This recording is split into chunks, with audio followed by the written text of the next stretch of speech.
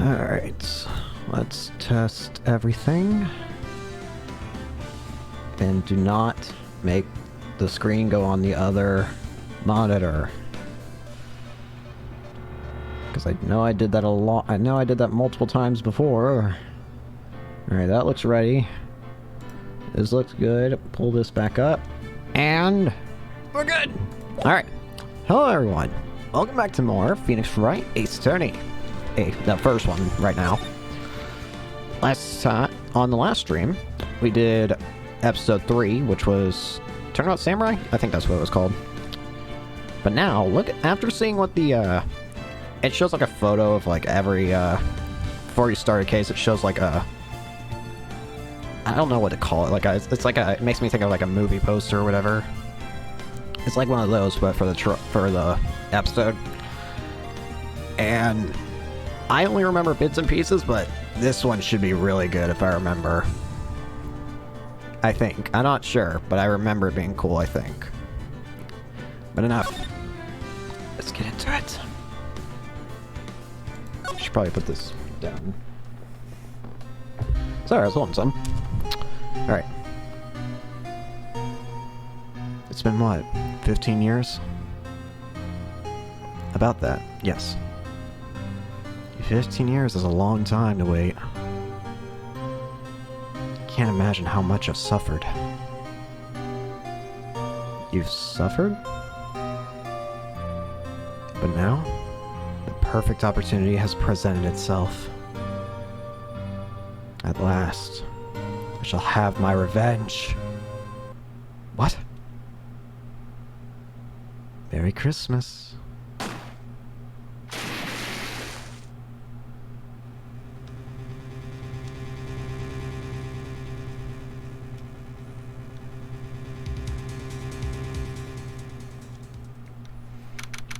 December 25th, 10:08 a.m., Wright & Co. offices.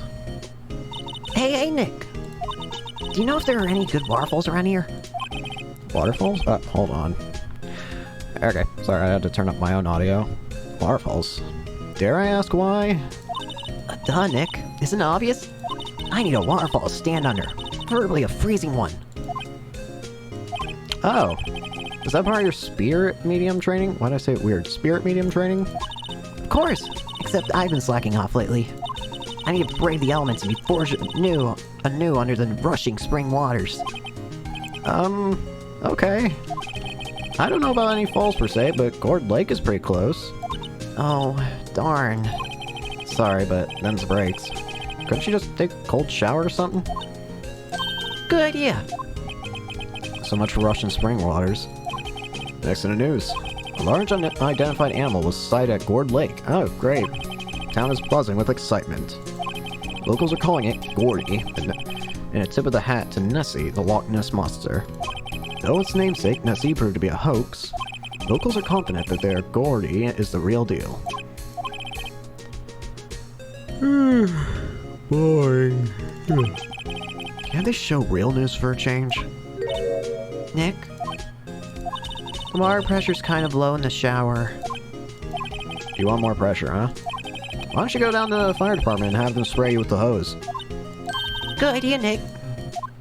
Apparently, Fey Blood is no aid in detecting sarcasm. We interrupt this program to bring you a special news bulletin.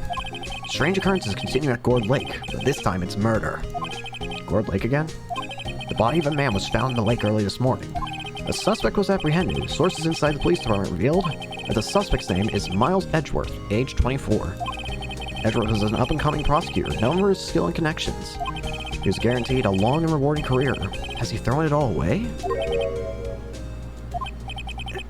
Edgeworth? What's going on? Edgeworth would never do something like... Nick? Maya! The fireman yelled at me when I called... How fast did you get down there?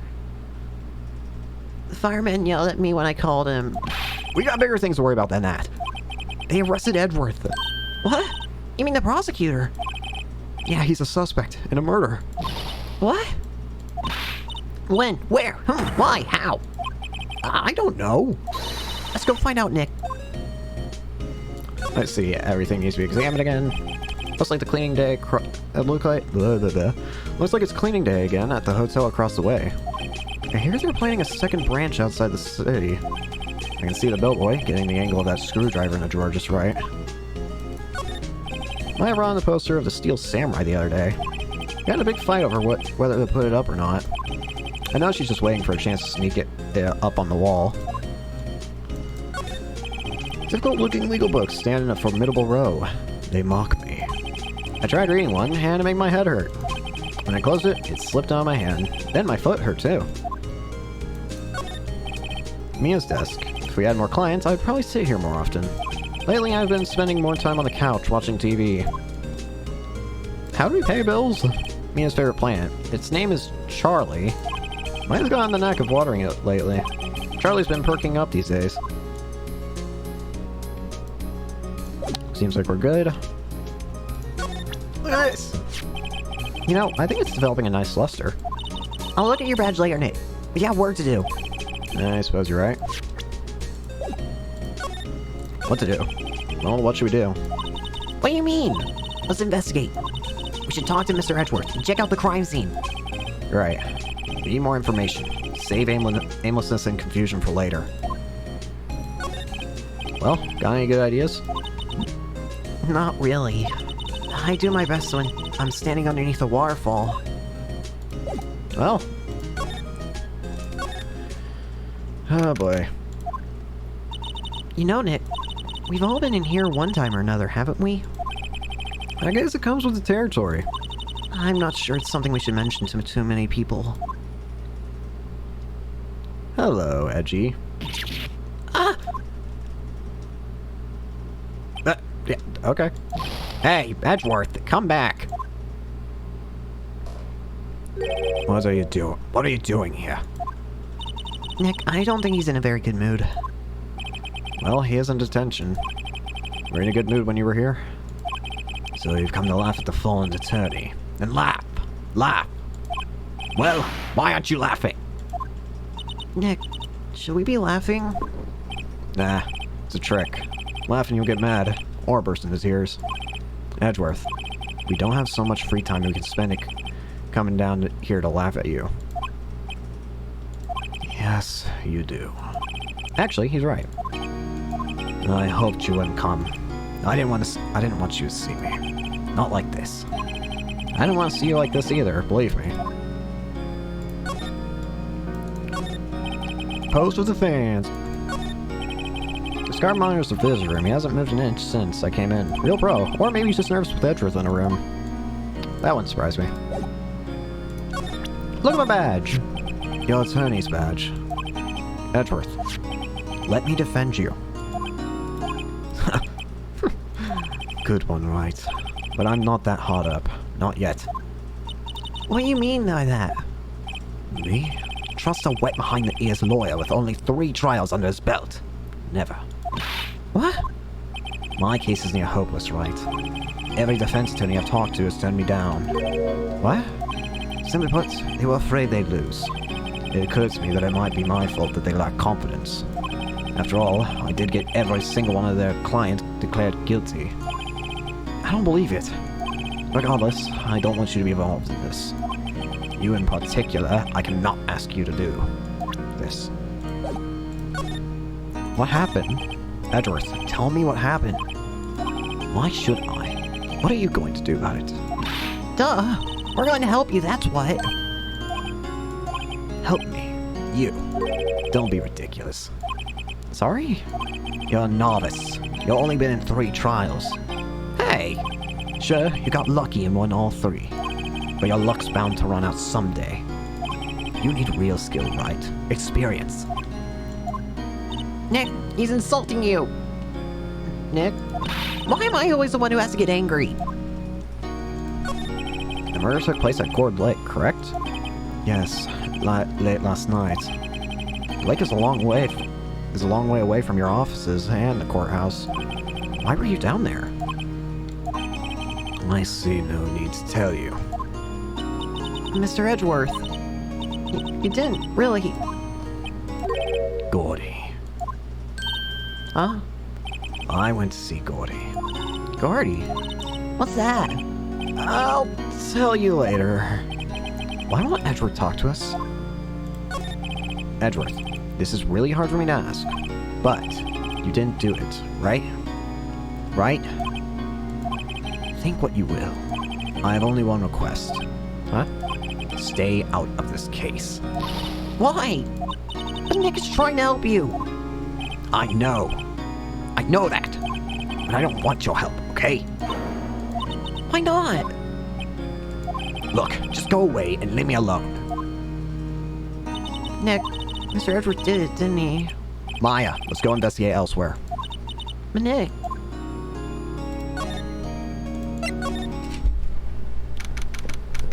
I need to make sure I don't roll over my iPad. Hold on. Sorry, I need to get comfortable. And I about just rolled my chair over my iPad and probably about broke it. But thankfully, we have avoided that fate. December 25th, Gourd Lake Park, entrance. This is where it happened. Yeah, Gourd Lake is in the middle of this park. I can see some police walking around there. Questioning people, probably. Hey, isn't that Detective Gumshoe over there? Well, pal, there's enough of us here. Anyone found anything? Sorry, sir. Nothing. Idiot. The trial's tomorrow.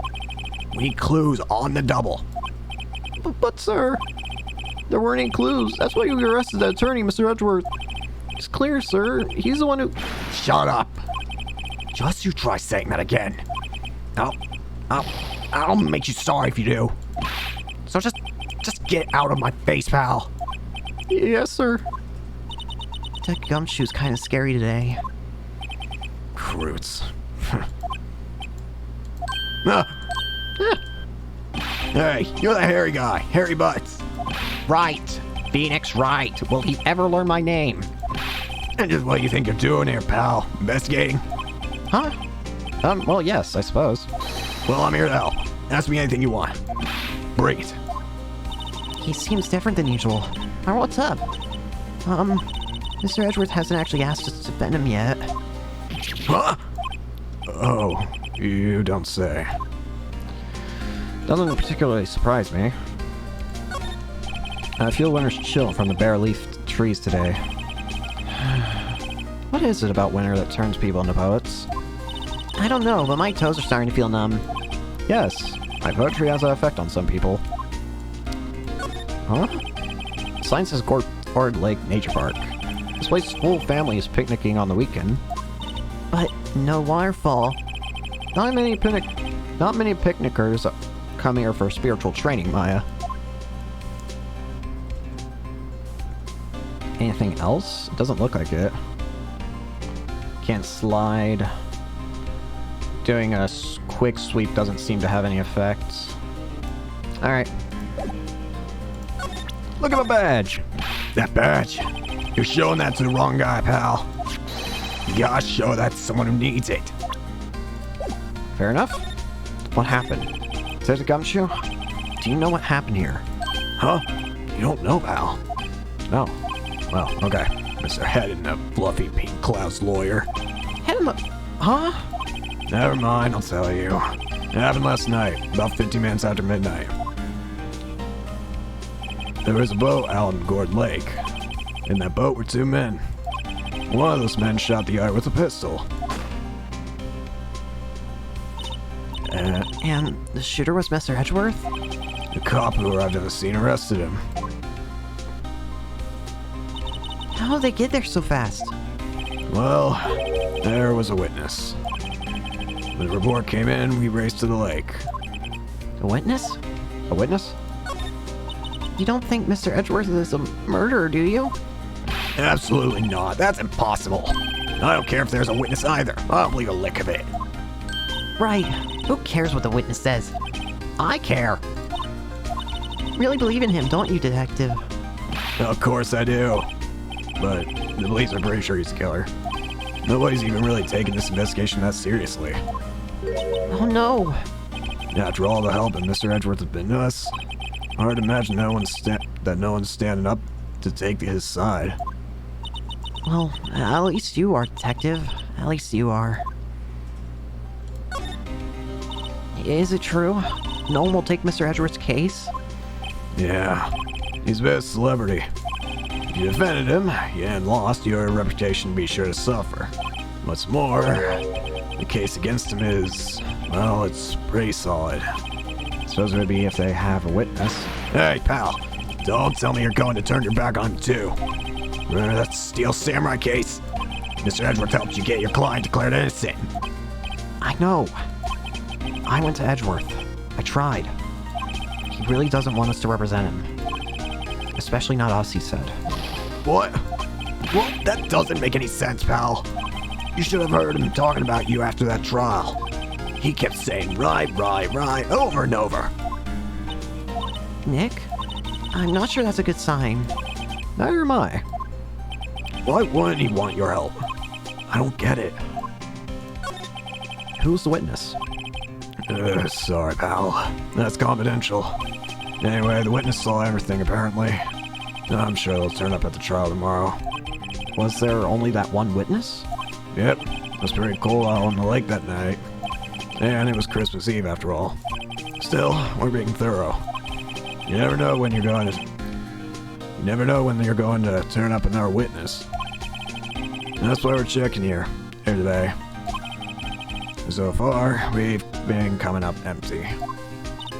Oh, it's Christmas Day. I've forgotten. What are you getting me for Christmas, Nick? Talk to Santa. Take the gumshoe, sir. What? Find something? No, sir. Not yet.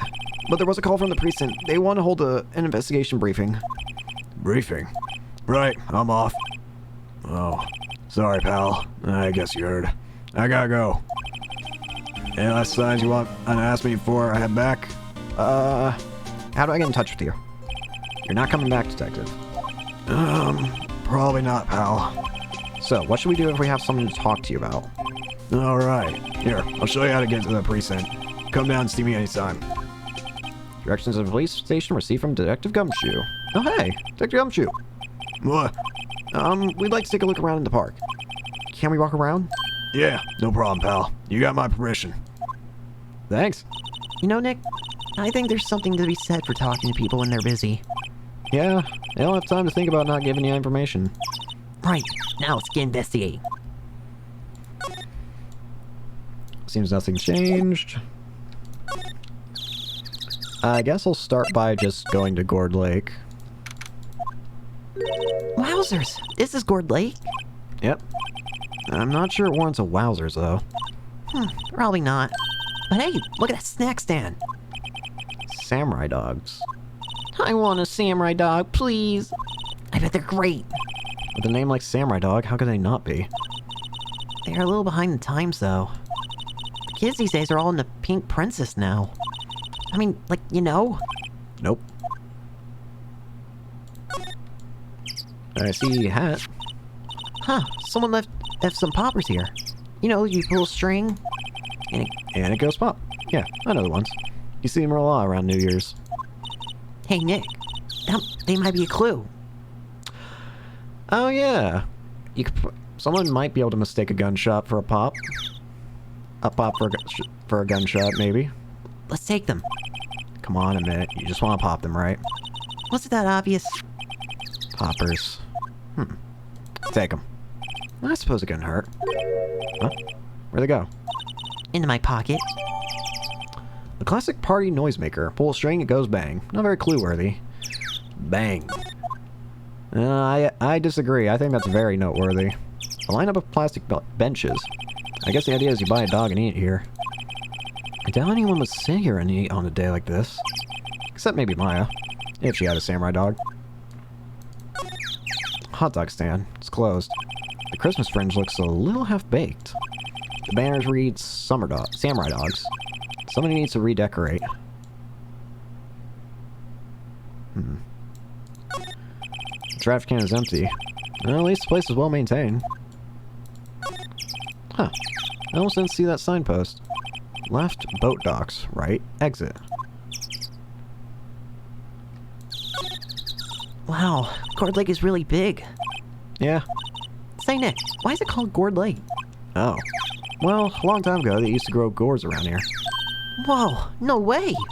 I was sure it was because the lake looked like a gourd when viewed from above. You know, like an hourglass shape. Well, it is shaped like a gourd, actually. But that's just a coincidence. Oh, okay. Anything else? Can't slide. Alright. Seems we were good. Oh. Or like woods. Oh, we can actually go around. I like it here, Nick. Look, someone's camping. We got Gus camping at the scene of a murder. Hey, Nick.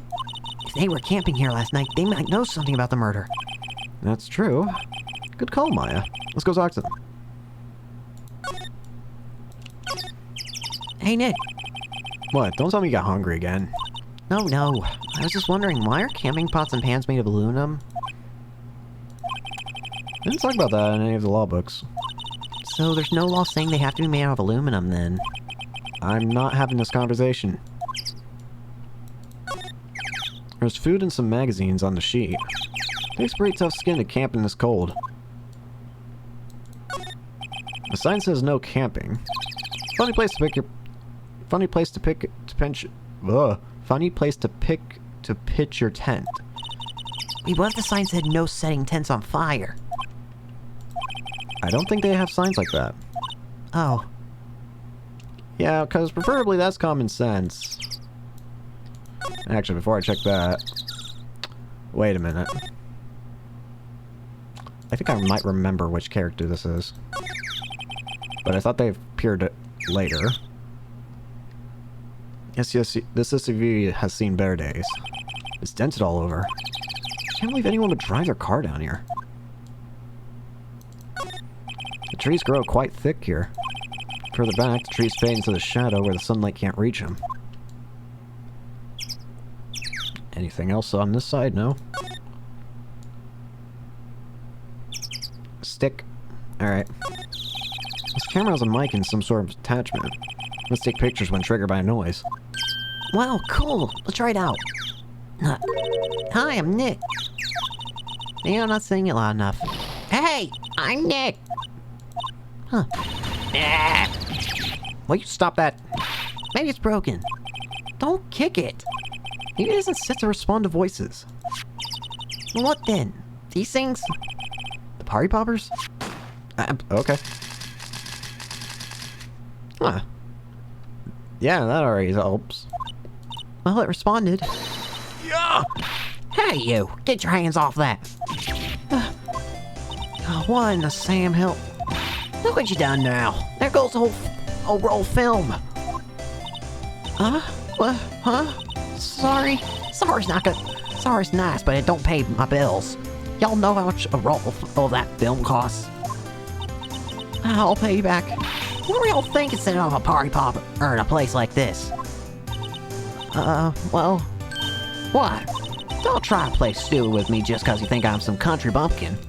Yeah, I know how y'all all Yanks think. I say those southern folks talk with that exaggerated drawl. Why, they must be dumb. Well, let me tell you, just because I might be dumb don't mean we all are. Nick, oh... And who are you now, her chaperone? Yeah, no, rather. We're sort of friends? Just figure out what y'all are gonna say and say it for Jesus' sake. Y'all, I'd rather sit through one of Papa's draws than listen to your stutter all day. Oh boy. Guess we should pay her for the film. Watch it. Yes, ma'am. On second thought, I'll pay later. I'm really sorry. If I examine again, this camera is rigged to respond to noise, but it only responds to loud noises like a party popper. Look at my badge. This is my badge. Huh? Aren't badges supposed to be all shiny and impressive? You a cop or something? I'm a lawyer. What? Y'all ain't gonna try and pull one of them lawsuits up on me over that film now. Cause I'll have y'all know I'm a fire and I wrestle meaner looking things than you. No, that's not it at all. We're here investigating a murder that took place here on the lake. A murder? Sounds cool. Why didn't y'all say that from the first place? Go ahead, ask me anything you like. Finally, some cooperation. You too. Y'all come out hiding now. I won't bite hard. Come to think of it, where did mine get to? Sorry. I was feeling a little overwhelmed. The culture gap and all. Never you mind, honey. I can talk Yank for y'all if you, if it pleases you. Thanks. I think I'll be okay. Great then. I'm Lotta. Lotta Hart. But y'all can just call me Lotta. I'm here photographing meteor showers for a research project. Mighty pleased to meet ya. What happened? Oh yeah, when was that murder anyway? I ain't seen much television lately. It happened late in the night on Christmas Eve. That's so. Christmas Eve. A man on a boat was shot. Did you see anything? Well, let me see. A boat, you say? I reckon I might have seen one. Not sure though. Y'all gotta remember I've been watching this here lake for a good 3 days now. I've seen enough boats to choke a mule. Kinda hard to remember which one I seen when. So, what is it you do, Lotta? Huh? Me? Y'all don't want to know that, do ya? Actually, I'm a research student at Country U, right in the heart of the Heartland. Wow, neat. Nick, she's a research student at a university, Country U. So I hear. So when'd you come up here? Let me see. I guess it was about 3 days ago. Where are you photographing? Didn't I tell y'all that already? Meteors. Yep, meteor showers. On stars? That's quite a camera you have there. Y'all better know it. It's German made. A genuine Solingen. Isn't that where they make knives? So what's that device you have stuck to the camera? Huh? Device? Your camera went off all by itself when I fired my party popper. Oh, that mic triggers the shutter whenever it detects certain sounds. It's programmed to pick up loud noises right now. Programmable camera? Neat! Well, how's camera? Set to automatically take a picture when a loud noise is detected. Face is like, yep. I can already tell what happened. I can already tell one thing that probably happened. Because of party poppers, I'm going to assume that the guy was never actually killed here. Instead, it was a party popper that went off or something. That's what I'm going to make my assumption on. Lotta? Yeah? So, your camera, it triggers on loud explosion noise. Yep. Actually, the victim in the case we're researching, he was shot with a pistol. A pistol? Right. Now, wouldn't a gunshot make a similar noise to our party popper? I guess it would. Your camera didn't get a picture of the murder, did it? Hey! Y'all pretty bright. Huh? I see what you're saying. Tell you what, I'll have a look see at my film. It would have been a photo taken late last night. I checked them once, don't remember if there was anything on them though. What if I got something? I can be a witness to a genuine murder. Yeehaw! I'll go check that film. Y'all come back now, here? Oh, there she goes. She went inside her SUV. I guess we should come back later. Sounds good to me. Let's move out. Now the boat rental. Nick, what is this place? A boat rental shop. Closed for Christmas, it seems. I guess a murder taking place on one of those boats won't be good for business either. Boats? I never ridden on a boat. Really? Well, how about we go out on one when the trial's finished? Hey, good idea. You bet. There's more forest off that way. I doubt I'd find any helpful clues in there. A small boat rental shop. Doesn't look like anyone is around. They're probably closed because it's Christmas. Anything in the sky? Okay, just the boats. There's some boats floating at the dock. Was one of these boats used in the murder, I wonder? Nick? Huh? I changed my mind. I don't really want to go on a boat ride. Okay. Very well then. Okay, looks like we're good. Seems like this area is all finished up at the moment. Let's go see Gumshoe, I guess. What in the name? I guess Detective Gumshoe is still in that meeting. Hey! Thanks for coming down, pal. Detective Gumshoe. We just finished the meeting. For better or worse. I get the feeling we're in for some bad news.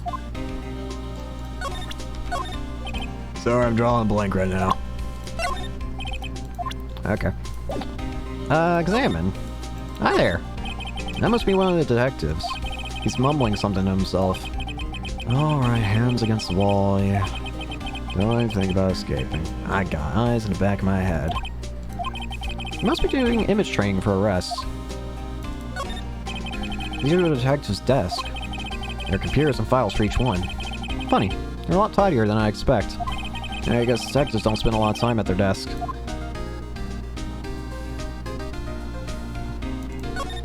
A poster of a female police officer. Wait, no, that's the lace and beige in uniform calendar. My bad. Hey, is that the police department's mascot? That's blue. That's the blue badger. It was my idea. I made it. It's my mascot. I see. How nice. I'll get him assigned mascot of the criminal affairs department if it's the last thing I do. Good luck. This must be the chief. This must be the chief of the detectives here. He's glued to his computer screen. What? Gord Lake? Gordy sighted? I don't believe it. Shouldn't you be reading something more important? Seems like that's everything. Alright. The victim. Do you know anything about the victim yet? Oh no. Still can't ID him. Has Mr. Edwards said anything? No word. So, how'd the meeting go? I can't tell you, pal. You're a lawyer. True. You know, I don't know what to believe anymore.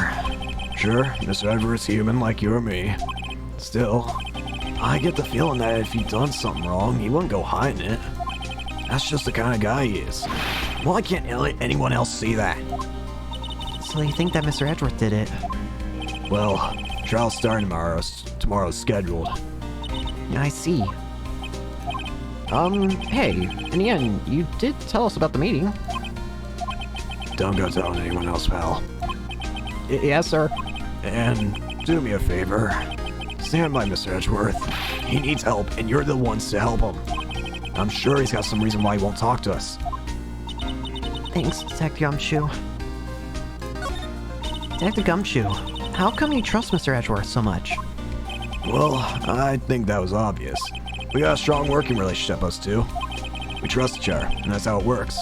A working relationship? See, Mr. Edgeworth always gets his defense declared guilty every time. Yeah, his methods might be a little extreme at times, but there's a reason. He trusts our investigation, see? He trusts us to get the right man. That's why I work extra hard, pal. You gotta earn that trust he places in us. I see. Mr. Edgeworth is a man you can trust.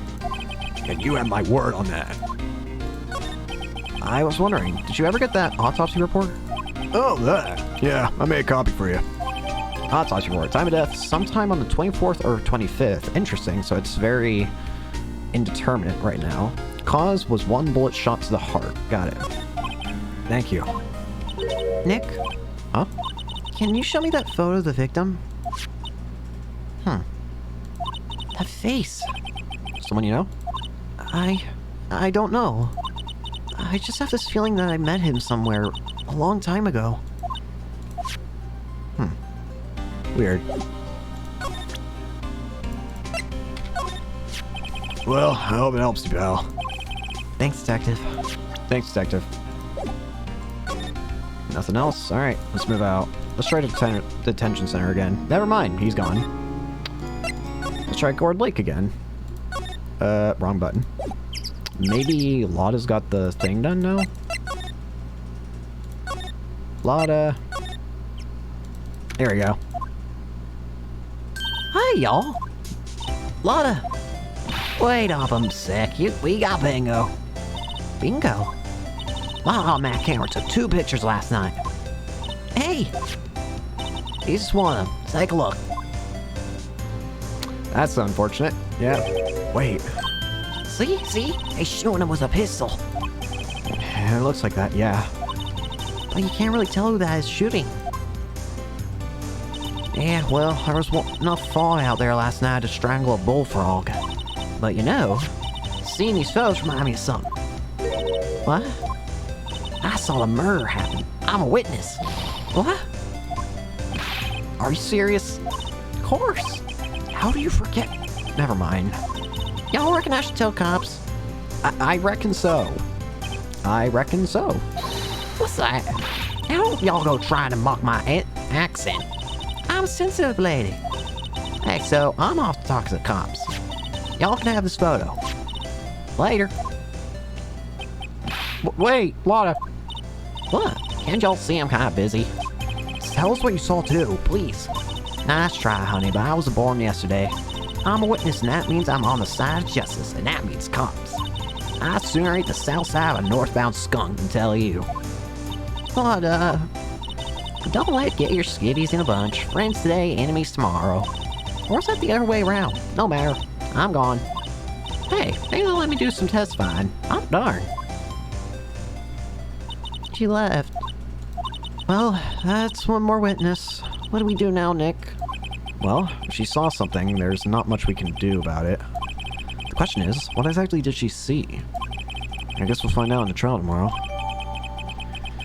Like vote, automatically taken automatically on 12/25 at 12:15 a.m. So, looking at the time of death is sometime on 24th or the 25th.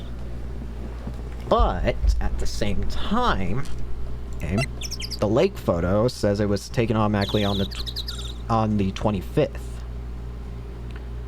I don't think the guy died on the 25th.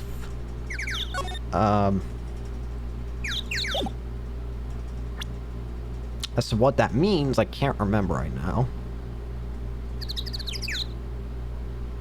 But I don't think he died on the 25th. I think he died on the 24th. That sounds more correct to me, at least. Looks like the police have given up their interviewing. Hey! Oh, hi. Ah! Nick! I think Santa's mad at you. Long time no see, Nick. Oh, no. Don't tell me it's... Nick, you know, Santa? Wow, Nick and Saint Nick. Hey, I see a connection. Don't be ridiculous. Dude, it's me. Larry? What are you doing here? Isn't it obvious? I'm working the day job. I still samurai dogs. Want one? Yeah, gotta get money for dates, you know. My girl, Fiance? Deserves the best. Fiance? Not another model, I hope. Oh, Fiance's a fine, fine woman, Nick. It was her idea that I wear his costume. She was like, oh, you go, girlfriend, you know? she bought this costume for me. That's great, Larry. Wow, Santa costume. She must be really nice. Oh, cute. Nick, who's she? She's not here. Not my what? No, she's not. I'm his partner, Maya Faye. I'm a little sister. Sister? Wow, Nick, must be tough. Working 9 to 5, having to take care of a little sister. No, I'm not Nick's sister. I'm my older sister's little sister. Huh, sounds great. Don't worry, Maya, he's not listening.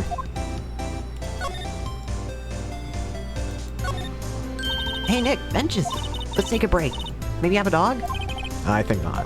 It's too cold to sit and eat hot dogs out here. Maybe city boy. You should try standing under a freezing waterfall sometime. What do you...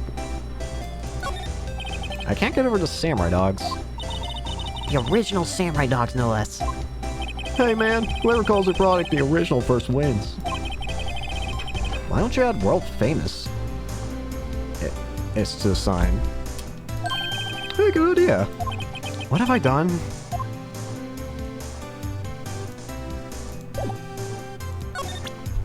Alright. Huh? Oh, that's your attorney's badge, isn't it? Dude, you really helped me out back in that trial. Sorry, I can't really pay you. Because you blow it all on the fiance. But you can have all the dogs you want. Really? Larry, if you let her at your dogs, you won't have any left for our customers. Hey, no problem. That's what makes her happy, you know.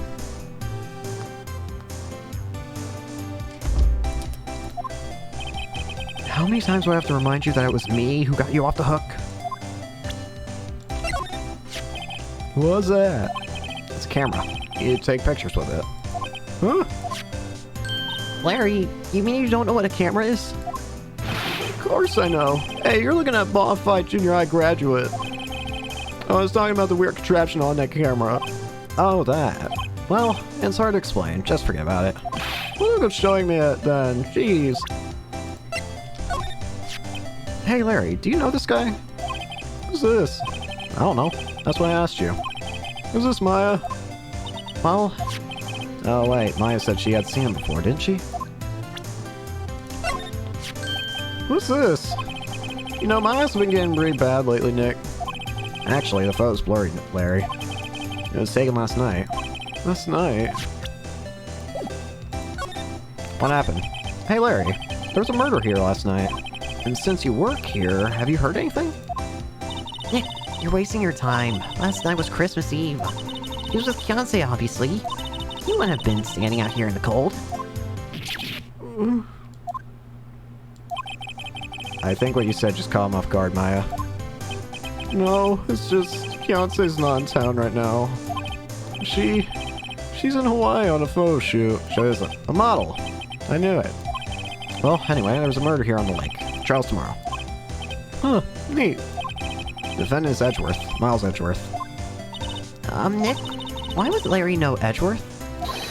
Whoa, Nick. You don't mean that Miles Edgeworth? Old Edgy? Yeah, he's a murder suspect. Whoa, murder? Huh? You know Mr. Edgeworth, Larry? Yeah, of course. Edgy was in the same class as us in grade school. What? Tell me about the dogs. Huh? Oh, you mean the samurai dogs? Why are they samurai dogs? I mean, they kind of look like gourd-shaped. Oh, well, originally they were door dogs. You know, like guard dogs. Ow. The samurai thing was Kianse's idea. Oh, she's my woman, you know. She's all changed her name and you go, girlfriend.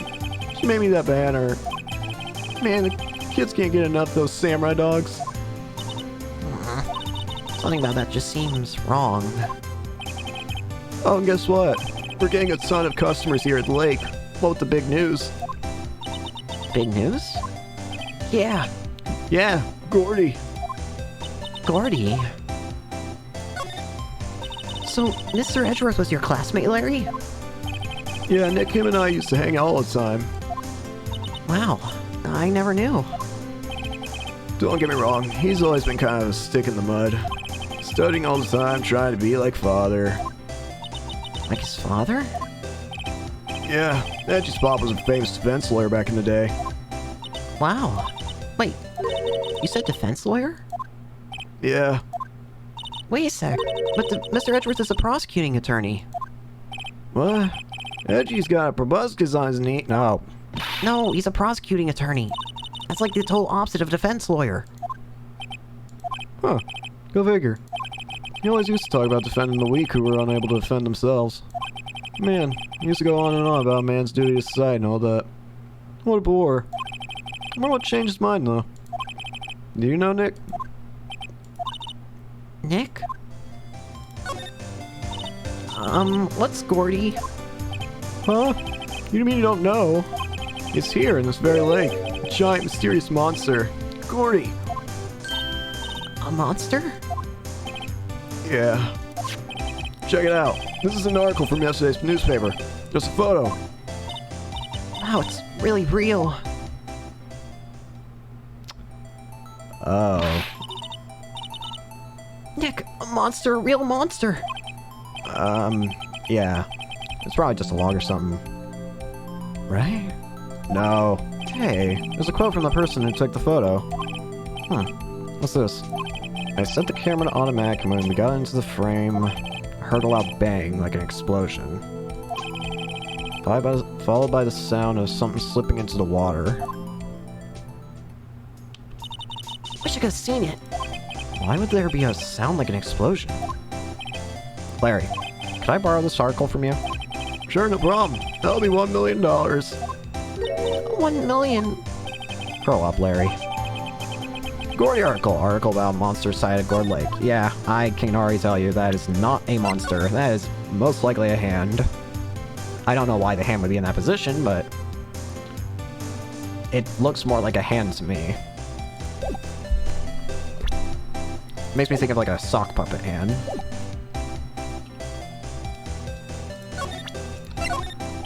Sorry, Nick. I don't know much about that. Just a simple vendor at a saber dog stick. I don't know what to do with your voice, honestly. Is the boat rental... Is there... Nope. Boat rental is still empty. Alright,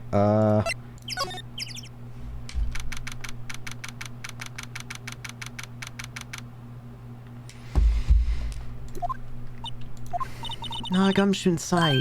if you're looking for Detective Gumshoe, he's in the questioning room. Apparently an important witness turned up. He'll be in there in a while. A lot of heart. Has to be. Uh-oh. Well. He's gone. Still. Well, what is it? Oh, nothing. Just something's been bothering me. Could you show me that autopsy report one more time? Hey, I remember now. This guy. He's a lawyer that was at that office Mia worked at. I met him once when I went there to hang out with Sis. An office? Wait. You mean Crossberg's office? Right, that guy. That was the last name I expected to come up. Maybe I should go talk to him, for old time's sake. Well, what should we do? The police have pretty much made up their minds that Edgeworth did it. And Mr. Edgeworth won't tell us anything.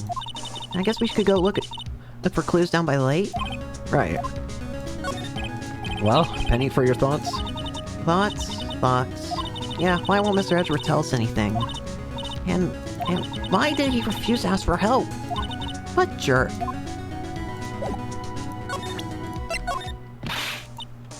Get the death sentence. Okay, jeez. Nick, this person was a lawyer at Grossberg's office. Let's go talk to him. Mr. Grossberg, I mean, not the dead guy. You can probably do that.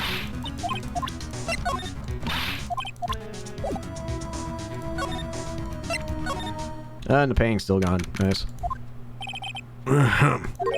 That old familiar clearing of the throat. You're me is something, are you not?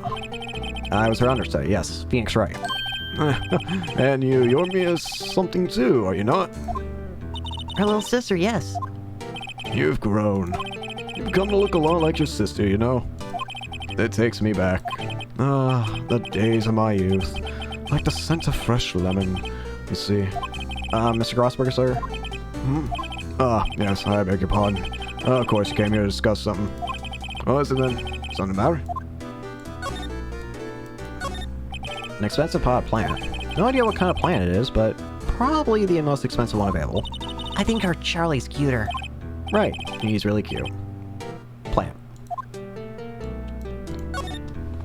Why is the wall there a different color?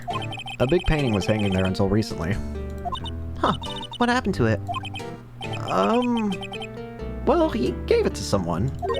I bet he gave it some romantic interest. Love blooms eternal, Nick. Yeah. Expensive-looking mahogany bookshelves filled with expensive-looking books. Funny. They don't look like they've ever been read. Well then, let's take them back to our office. You won't miss them. We don't need them. And can we take that one bear? It's kind of cute. Solid mahogany desk. Wood's been polished to a deep luster. Hey Nick, I want a desk like that in our office too. I don't know. I don't think I'm ready to sit at a desk like that yet. Huh? I meant for me. You'd better start saving your allowance then. A table for clients. An elegant ebony case, and if I'm not mistaken, that liar's made of solid gold. Even I can tell someone here's got money to burn. We should put things on our client table too. I'm not really into smoking. We could put our candy or gum. Classy. Is that everything?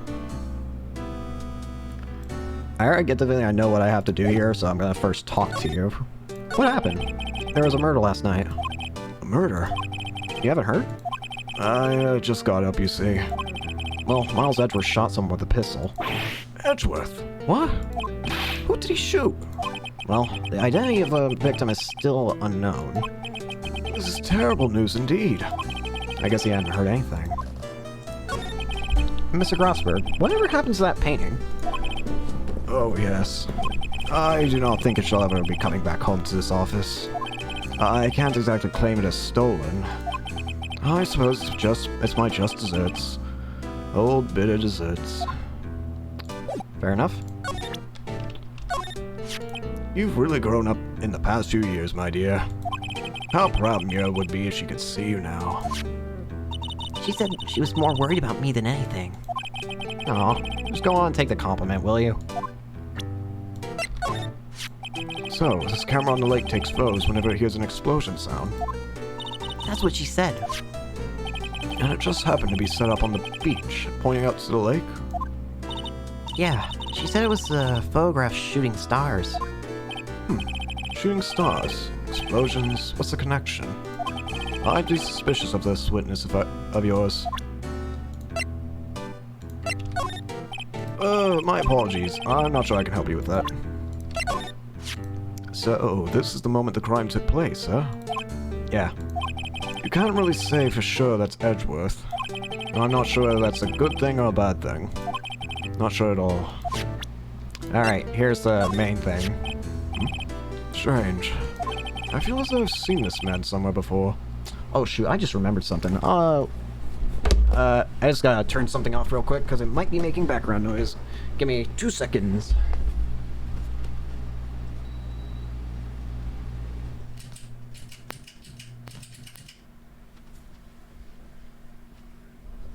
Alright. Headphone. Actually, real quick. I'll be right back. I want to go do one more thing. Shouldn't take more than a minute.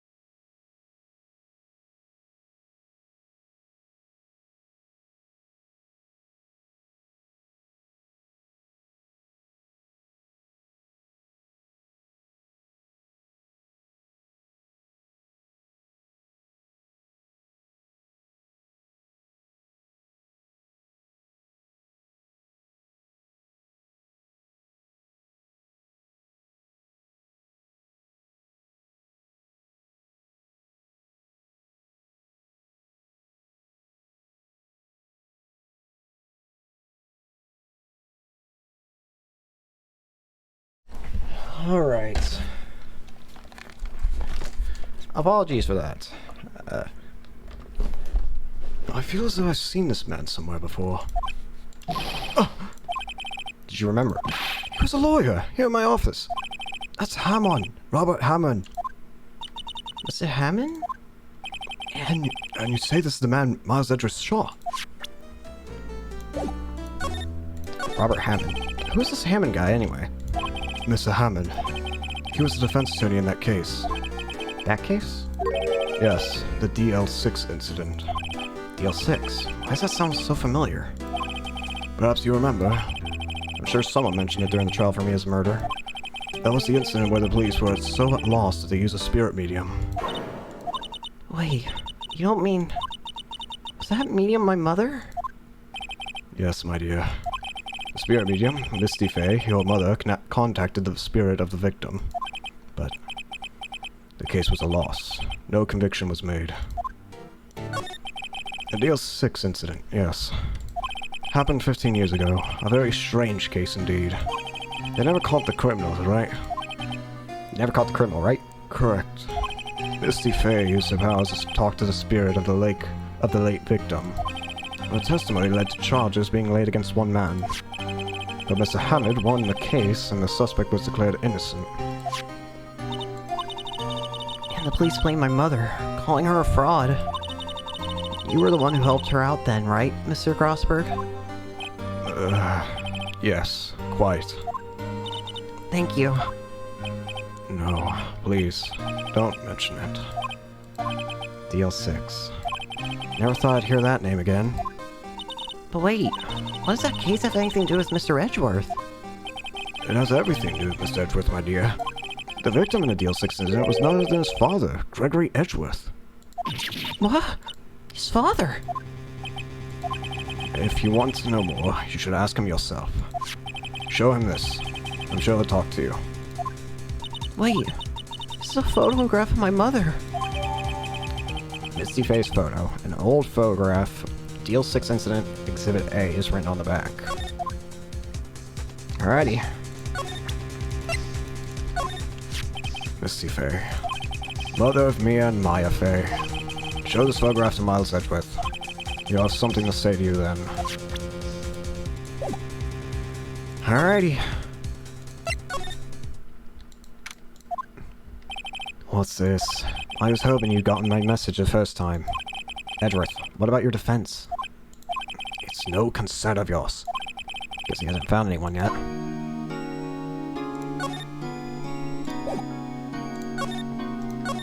Can I ask you about the murder? Right. I'll ask you again, just leave me alone. Please try to understand. I'm not doing this to prove I'm tough, or because I look down on you. I just don't want you anywhere near this case, understand? Fine.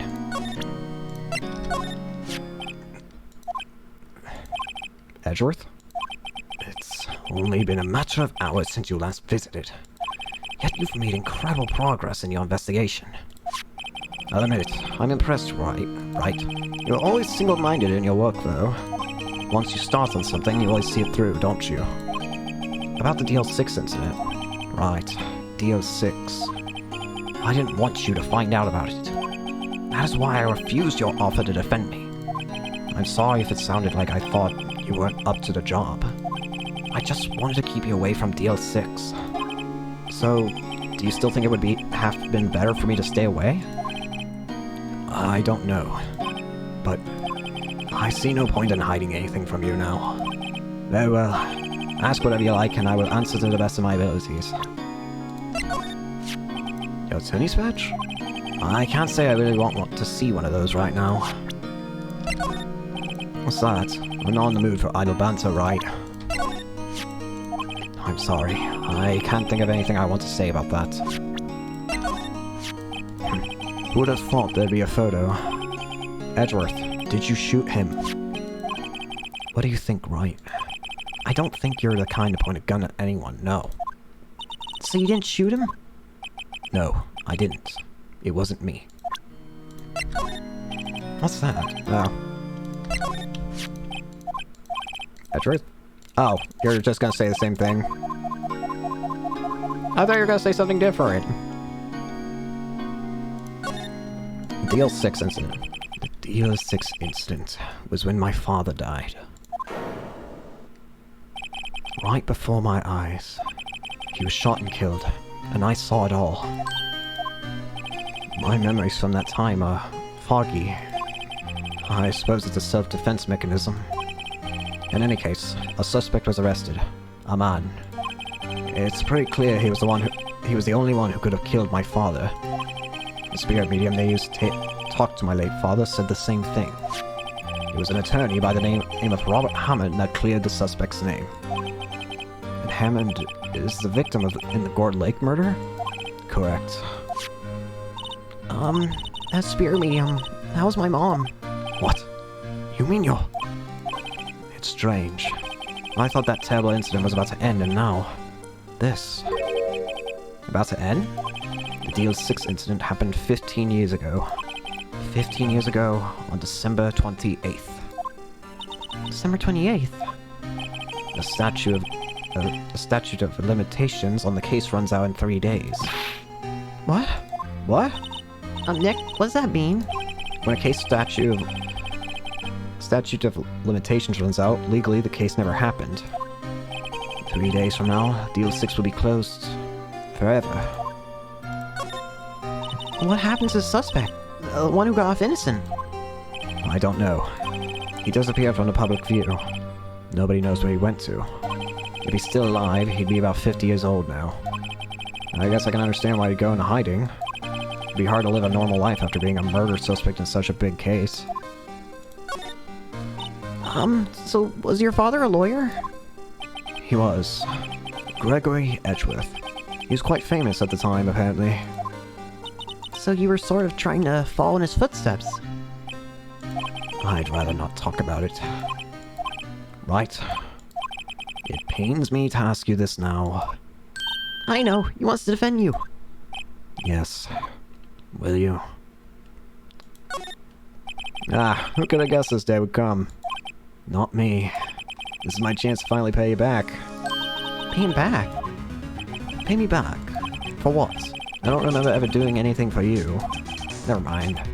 I guess you don't really need to know. Huh? I then have a request. Please give the detective gumshoe. Document proving Edgeworth's request of an attorney. Well, I guess we should... What's that? Earthquake! Nick! It's a big one! Ah! It's calming down. Phew. How scary. Huh? Where's Edgeworth? There! He's on the floor in the ball, shivering. Guess he doesn't do so well with earthquakes. I've heard of running, but curling up in a ball? Well, I guess we're done.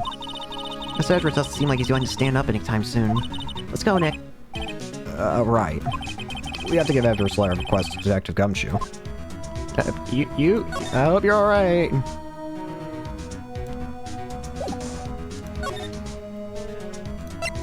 Alright. What's going on here? What's wrong, Detective? This wild lady comes in here just a while ago. She says she came to talk to y'all after hearing what Mr. Wright had to say. What's this all about, pal? Out of heart. Why are you going around finding more witnesses? You want to give Mr. Edgeworth the death sentence, pal? No, not at all. Just, I mean, she did see something. There's nothing I can do about that. I can't go around covering up evidence. You trying to say something about the way I do my job? No, sir. By the way, look at what I got. Hey, you did it, pal. But I wait till the last minute to file those papers. I'll rip them up and start new ones for you. Thanks, Detective. Well, see you in court tomorrow then. Good luck, pal. Hey, you guys feel that earthquake a little while back? I was worried. Worried? We're fine. I've lived out here my whole life. I'm pretty used to them by now. No, I wasn't worried about you two. I was worried about Mr. Edgeworth. Alright. You did seem to overreact a little now you mention it. Yeah, well, I'm not surprised. It's a pretty big quake. I'm gonna go check on him. You two go eat and get your rest for tomorrow's trial. Later. I wonder what it is with Mr. Edgeworth and earthquakes. I wonder. He was never that scared of them when he was in school. Then again, I only really got to know him in 4th grade. Transferred to another school after that. I wonder what happened to Edgeworth. We are continuing right now.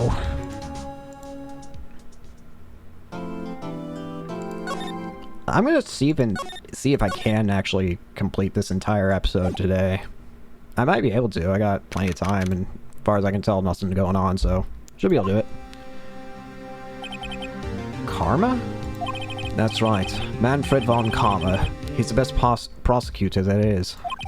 He hasn't lost a case in his 40-year career. He's a god of prosecution, right? A god. Not a single case. He'll do anything to get a guilty verdict. Anything. Sounds like someone else I know, Edgeworth. You don't understand. I mean, he'll really do anything. Manfred von Karma is a man to be feared. That's quite a claim coming from someone who forges evidence. He taught me what it really means to prosecute. What? Just picture a prosecutor as vicious as me, multiplied by a factor of 10. So was he your teacher then, Mr. Edgeworth? Something like that. And now he's trying to get you found guilty. What a creep. Oh wait, maybe he's planning on losing on purpose to help you out. Not a chance. He hasn't lost once in 40 years. 40. He's as ruthless as me, times 20. That's pretty ruthless. Like I said, he's a god amongst prosecutors. I guess that's something like Mia was to me. Speaking of Mia... Maya? Uh-huh. We could really be using Mia's help right now, don't you think? Oh. I can't. Sorry. I tried. I really tried, but I couldn't reach. Couldn't reach? I think it's because I haven't been training. The powers are weak again. Oh man, what bad timing! I'm really sorry. I'll try my best. I hope so. What are you whispering about? Oh, it's nothing. Well, it's time. Let's head in. Oh, Manfred von Karma.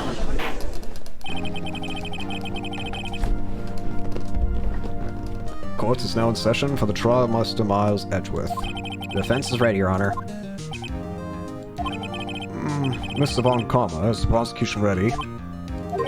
Fool. You seriously think that I would stand here were I not completely prepared? Right, my apologies. It's even got the judge scared. Very well, your opening statement. Very well, your opening statement, please.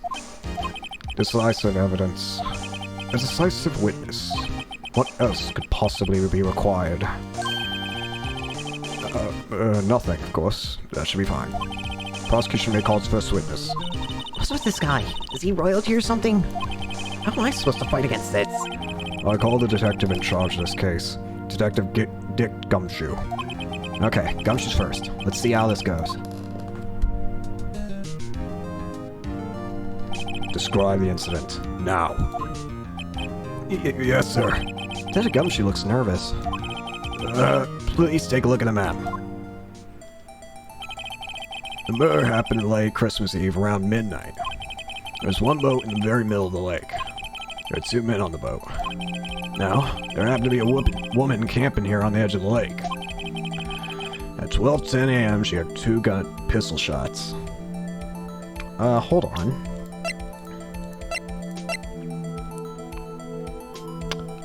Hold on. At 12:10 a.m., she heard 2 pistol shots.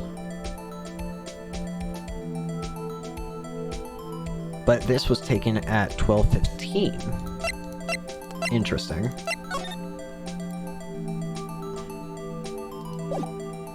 Very interesting. Then the boat started to move. Went towards the boat rental shop. Over at map.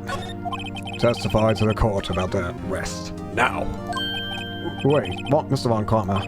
Yes. Actually, I'm the one that's supposed to be handling these proceedings. Wrong. There's only one thing you need to do here. You will slam down your gavel and say the word guilty. That is your role. Yes, of course. You're quite right. Quite right. No, he's not! The arrest of Edgeworth. A man called into the station around 30 minutes after midnight. We had to the scene of the crime as fast as we could. That's where we found Mr. Edgeworth. Now, I didn't suspect him of anything at all. But next morning, a body was found by the lake. So we had to arrest Mr. Edgeworth. I see. Very well. Begin your cross-examination, attorney. Now. Okay, geez. Gramps. Alright, hold it. Received a call from a man? Yep. But you said there was a woman camping there. She was the one who heard the 2 gunshots, right? That woman and the man who called in to record 2 different people, obviously. Different people. There were 2 witnesses. Their testimonies were quite similar, however. Today, I've summoned the woman who was camping. The woman who was camping? A lot of heart. What happened next, detective? Has seen ya. How long was it between receiving the report and your arrival to the lake? Well, I'd say it was about 3 minutes. That's pretty fast. Our motto for the month is get there quick. Detective, you are refrained from casually revealing department secrets. Yes, sir. Sorry, sir. I look forward to your next year's salary review. So much to look forward to these days. This is no time for dejected daydreaming. Continue. Yes, sir. Hold on. I gotta drink water.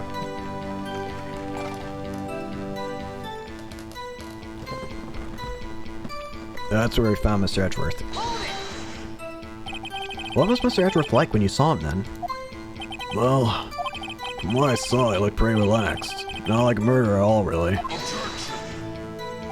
Detective, the court requires the facts, not your opinion. How many years have you been on the force? Facts only, Detective. Hard and cold, objective facts. Yes, sir. Man, he's got his share of objections.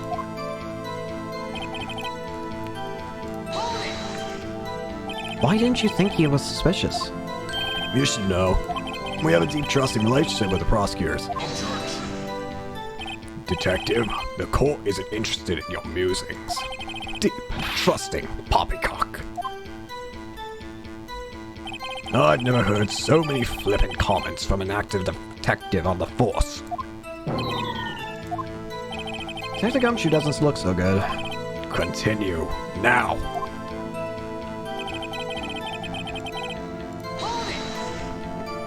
Did you find any clues on the body? A single bullet was recovered from the body.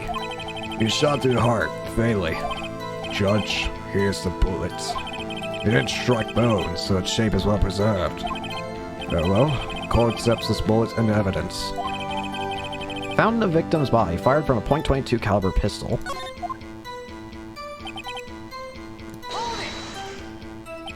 Why is that? Well, we found the murder weapon in the boat. The murder weapon? A pistol. Detective Gumshoe. That is a vital piece of information. Please revise your testimony. Right, sorry, Your Honor. The murder weapon we found in the boat was decisive evidence. What about the pistol made it decisive evidence?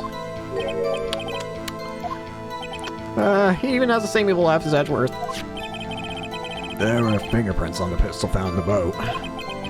There were clear prints from Mr. Edgeworth's right hand. What? Order. So Mr. Edgeworth's fingerprints were found on the murder weapon. Yes, Your Honor. Judge, this is the weapon in question. Accepted in evidence. The murder weapon, .22, fired 3 times, bears prints from Edgeworth's right hand. Members of the court, we now have the pistol used in the murder and the bullet found in the body. Detective. Yes, sir. Was the bullet found in the body fired from this pistol? Yes. The ballistic markings on the bullet match the pistol. Hey, Nick. What does he mean, ballistic markings? Shocking. To imagine someone here does not know something as basic as ballistic markings. Nick, he's glaring at me. Very well, I'll explain. Actually, Judge, you do it. Me? Ballistic markings are like the fingerprints of a gun. The barrel leaves distinctive marks on each bullet it fires. You can examine these ballistic fingerprints to see which gun fired the shot. It's quite accurate. Indeed. This leads to one inevitable conclusion. The bullet found in the victim's heart was without a doubt fired from this pistol. This pistol, which as you may recall, was covered with the defendant's own fingerprints. Order. This is bad. This makes it look like Edgeworth did it. Well, Judge, I'd say it's almost decisive, yes. Honestly, I could declare a verdict at this point. However, you wish to hear the witness speak, no doubt. Very well. I am somewhat fatigued, and so I will take a brief break. I will call my witness after the recess, which will last 10 minutes. Judge? Yes? What are you doing? A 10-minute recess, now! But boy, just bang your flimsy gavel and get on with it, man! Yes. This court will take a 10-minute recess. Who's running this court anyway?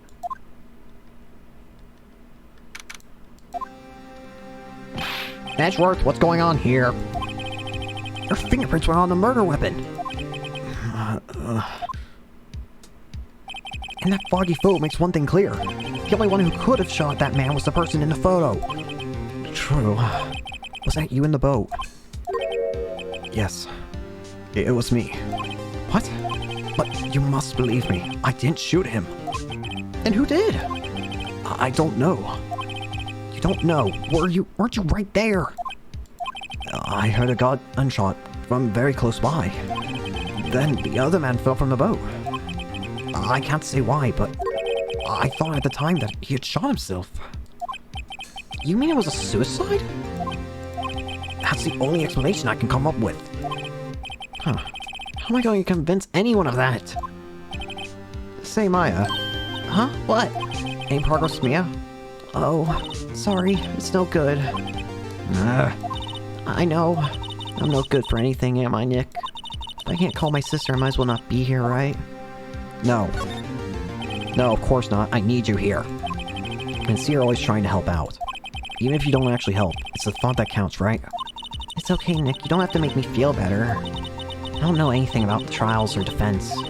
What's more, I'm a spirit medium who can't even contact spirits. Everyone has their off days. I mean, I've just been getting lucky lately. You never know when my luck's gonna run out. But really? Oh, right. Don't jinx this case any more than it already is. It's bad for my heart. Oh. Sorry. Whoops. Court is back in session. Mr. Von Karma, call your witness. Yes. Will Miss Lotta Hart take the stand? Lotta Hart, you are a research student at a university. That I am. Good. Begin by telling us what you saw the night of the incident. And don't add anything trivial or subjective. Understand? Y'all need to learn some manners. Understand! Yeah, I understand. I understand. Very well. Your testimony, please.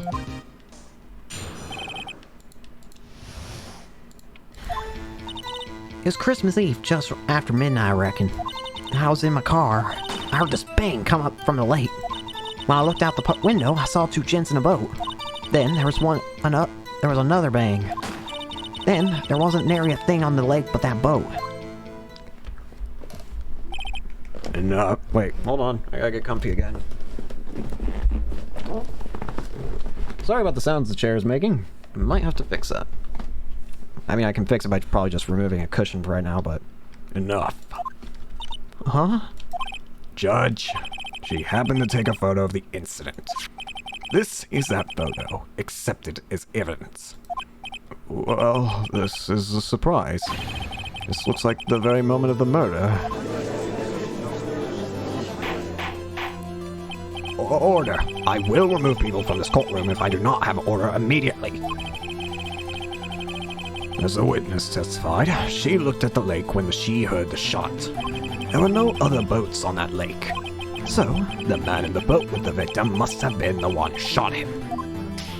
Yes, it was the defendant, Miles Edgeworth.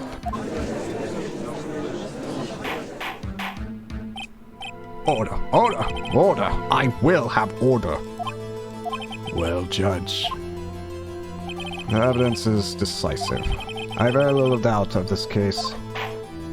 Very well, this court finds the defendant. Wait, Your Honor. I haven't cross-examined the witness yet. A cross-examination. We have photographic proof. What question can there possibly be? This photo is worth 1,000 words, and they all read guilty. You lose. Or you claim to have found a contradiction in her testimony. Very well. If you have to, you may cross-examine the witness. You will only flounder and ask meaningless questions. You will fail to find anything. And then I will have you held in contempt of court. Nick, contempt? Contempt of court, you know. I guess I understand. Well, what are you going to do? Do you really think there is a contradiction in her testimony? There has to be. I think I noticed one little thing. I'm impressed, Nick. I didn't notice anything. Right, let's take him on. Yeah. I got a bad feeling about this. I understand. I'll cross-examine the witness. Very well. I pray for your sake this isn't a waste of time. Alrighty. Let's fight. But I am first going to save because I'm scared.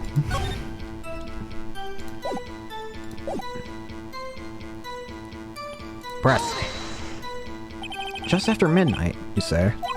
In other words, it is no longer Christmas Eve, but Christmas Day. Huh? Yeah. Well, yes. I know you want to find contradictions, but really? I hope your next contradiction is a little more relevant to this trial. Witness, continue your testimony.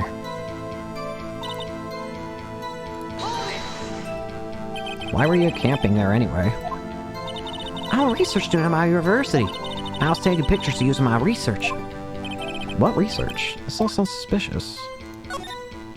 Miss Hart, could you be more specific about your research? What does the witness' motive behind camping by the lake have to do with this case? The answer is nothing. I object to this line of questioning. Objection sustained. Wait, no, I'm the one who says that. Well, then say it already. Objection sustained. Thanks for nothing, Your Honor.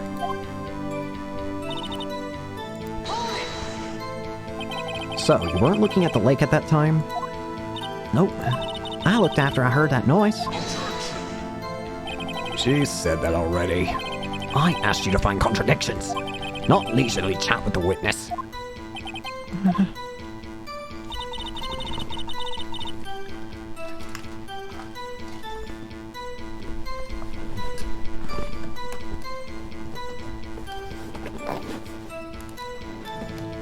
Alright, sorry about that. Had to drink water.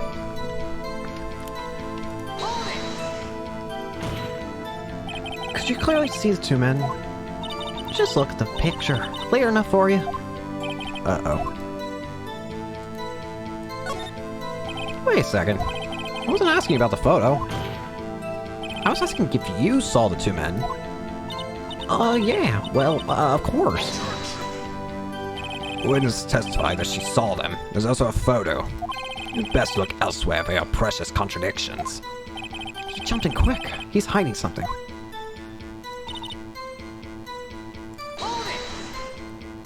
Were you watching the very moment the shot rang out? Well, yeah, sure. You're asking meaningless questions. Meaningless! Contradictions, Mr. Wright, not meaningless babble.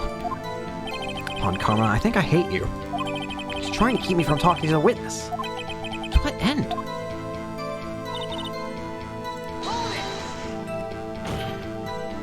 Are you sure about that? Yeah, sure as the country gal can be. That sounds pretty sure. How come you're so sure? Well, heck, I scanned the whole lake. Scan the whole lake? It almost sounds like she was more interested in the lake than the boat. Miss Hart, you... Mr. Wright, the witness has answered the question in full. No need for further questions. Objection sustained. That's what I'm... Sustained! Yes, of course. Oh, great. Enough. I think we've heard all we need to hear, Mr. Wright. Seems you were unable to find a contradiction in a testimony worth noting. But, Your Honor... You keep your promise. Mr. Wright, I'm afraid that I will have to penalize any further outburst by holding you in contempt of court. And if that happens, you'll have to leave the courtroom immediately. Understood. Uh-huh. Nick, Law's testimony's fishy, Nick. Real fishy. I know what you mean. But I can't say anything. What can I do? I believe we've covered the evidence sufficiently to make a decision. Then pass your judgment. Very well. Mr. Miles Edgeworth, please take the stand. Huh? Who was that? It was me. Maya? Is something wrong? Do you need to use the facilities? No, I do not. Law Hart, your testimony stinks. It's unclear whether you were actually looking at the lake. It's highly doubtful that you actually saw Mr. Edgeworth. Tell us the truth. This is a matter of life or death. Lotta, did you really clearly see Mr. Edgeworth that night? Did you see him fire that pistol? You will stand down. The court does not acknowledge the defense's outburst. Answer me, Lotta. What's the big idea? Treat me like some kind of criminal. I saw him, I swear. I saw Edgeworth. Enough. Judge, declare the defense in contempt of court. Yes, of course. I'm sorry, but you were warned. Guard, escort Mr. Wright out of the courtroom. He's in contempt of court and must leave. No. No. Wait. I was the one who made the outburst, Your Honor. Nick is innocent. What's the difference? All that remains for the guilty verdict to be declared. Isn't that right, Mr. Phoenix Wright? You're wrong. Wrong. What?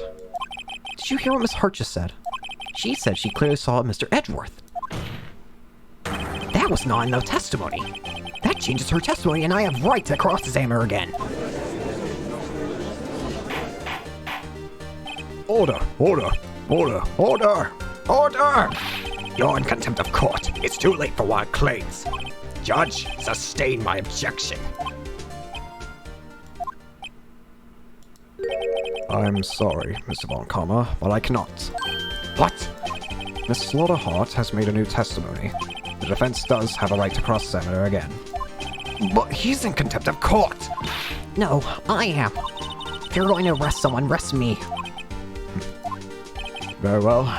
Maya Fey, you will leave the courtroom immediately. Nick, I did what I could. You have to do the rest. Good luck. Maya.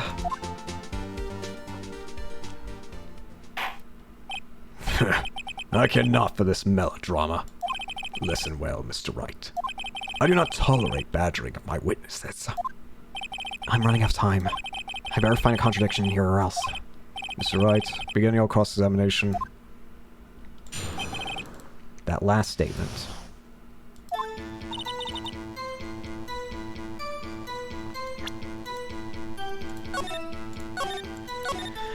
Alright. Alright. It's clear. I saw it clear as day. The man on the boat was Mr. Edgeworth. Well, what about the other man? You cannot expect to be allowed to blindly ignore your promise, Mr. Wright. I believe you claim there was a contradiction in the witness's testimony. We'll find it. If you can. Seriously? Alright, fine.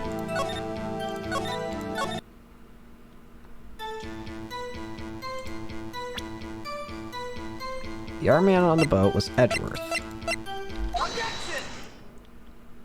Got you. Got you, Miss Hart. Finally! What? You got what? Look at this photograph. Photograph I took? The very same.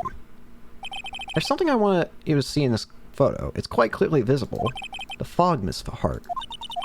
So? This picture was taken with professional high-quality film, correct? Yet even it could not capture the faces of the men on the boat. Yet you claim you saw Mr. Edgeworth. How? What? Mr. Wright has a point. That's why I told you not to say that in her testimony, please.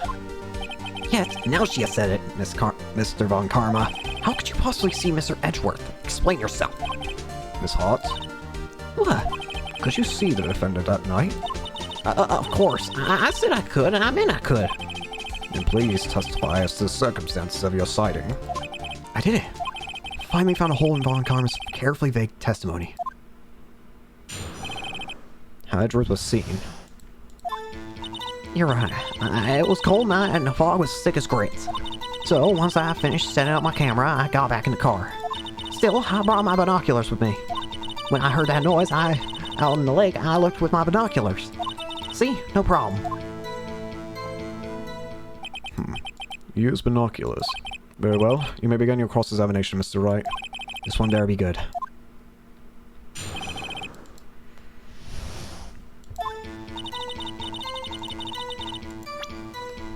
Alright, let's save.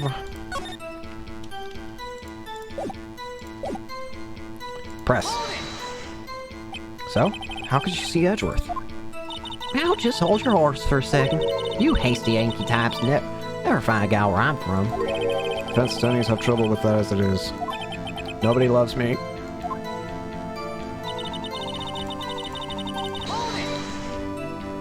Your camera? Yeah, it's got an automatic. The issue we are concerned with here is Miss Hart seeing Mr. Edgeworth. The camera has nothing to do with this at all. Objections abstained.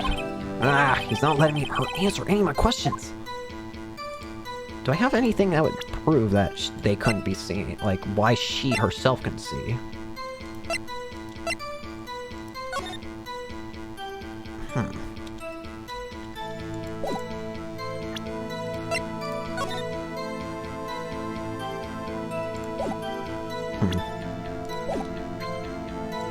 I want to see these binoculars. Binoculars?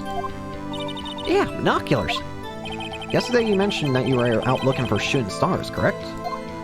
Well, yeah. Wouldn't you need a telescope, not binoculars for that? I've got doubts about your camera, too. Was that really to take pictures of meteor showers? The camera is irrelevant to this case. You can't say that for certain. Mr. Wright, is the camera really relevant to this case? If you believe it is, you may continue with this line of questioning. But know this. If you find nothing with this, there will be consequences. Well, Mr. Wright, I think I have an idea of what she was actually doing. Yeah, I want to press further on this. This is make it or break it time. Cameras is the utmost importance, Your Honor. It is perhaps the key to this entire case, therefore I will continue my line of questioning. Wow, maybe I went overboard there. Very well. Miss Hart, you will testify to the court about the camera. Yeah, I heard it. Hear ya. Camera set up to take pictures of a meteor shower. Wait, but that doesn't make sense. You were photographing shooting stars. That's a lie. Says who? I saw the camera you set up yesterday. It was pointed directly at the lake. You have to point a camera upwards to take photos of the stars, Miss Hart. Mr. Wright, What are you driving at? The witness was not at the lake to photograph shooting stars, Your Honor. Well, then what exactly was she photographing? Your Honor, take a look at this. Well, Miss Hart was trying to photograph the lake. Miss Hart, this is what you were trying to photograph. What's this? A newspaper article? Goldie? Ah, the sighting at Gold Lake. Well, Miss Hart? I never heard of no lake monster. You got proof or something? Let's see you prove that I was down at the lake trying to photograph this Gordy.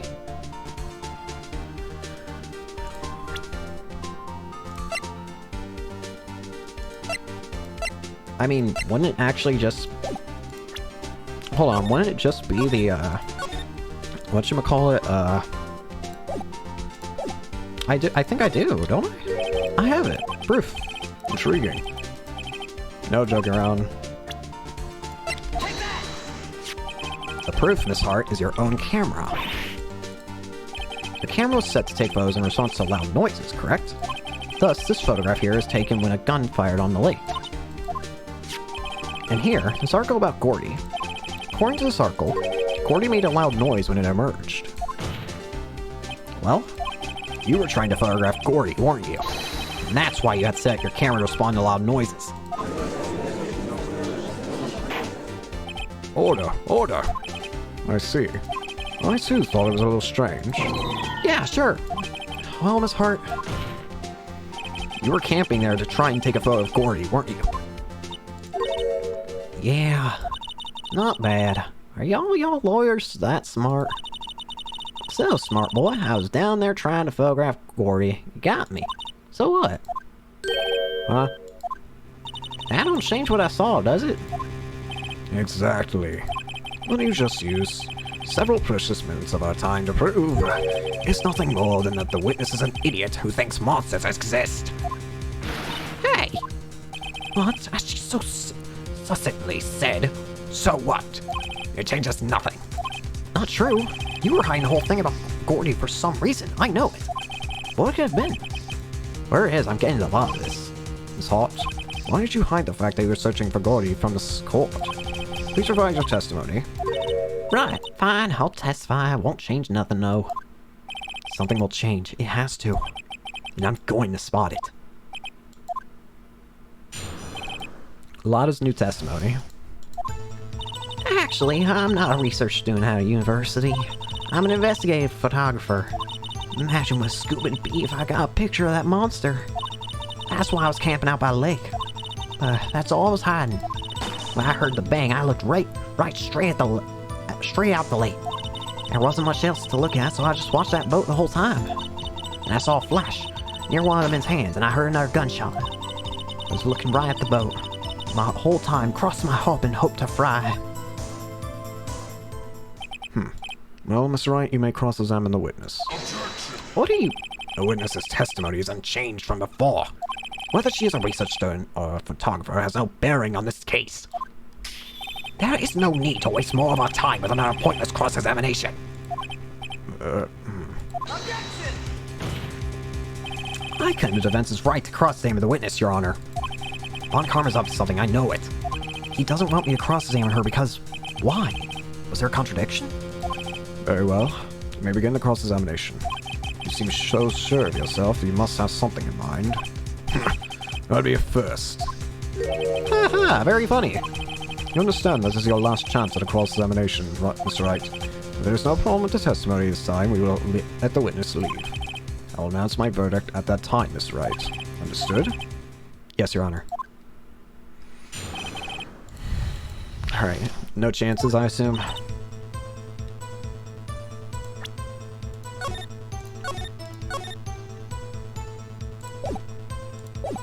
Wait, can I press? And what manner of person are you? I'm not sure I have fault enough to be called a manner of anything. An investigative photographer? Yep.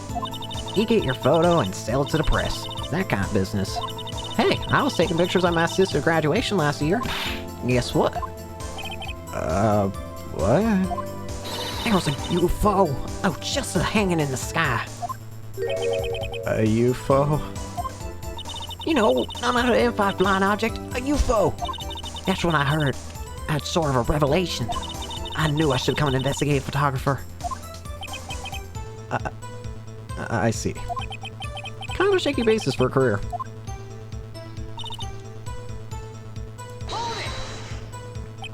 Is Gordy really all that newsworthy? Heck yeah, they even had him up on TV. I'm not sure that appearing on the local news Rumor of the Month segment qualifies. Last month's segment was Bigfoot sighted on Acorn Hill, I believe. Hey, I also had a picture of him in a newspaper for real. Mr. Wright, this is one fight I do not believe you can win. Let's keep moving, shall we? Yes, Your Honor.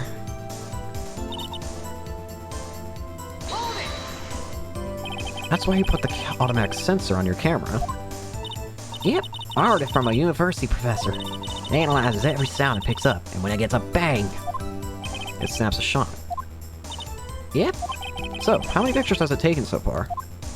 the only time the camera trigger was at night. Interesting. Wait.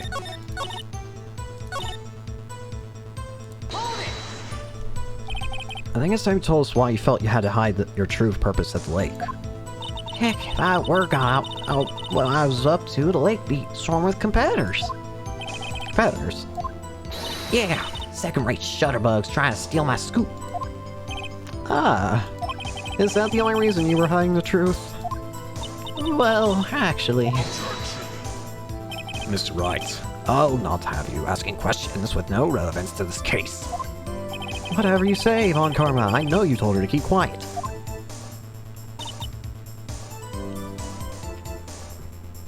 Hold on. Fired 3. You should have 3 photos. I see the problem. Why doesn't she have 3 photos? Exactly what sort of sound was it? well, I never heard one before, so I can't say for sure, but it sounded like a gunshot. It was a lot sharper sound than I would have expected.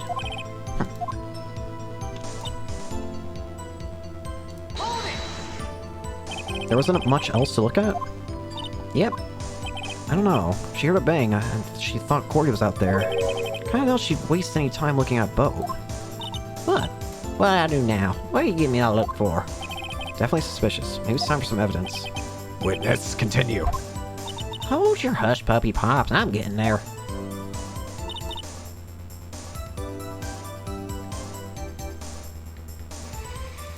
I'm gonna try... I don't know if it's gonna penalize me for pressing on the last statement. Was there nothing on the lake but the boat at that time? Huh? Wait, so you're thinking maybe you shot from some other place? I don't think so, no. Lake was smooth as glass. No way on the shore either. Better find some sort of contradiction in his testimony. Won't be able to beat Von Karma any other way. There has to be something.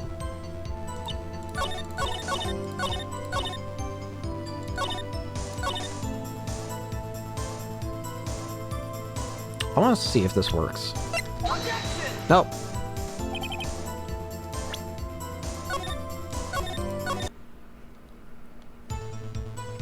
Alright.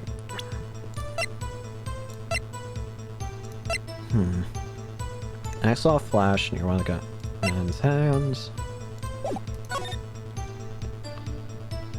There wasn't much else to look at.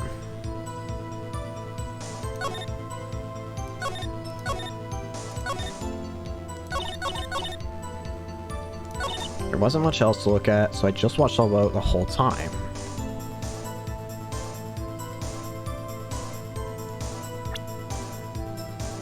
Just watched the boat the whole time.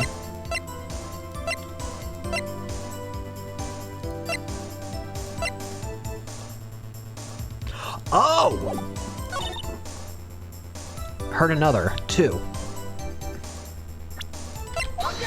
What? Really?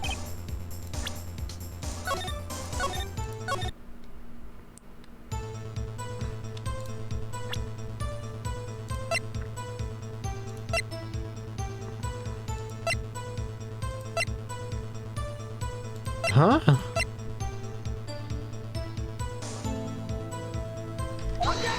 What?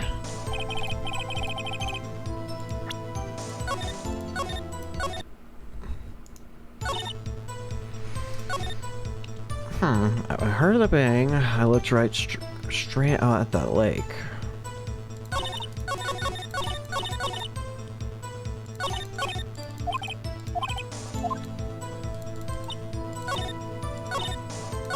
Camping at the lake.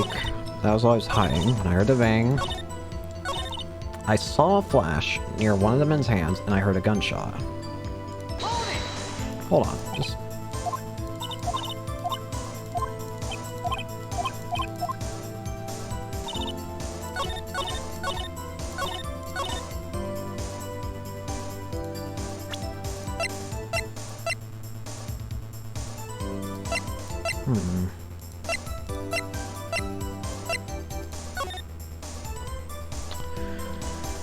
He's straight out the lake.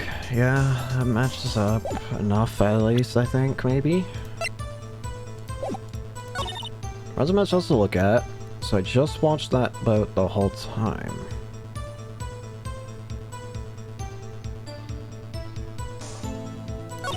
I saw a flash near one of the men's hands, and I heard another gunshot. Nope. Ah!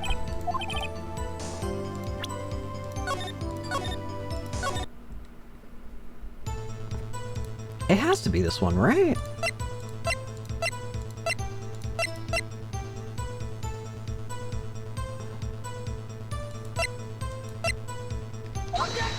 What?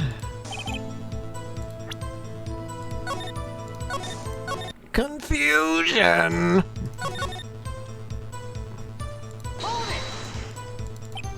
What's our sound? Sound like a gunshot. Sharper.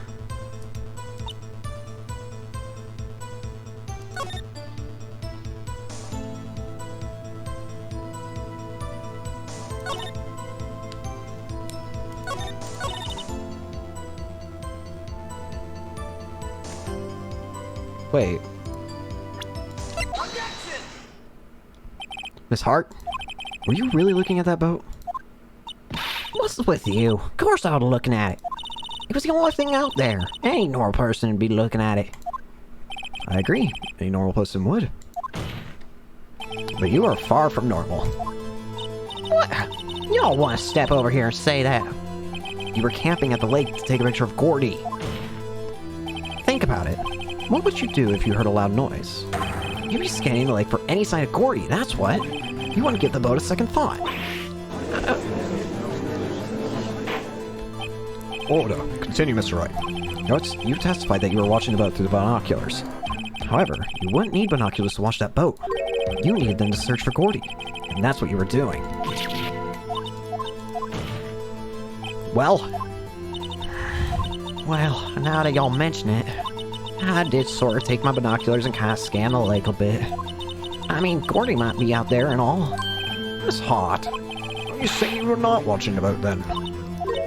Sorry, y'all. I wasn't fibbing, really. I thought, I could be a witness to a murder and all. I kind of got excited.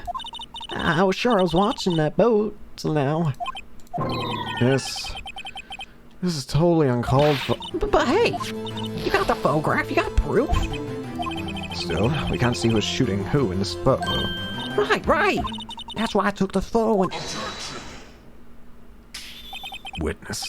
That's enough. You've had a long day. Shut your pie hole. Shut my what? What was she going to say? She took the photo and what? Wait a second. She even had a photograph to prove it. But you really can't tell from the photo who was shooting.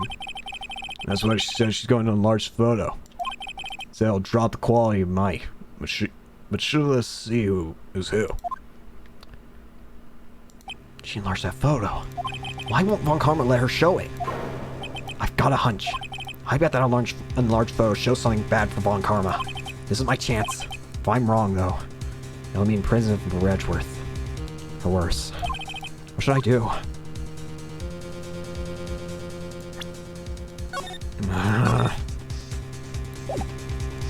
Only one option. Show it! Miss Hart, look at this photograph. You enlarged this photograph, did you not? Yeah, I did. Why has that enlargement not been presented to the court? Because it does not exist. What are y'all talking about? You were the one who told me not to show it in court in the first place. You old fool. What's the meaning of this, Mr. Von Karma? Miss Hart, show the photo to the court. Show us the enlargement. The prosecution objects to the submission of this evidence. Objection denied. The witness will show the enlargement to the court. Here it is. Still can't tell, but it paints a better picture at the very least. Although... no, the gun looks like it matches up. Is there anything odd right out the bat of this photo?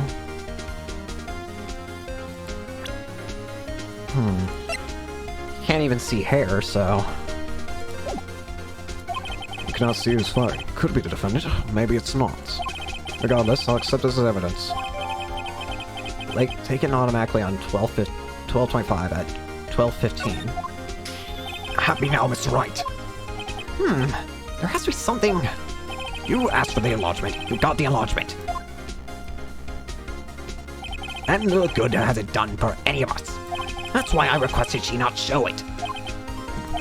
suppose this means cross-examination. It's over, obviously. Then I would like to close the cross-examination of Miss Lockhart. And none too soon. That's a flagrant waste of time. Mr. Von Karma, do you have anything to add? I stated everything I needed to when this trial began. Decisive evidence. A decisive witness. What else could possibly be required? Nothing, of course. And I believe it is time for me to declare my verdict. Wait, it's not supposed to go like this. There has to be a clue in this photo somewhere. Real bad.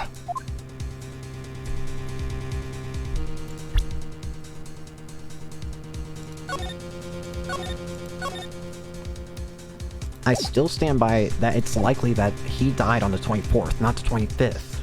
I have to figure out, how do I prove? How can I prove that it happened on the 20... I haven't... Wait, Your Honor, this evidence. I believe we have spent enough time talking about evidence. Indeed. We've heard opinions on every piece of evidence but this enlargement. I see no point in retracting our steps. This is bad.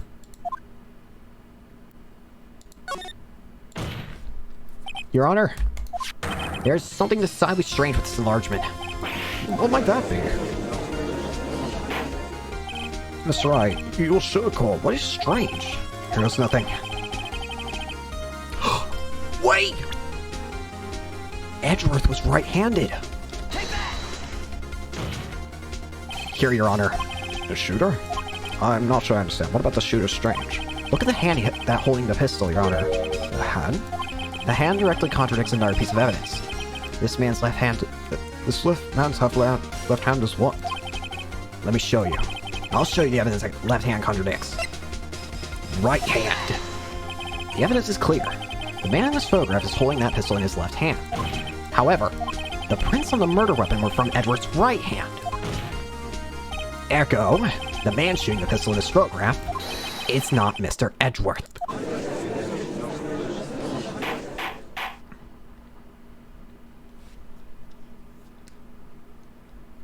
Now, not everyone in the courtroom has quieted down. I would like to reconvene this court of law. Mr. Wright? Yes, Your Honor? You have given us definitive proof today. We now know that it was not Mr. Edgeworth who fired the pistol that night. However, this leaves us with a rather large problem. If Mr. Edgeworth didn't do it, then who was shot our victim? Precisely. As we have seen, there are no other people on the lake that night. Yeah, if I remember the bits and pieces of this case as I do actually know who it is. Who but the defendant could have shot the victim? Oh.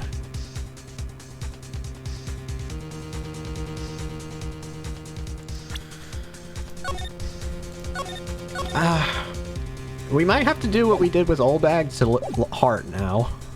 Sorry, Hart, you're going under the bridge. Who else but the witness, Miss Law Hart? Got proof of this. Proof schmoof, always with proof. Oh wait, I do need proof, don't I? No, no, no, you won't. You will not remember this.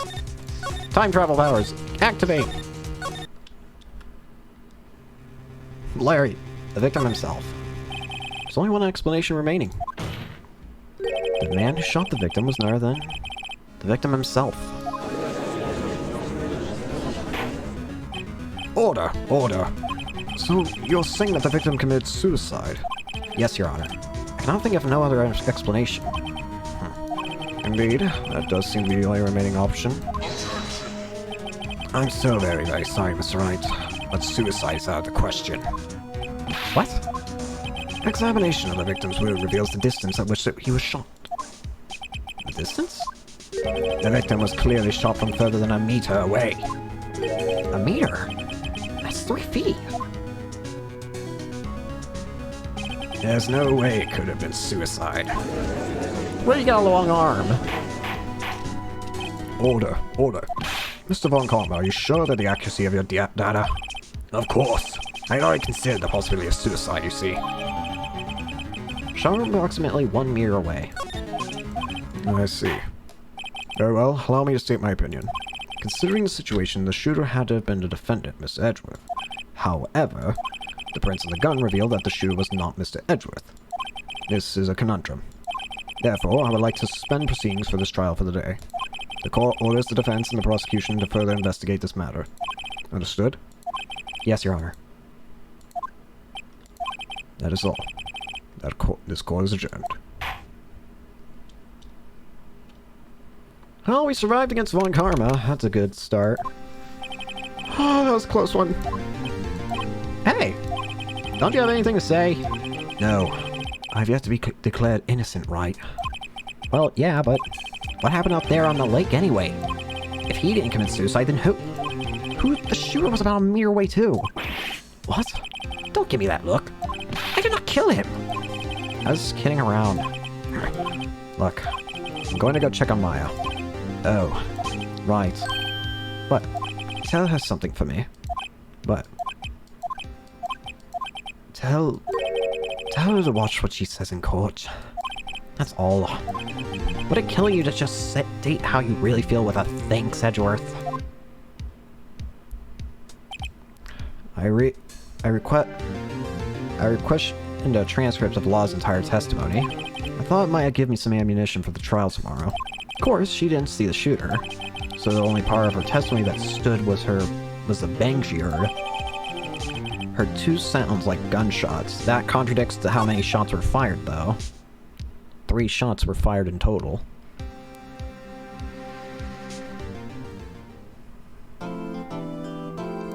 Save it.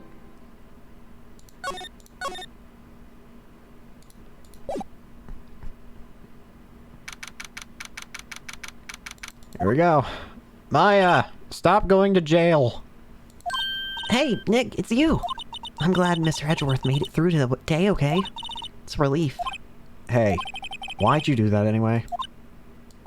I don't know. I just knew I had to do something. I know I'm not the lawyer my sister was. I'm sorry. Well, you did save the trial. Just behave from now on, okay? Okay. Have you been questioned yet? No, not yet. That gumshoe was here just now. He said seeing as this is your first offense, we'll let you go after this questioning. Phew. Oh, and he wanted me to get bail money ready. You can pay for me, okay? Huh? How much? I don't know. I guess they'll send you a bill or something. Why do I picture giant bales of money every time I hear the word bail? Any luck with Mia? None. I can't get through to her at all. I tried. I really did. I don't know what to do. I think I probably shouldn't have stopped my training. She sounds like she really did do her best. Let's check and see if there are any waterfalls in the local area. Wonder if I'll ever see my sister again. Look at my badge! Must be nice, Nick. You can just show that to anyone and say I'm a lawyer. The spear mediums, well... I don't know. It's close, but at least some people recognize you. But these are medium and training clothes. Wonder if I'll ever be a proper medium. Fresh ideas. Isn't that the enlarged photo Law was talking about? Uh-huh. Huh. It's nice and big, but you can't really see the faces any clearer, can you? My mother. Shown her the picture, I'm not so sure it was the right thing to do. No. Pretty sure it was the wrong thing to do. I was Igori too. If it really exists. Well, I'd say a photograph is very good proof. Once this trial's over, let's get some fishing poles and head down to the lake. Even if there's a monster that like fishing holes sound like a bad idea. Fresh. So the marking on this bullet and the barrel of the pistol match? Hey, I'm surprised you remember that. How could I forget after Von Karma rubbed it in so much? So which one of these are ballistic markings? I'm not really sure. Mr. Edgeworth's prints are on this pistol, aren't they? Yeah, prints from his right hand. But they must have gotten on there at some time other than the shooting. What? Really? Sure used his left hand after all. Fresh out. Fresh bread. Guard monitor's Visi room. He hasn't moved an inch. Post with the fame! Let's move. What happens if I go to Wright & Co. offices? Sure, square. wait around here with no one in here. Right. I have to get Maya out of that tension cell soon. Mia's favorite plant, Charlie. Perking up. Anything new? Anything? Maya brought a poster. We fought with samurai swords. I'm a lazy lawyer. Apparently. My head and foot hurt.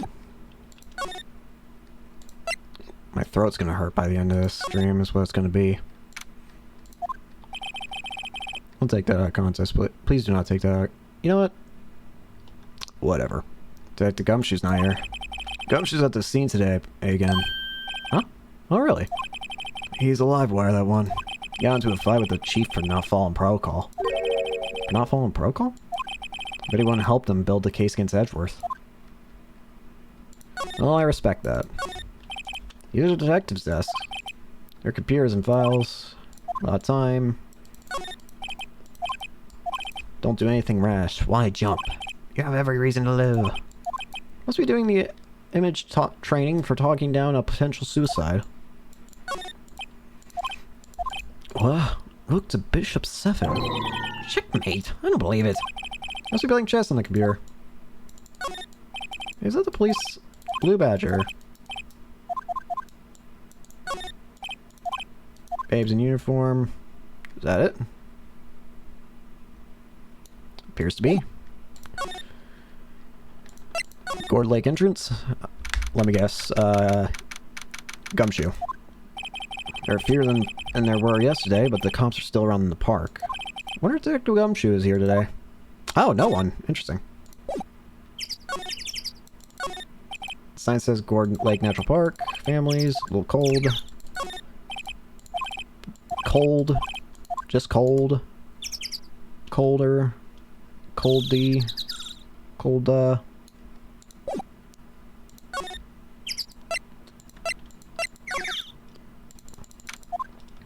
haven't seen Larry around today at all. Probably off paying the through the nose on a date with the lovely Keonce. Hold on.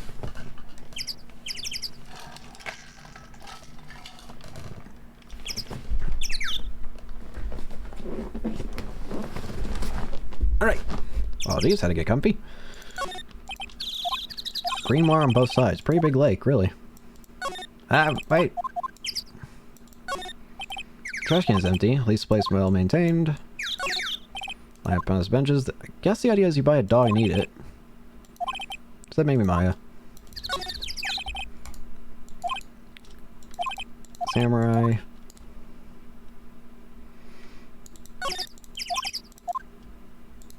Alright. Move. Let's go to Lakewoods first. Hey, is that go? Hey, blah, blah, blah, blah, blah, blah. Hey, Detective Gumshoe. Hey, pal. Trial today, Yeah? What about the trial? Well, I was gonna say good show, but it really wasn't all that. Though you did say Mr. Edgeworth, I guess. I just wasn't sure how to thank you, you know? Thanks. I was shooting some magazines on the sheet. Takes a pretty tough skin into camp in the cold.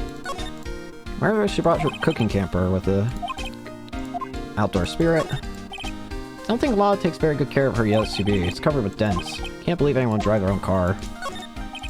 No camping. Funny place to pitch.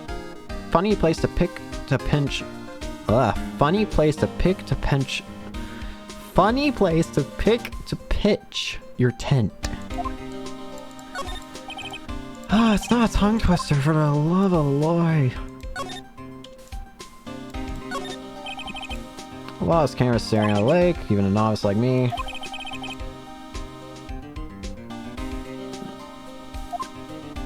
Doesn't leave it out here to get stolen. Alright. I think it's a little early for you to be proudly waving that thing around. You're gonna be proud of yourself when you get Mr. Edgeworth declared innocent, pal. That woman really took us for a ride, didn't she? Claiming she was a witness to a murder and all. Still, if it weren't for her photograph, Mr. Edgeworth wouldn't have made it today. Oh, really? You were at the trial, weren't you, Detective? Mr. Robert Hammond. He was a defense attorney in that Deal 6 incident trial. He's the one who got the sole suspect off the hook. I wonder what Mr. Edgeworth thinks of him. Not much, I'd wager. I don't care who you are. No one can tell me that. That's it, Mr. Edgeworth. I mean, come on, doesn't look like him at all. But Edgeworth has admitted he was on the boat. Then he's the one being shot then. He seemed fine in court today. Details, pal, details. Whose side are you on anyway? All I'm saying is we have to respect the evidence. Sorry to swing, pal, I'm drawing a blank. Blank. Yep, it was far from a murder weapon, not without a doubt. From me away, so it would have to have been someone else on the boat. What do you make of this, Detective Gumshoe? Hey, making something out things is your job. Right. Since when do lawyers have to do detectives work for them? Maybe you should tell me why Mr. Edgeworth's prints were on the weapon, pal. Huh? How should I know? Now, she heard 2 gunshots, right? But wait, look at the court record. According to this, the murder weapon was fired 3 times. What? How's that possible? Where was the 3rd shot fired? I wonder. Maybe it was a practice shot or something? Well, thankfully the game acknowledges it. Detective Gumshoe? Any idea what strategy Von Karma is planning for tomorrow? It sounds like he's bringing in another witness. Another witness? Oh, right, he said something about that in the trial today. There were 2 witnesses. I was wondering who our witness was. Who was it?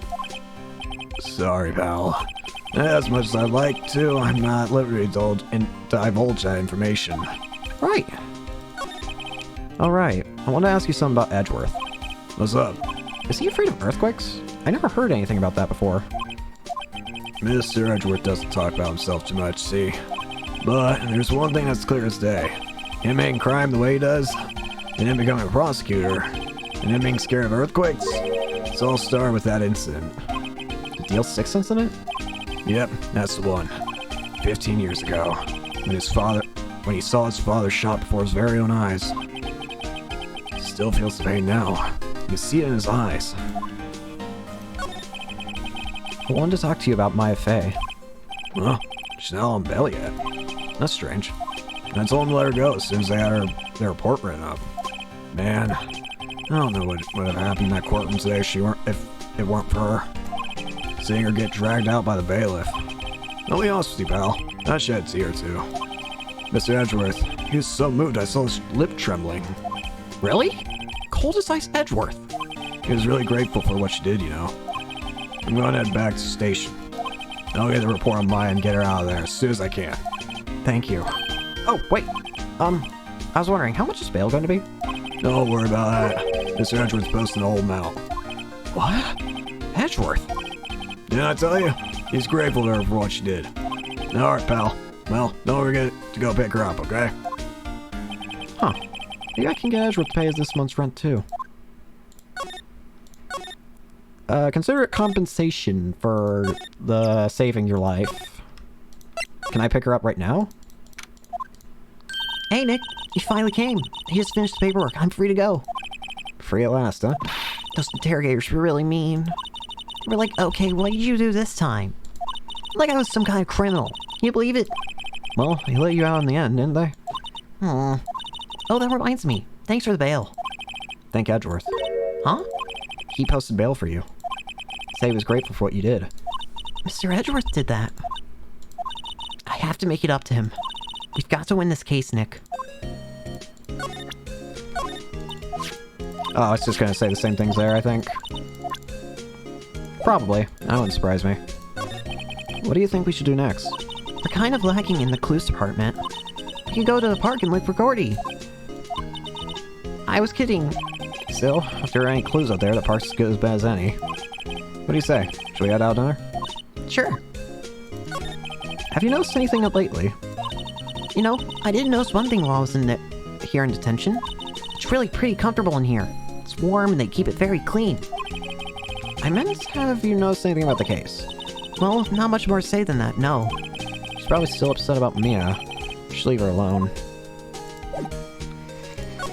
Oh, let's head back. There aren't many cops around here today, are there? They're probably back at the precinct working up the case against Edgeworth. Hey, y'all! Hey, it's Lana! Y'all really did it today. What did we do? Nah, I'm not complaining. See, I did a little thinking, a little self-reflection, you might say. I realized that being a witness is my big responsibility. And I just went up there and started blabbing with any old thing that came to mind. A lot of... So, you see, I want to make it up to y'all. Make it up? Yep, I'd have to say I know exactly squall about that. It's painfully easy to know when something doesn't catch law's interest.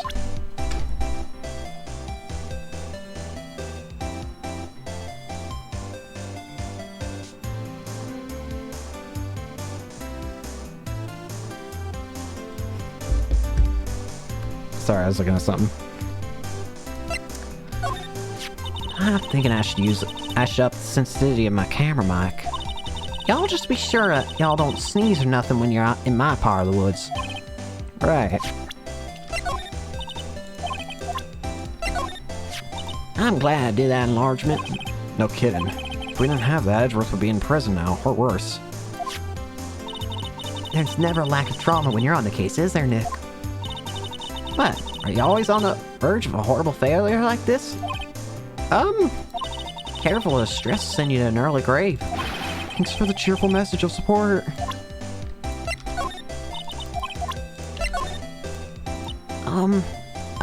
You know, I was wondering... Yeah? What if you get a picture of Gordy, and it turns out like this enlargement did? You're crazy. A blurry picture like this doesn't make a hit story. I need a picture that screams I'm Gordy, hear me roar. I can't turn something like this into a paper. What kind of fool you think I am? Kind of fool that would turn a blurry picture as evidence in a murder trial. Not to mention claiming she saw something she didn't see.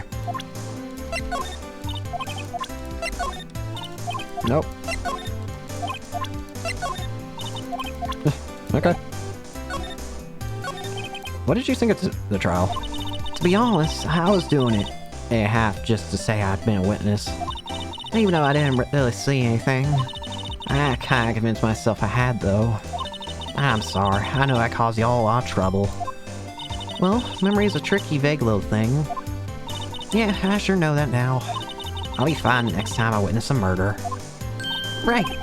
You mean the first time you witnessed a murder? What about Gordy? Right. Well, the way I figure, the trial's only stoking the flames of Gordy fever. I'll get my exclusive photos and rock this stardom. Alright, Lana, you go. I wish I'd be an investigative photographer too. Finish your spirit medium training first. Lana, what do you mean by making it up to us? Well, you see, actually, I got a bit of information for you. What? That Von Karma didn't want me to say nothing about it. What information? Now we're getting to the heart of it. See, I reckon we might be able to do ourselves a little exchange. Exchange? I thought this was to make it up to us. Right. I propose a little exchange to make it up to you. What? Information don't come cheap, my friend. Hey, I see you thinking how unsophisticated these southern folk are. It's written all over your face.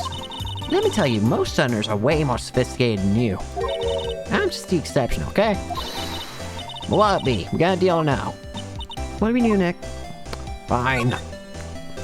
We don't have any other leads, so I don't think we have a choice here. Alright, how much? Huh? You completely off your rocker. I might not be sophisticated, but I'm not trying to rob the poor. Huh? Only fair exchange for information is information. Listen good. What I need from you is information about Gordy. Whoa, Gordy? Gordy doesn't... I mean, Gordy might not exist. Then bring me proof that Gordy don't. That shows he don't. I'll be keeping watch from the car, okay? You see something, y'all come to me first. Got it? Okay. Right. See y'all later. Okay, Nick, let's get hunting. Hunting? You don't seriously mean... Gordy? I sure do. What about Edgeworth? We're searching for Gordy for him, Nick. Don't you get it? Okay, and how exactly do we search for our make-believe monster? Maybe we can find a monster myth specialist?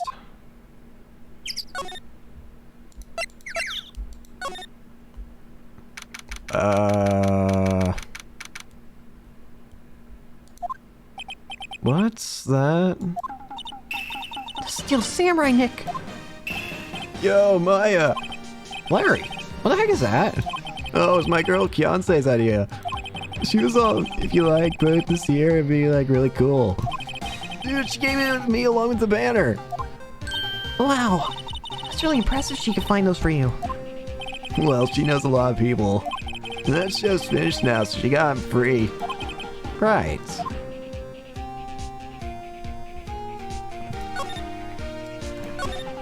Doesn't that Steel Samurai look a little out of place? I mean, it's so huge. I guess it's good for advertising. Something about this Steel Samurai just doesn't work for me. Huh? Really? Looks pretty well made to me. Still a novice, aren't you, Nick? Really, true connoisseurs like Cody and me don't fall for this kind of stuff. These Steel Samurai fans are obviously in a league of their own. Those flags look sadly out of place here. Flapping listlessly back and forth in the cold wind under a cold sky.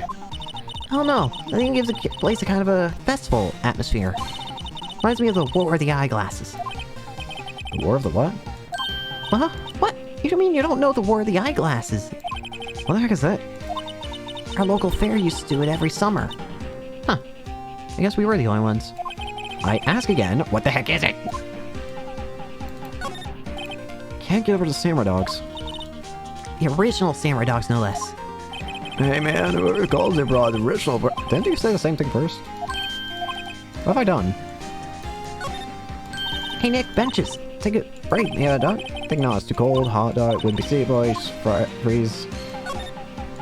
What's this machine? That's compressor. I used to fill up that balloon there with air. Huh, neat.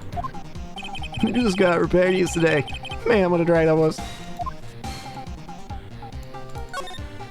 Wow, Cord Lake is really big. Yeah. Say Nick, why is it called Cord Lake? Oh. Gourds.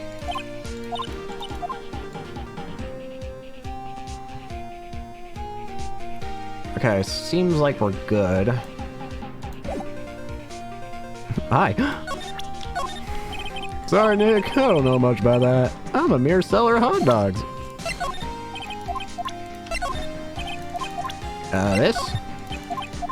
This.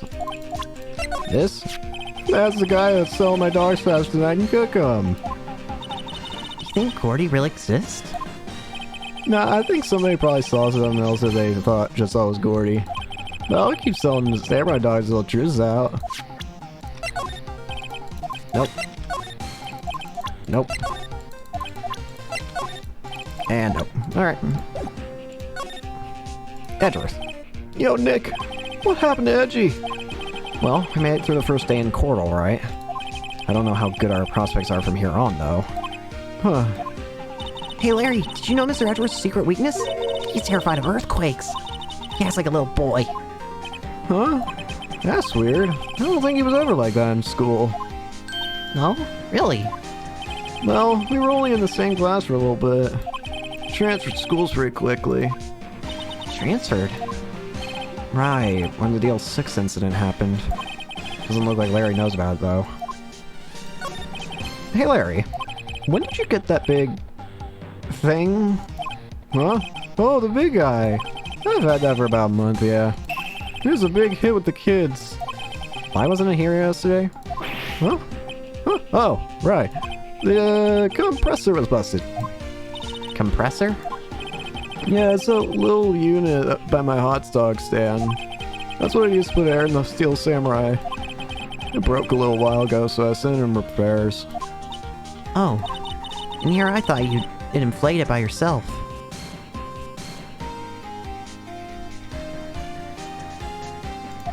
Hold on. It's probably a little late to check this. Ah! Hold on.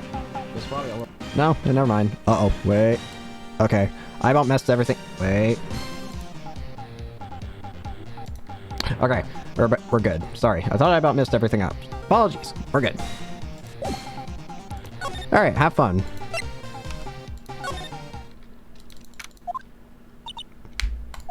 It's always so quiet here. I wonder if the boat shop is closed for good. Well, with the murder on the lake and all, they're probably just taking a vacation till it blows over. I get it. Small boat rental shop, look around, probably closed. Space for one more boat. Alright, nothing here. Got it.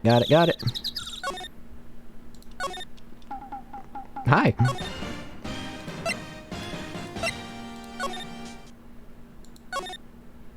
Let's try here. Why not?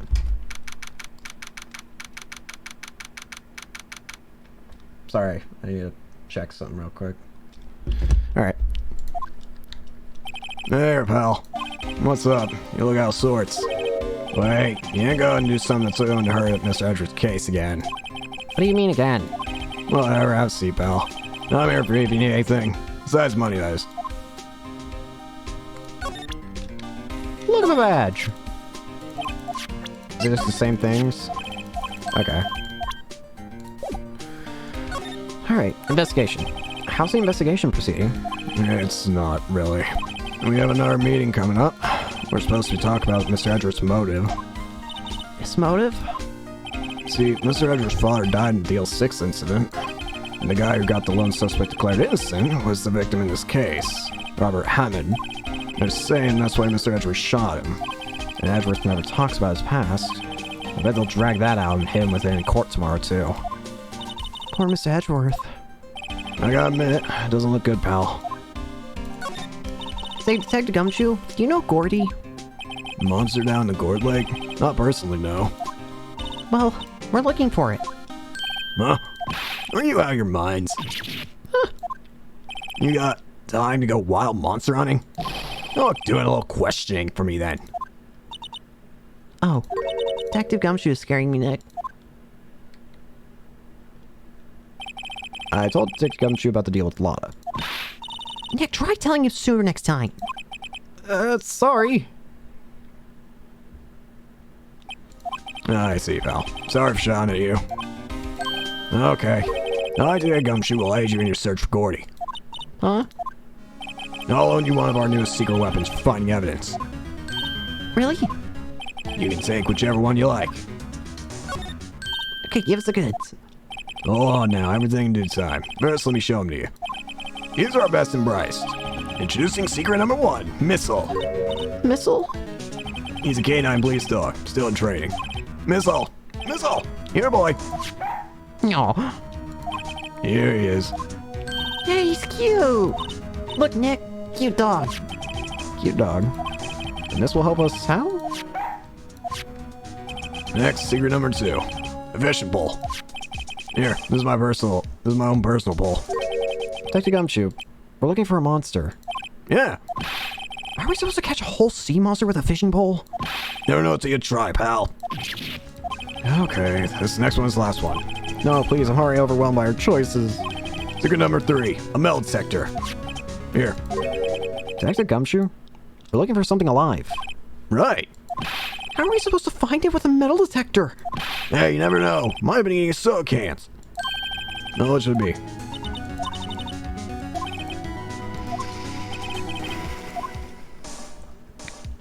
Borrow the dog. Can we borrow a missile? Sure thing, pal. Be good. So cute.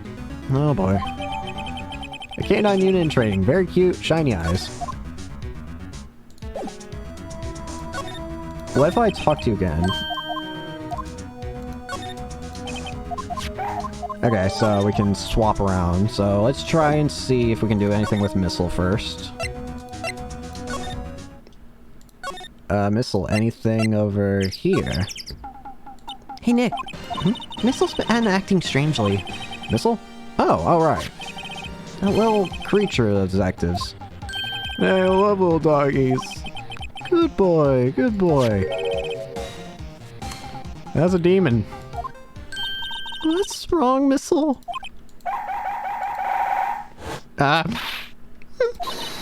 Missile! Oh, stop that thing! Animal team, my samurai dogs!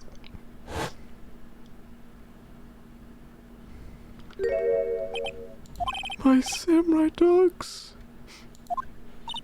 Wow, he gave every single one. I'm sorry, Larry. Sorry, don't pay my bills, Nick. It's going to have to this time.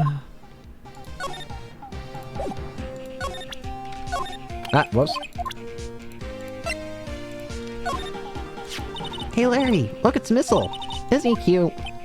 Keep that mud away from me. What am I going to do? Tell the big boss. There's a big boss in charge of your hot dog stand? Nick, maybe this stand is a front for a mafia money laundering scheme. I think you should probably try to look a little sorry for what happened. Oh, right. My poor dogs.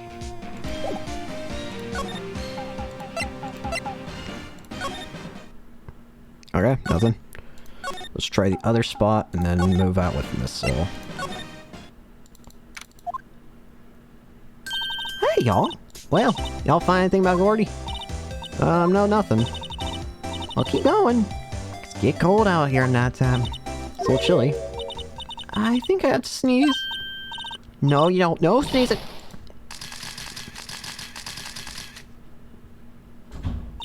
I told y'all no sneezing. See, I set the camera to respond to things a little softer than a bang. Hit trigger on one of Von Karma's finger snaps now. Oh, I'm sorry. Well, yeah, sorry's nice, but what about my film? Nick, hey lady.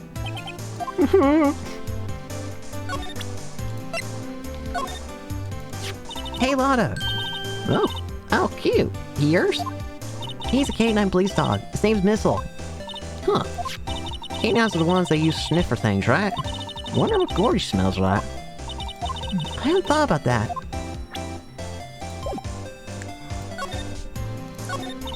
I learned something in today's trial, that's for sure. That's fine, it's serious business. That's why I decided not to talk about that case anymore. Huh? Whoa, didn't you say you had information about the case? Tell us that at least. Like I said, I'll trade for the dirt on Gordy. What are you going to do if Gordy don't exist? Doesn't exist. I'll quit being an investigative photographer. What?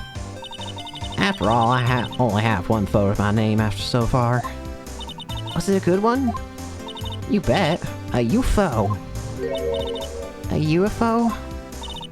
Anyway, if I can't make a career making photos this time around, and that's it, I'll quit and go back to school. So you really are a university student? Yeah, well, I'm taking a break for a bit. Right.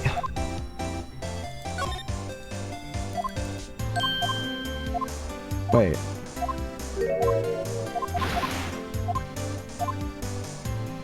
Why isn't it checked? Probably because I actually need to do stuff. Okay. So, Missile has not done us any good at the moment, so let's swap him out. Secret weapon. Mission pole. If it breaks, be sure it says it properly, okay? Right. Sadly flimsy and of dubious utility.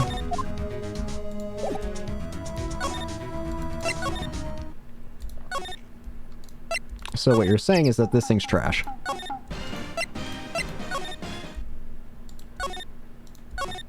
Wait, don't tell me. Hey Nick, can you fish? Or sorry. Hey Larry, can you fish? No, you can't catch me fishing with this lake. I'm not after small fry.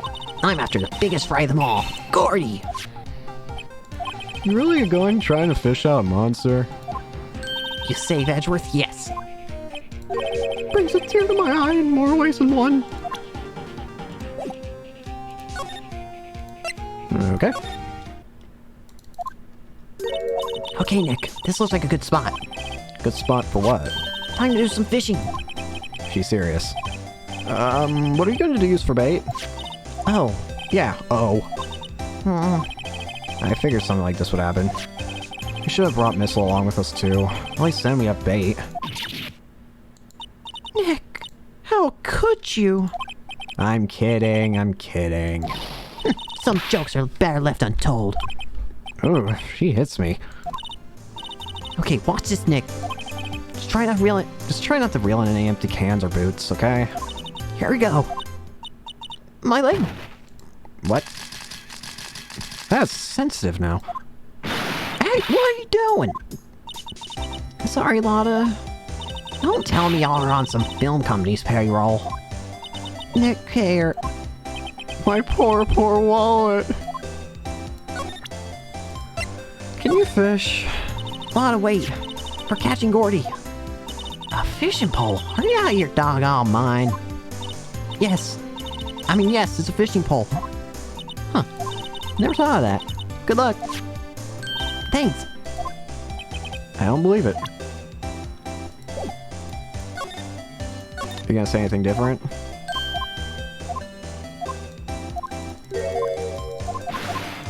Stop talking! Okay, it seems as though this is a bust as well. Or, actually, wait.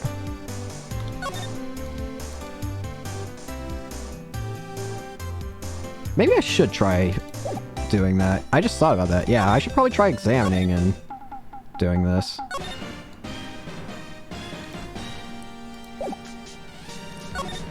Didn't think about that. Could probably be smart.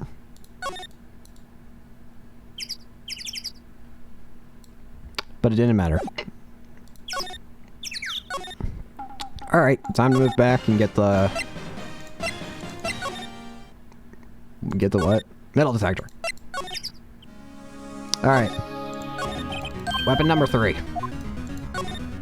Can we borrow the metal detector? Sure thing, pal. I'm not sure what we're going to find with this. Remember, you're hunting a monster. Anything's possible. Anything. Useful detection device. Alright, let's move out.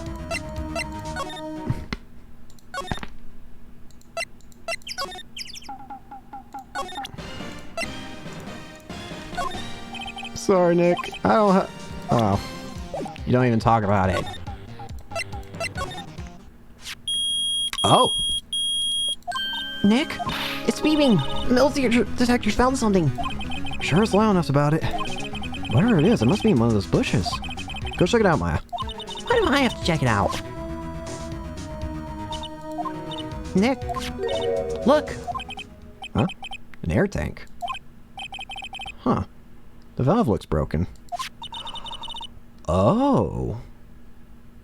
I thought it was Gordy. Maya, first of all, why would Gordy be in the bushes? And second of all, why would a metal detector react to a sea monster? Oh. Huh? There's something wrapped around this air tank. Looks like a string of flags? Well, he might as well take it with us now he found it. It's heavy. An empty air tank. The valve is open and a banner of flags wrapped around it. Huh, it helped somehow. Though, with the flags around it, I wonder... What? An air tank? What about it? Larry, I wanted to ask you about this tank. Is it yours? Say, is this air tank yours? Why would I have a thing like that? Look, see how there's a string of flags around the tank valve? It's just like the string of flags around your Steel Samurai thing. Must be a coincidence. There are strings of flags everywhere these days. Like elementary schools. And used car dealerships. Look, why would I need a tank anyway?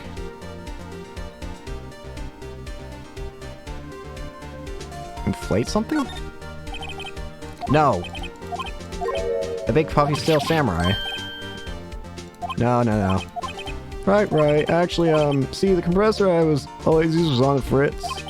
Tried using the tank to inflate it just once, and didn't go so well. As I suspected. Didn't go so well? Yeah. Do you think you could be a little more specific? Come on. Look, it's embarrassing, so I really don't talk about it. Tell us. Fine. Whatever. It's like I said, the compressor was busted. So I took the tank and tried to fill the Samurai up with that. Then... Huh. The valve busted open and made this incredible noise. And the tank there took off like a rocket. Took my poor deflated steel samurai with it. What? Off into Gourd Lake? Aha! Wait a minute. If that's the case, I think I know what the... If that's the case, I know what it is then. This has to be the inflatable or steel samurai thing. Sure scared me out of my gourd, that's sure. So their tank and the steel samurai you were trying to fill up flew away? What happened next? Well, all that happened the 20th or so. 20th? A week ago. Now, as far as I could see, the tank went flying out into the lake. Just went out every night in a boat looking for it. Fiance gave me that steel samurai after all. And when did you find it? Just the night before last. Yep. It flew way out here. Took me 4 whole days to find it. The night before the last was the night of the murder. Sorry for not telling you, Nick. Actually, I was here on the night of the murder. But you see, I went home before midnight. So you didn't know about what happened? No. That's too bad. It's not all bad. We solved one mystery at least. Mystery? Maybe we should go tell her. Bingo. Alright, Lotta.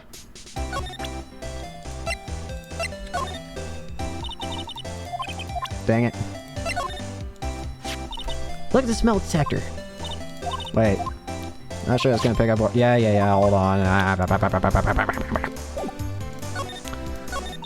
Well, Mr. Lawyer, I got the info y'all need. Y'all got a scoop for Gory? Gory doesn't exist. Lotta, there is no such thing as Gordy. How can y'all be so sure? Really, Nick? Y'all got some proof Gory don't exist. Proof that Gory doesn't exist? It's here.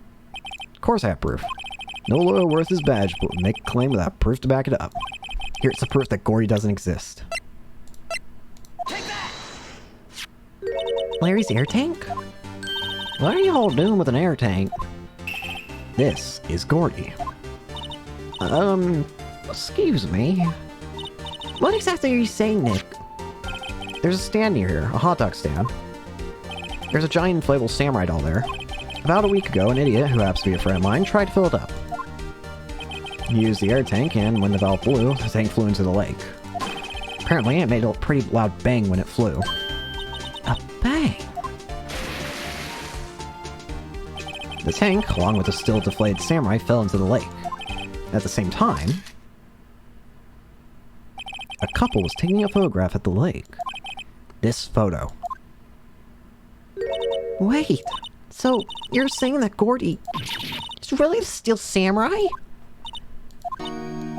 Well, that's a fine way to ruin a gal's dream.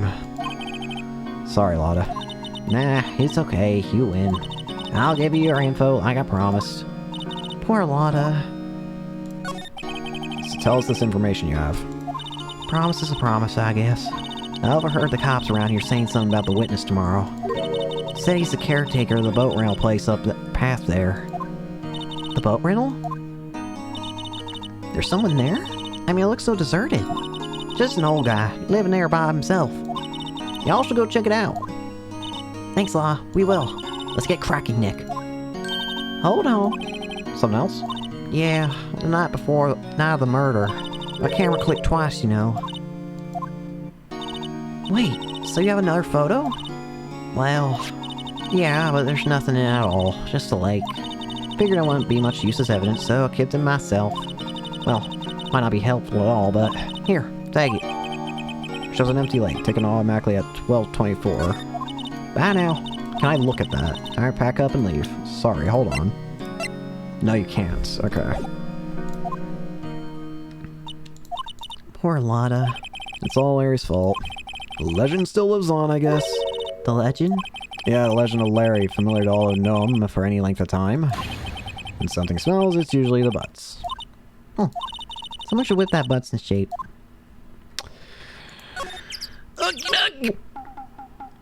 You've ruined a person's dreams. Have a good day. Hey, Nick. This is the boat shop that Law was talking about. You're right. Doesn't seem to be anyone around, though. Let's go check it out anyway.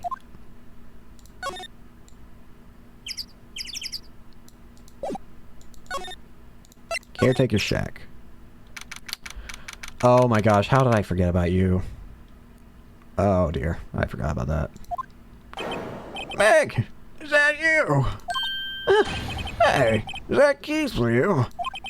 Where have you two been? I've been worried sick. Nick, you handle this. I think I'll leave this one up to you, Maya.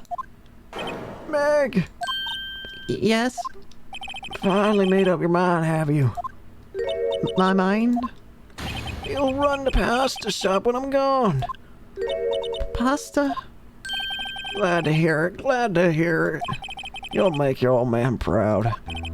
When you kids left the house, I didn't know what to think. How am I supposed to keep this place running, an old man like me? Ollie, the kids are home. Hello, sir. Nick, what was that? A parrot. One on the perch. Keith, Yes? I'll leave the wet noodle in your capable hands, sonny. Nick, what's the wet noodle? Based on the available evidence, I would say it's the name of his pasta shop. That's a relief, isn't it, Polly? Hello, sir. Yep. He fell asleep. I guess he's relieved. Look, Nick, he has an electric blanket on his table. Looks warm. That's a great idea. We should do that at the office. We can sit down with our clients snug and warm, drink hot cocoa. And what, talk about murders? Oh, you're a party pooper, Nick. Well, he's not wrong. Wow, there's lots of various fish in Gourd Lake, aren't there? Something's funny, Nick. All these fish are saltwater fish. I don't like the implication of that. This fishing pole looks expensive. Look, a little safe. It's locked. Maya. He has a television here, too.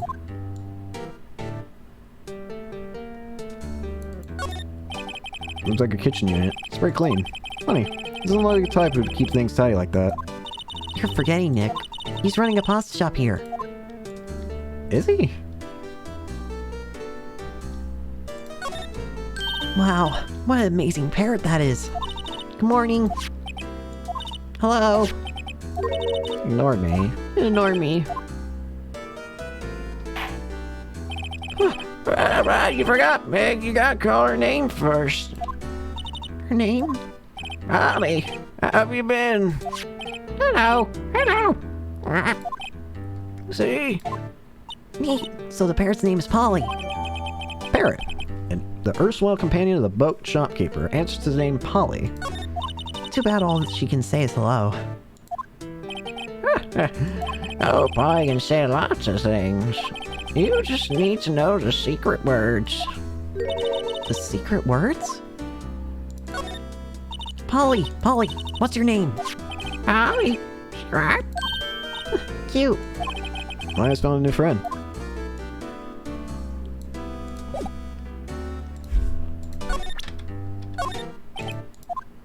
Sleep. Oh, please don't make me have to watch. That's a lawyer's badge. Yes, it is. I don't believe it.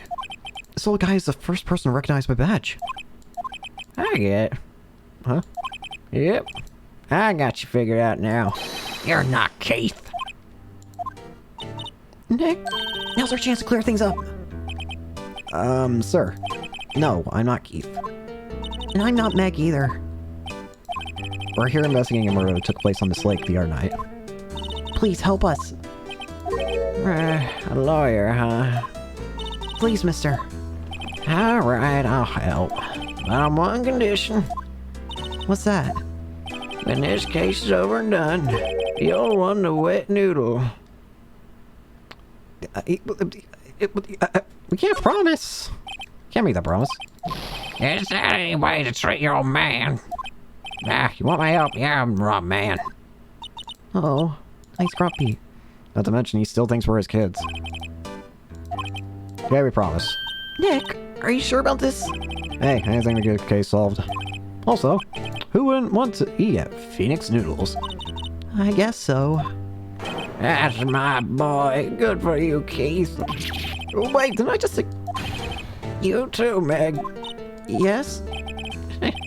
You bring a tear to your old man's eye, you know. Now, what was he wanting to know? Speak up, Molly. Hello. Now he's talking to the bird again. How do we get him to talk to us? Sir. Oh, for the love of... You won't be needing that badge to run a pasta shop. Toss it. I'll think I'll hold on to it if you don't mind. Oh, for the love of... I have to do this. Yep, I've seen this. You know something about this, sir. Keith, Yes? it's okay. You can call me Dad. Dad, you know something about this. Yep, the other night, out on the lake. Yes, yes. I know all about that. I seen it. What? Tell us what you saw. Well, I suppose, since you're taking over the shop and all. Nope.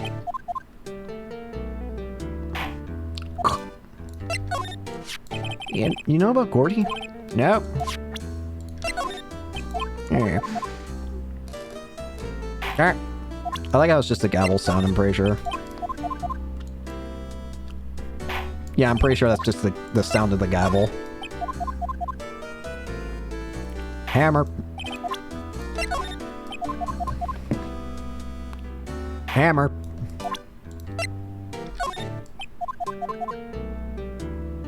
Hammer. Hammer. Polly here's my only friend in the world. Isn't that right, Polly? Hello. Yep.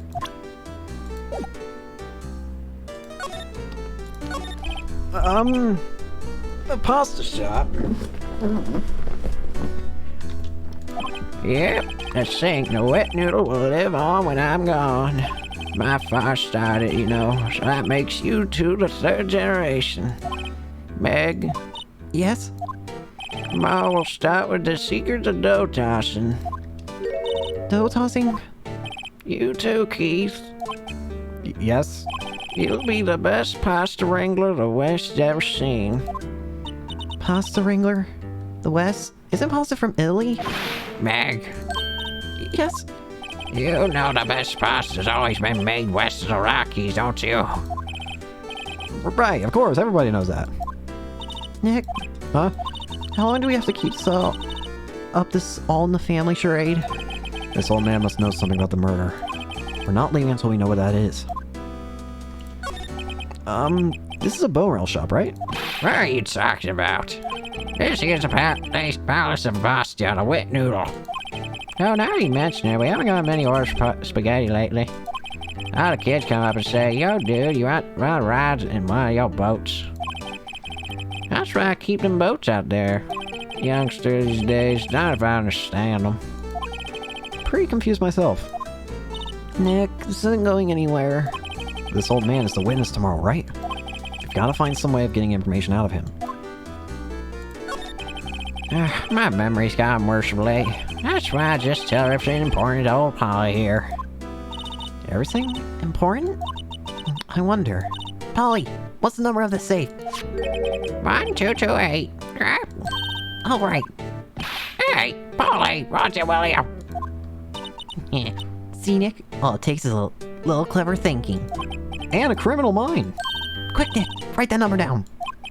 Hey, don't get me involved in your little heist schemes!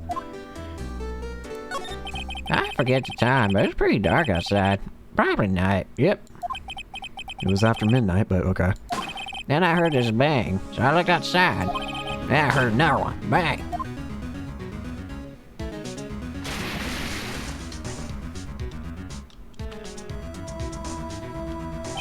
A little while later, this boat comes back. Then a young man walks by my window here. He's muttering something about himself yet. What did he say? Yeah. I forgot. I'll remember tomorrow by court time, promise. We need to know earlier than that. You know what? Little Terry's just here. Terry? Yep, that kid next door. He always used to make him cry, remember? Wearing this tired old coat. Got himself some whiskers Oh gosh. You must be talking about Detective Gumshoe. He comes out and tells me to come down to court tomorrow. Really? Somehow I don't think we're going to get much useful information from this guy. Maya, maybe we should be leaving. I think you're right. Oh wait, I have one more question. Huh? Polly, have we forgotten something? Right, don't forget deal 6. How do you... Huh? What did she just say, Nick? One more time, Polly. Don't forget deal 6, crack. What? The Deal 6 incident. Hey, I mean Dad. This is getting weird. Who is this old guy? Why would a bird Polly know about Deal 6? We have to figure out who that old man is. Oh, What? he locked the door from the other side. Who could that old man be? I think I need to do a little more research on this Deal 6 incident. Maybe I should ask Detective Gumshoe. Gumshoe!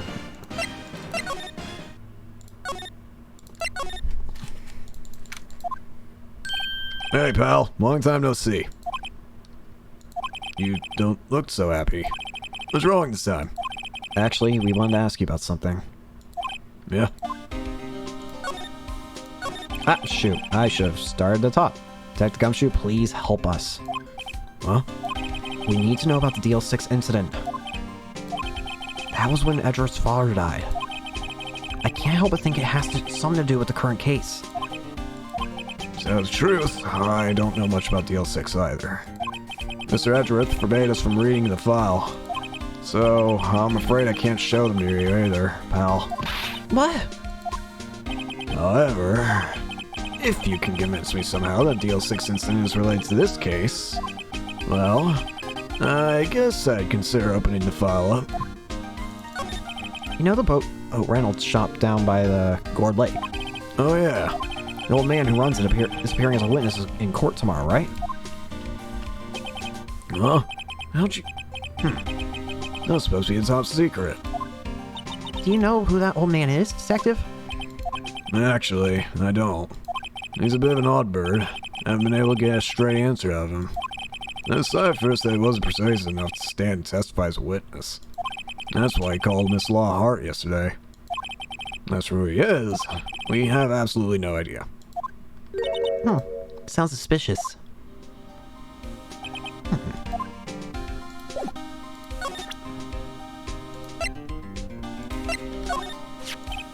What's that? Parrot? Did you guys steal the parrot from the guy's house?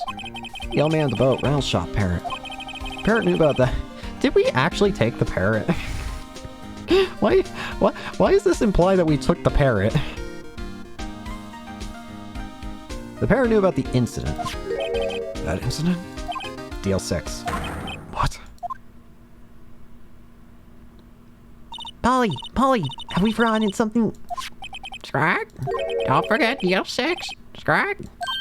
Huh? I'm pretty sure that old man must have taught her that word. Yeah, but how would that old man know about the Deal 6 incident? Wait, what if that old man was connected to the Deal 6 incident? Nick, you think he might be? I get you. Sounds like you need more information on the Deal 6 incident. Through here, it's the station's records room. I'll give you special permission to go in and find what you need. Alright, way you go, Detective Gumshoe. Okay, Nick, to the records room. I guess it's time we face Edgeworth's past. Records room. Wow, it's amazing. Lee Dusty. 10 years of files and 10 years of dust, I guess. Let's find the Deal 6 6 stuff, quick. 15 years ago, both me and Edgeworth were 9 years old. We're almost through with 4th grade when he suddenly transferred. Got the deal 6? Nick, I found out where the file is. Oh, thanks. Just let me know what you want to know about the Deal 6 incident. I'll go get the right file. Okay, yeah, I expected that. Here are files of collected case reports. There are quite a large volume of reports here. Wow. These are all case reports? Yeah, it's like a graveyard of police cases. I guess my sister's case report is in here too. Quietly gathering dust. Probably. There's shelved stuff with case files in the back of the room too. Forgotten cases, rotting away for eternity. Nick, let's get what we need and get out of here. All this dust is getting to me. There's later files inside that glass case. The case is so dusty I can't see what's inside. Nick, it's locked. Must keep important case files in there. This cabin is where they keep evidence for current cases. Some of the things are obviously murder weapons, others are who knows what. Most of it just looks like random junk. Nick, what do you think this clothespin's for? Don't touch that, it's evidence.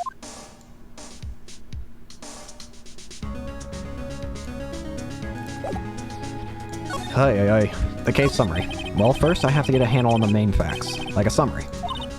Right. Summary, found it. Here you go. December 28th, 2001. This is exactly 15 years ago from the day after tomorrow. So in 2 days, the case is closed. The incident took place in the elevator of the district courthouse. What? Is this the same district courthouse where we're holding the trial now? Looks like it. There was a large earthquake at 2 p.m. on that day. Ah, so here... Part of the court building collapsed and all the lights went out. Wow, that was some earthquake. At the time, 3 people were trapped in the elevator. It took 5 hours for them to be rescued. 5 hours? That would be scary like that, in the dark. There was a lack of oxygen in the elevator and the survivors were unconscious. The survivors? One of the 3 in the elevator had been shot. In the heart. That was Mr. Edgeworth's That was Mr. Edgeworth's father, wasn't it? He said that his father was shot before his very eyes. So Miles Edgeworth was once one of the other passengers in that elevator. Do you have data on the victim? Edgeworth's father? Yeah, hold on. Victim. Here, found it. Gregory Edgeworth, 35, defense attorney. If he were still alive, he'd be 50. He had lost that day's case in court and got in the elevator with his son, Miles. Miles? Miles Edgeworth, of course. So he was in the elevator with his father. From the angle of the bullet and the other evidence, it could not have been a suicide. The murder weapon, a pistol, was found in the elevator. The pistol had been fired 2 times. Where have I heard that before? Huh? It sounds like this current case. What's going on here? Got any data on the suspect in there? That would be the guy that got my mom arrested. That my mom got arrested. Hold on, this is it. The man arrested as a suspect in Deal 6 was Yanni Yogi. He was a clerk in the court, apparently. So he must have been the 3rd person in the elevator. Well, then he had to have done it. But he was found innocent, thanks to his defense lawyer, Robert Hammond. Hammond, the victim in our case. Right. The suspect, Mr. Yogi, was oxygen deprived. So he had brain damage. He lost all memory of being in the elevator. After he was declared innocent, he disappeared. Yeah, I think I know exactly where he went. Ain't that right, old man? He may be closer than we think. Alright. I guess I know generally what happened in Deal 6 now. I still don't know what sort of impact the whole thing had on Edgeworth. Nick, are we going to take the whole file? There's too much. We'll never get it out. You're right. How about we just take what we think we'll need? The case file. Right. That's probably all we'll be able to find here. Now, all that's left is trial tomorrow. Wonder how Dad will do testifying in court. Alrighty.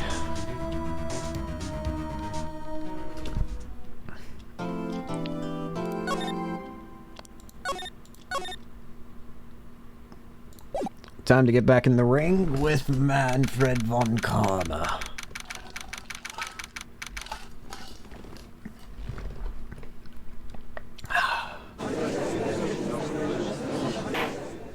Court is now in session for the trial of Mr. Miles Edgeworth.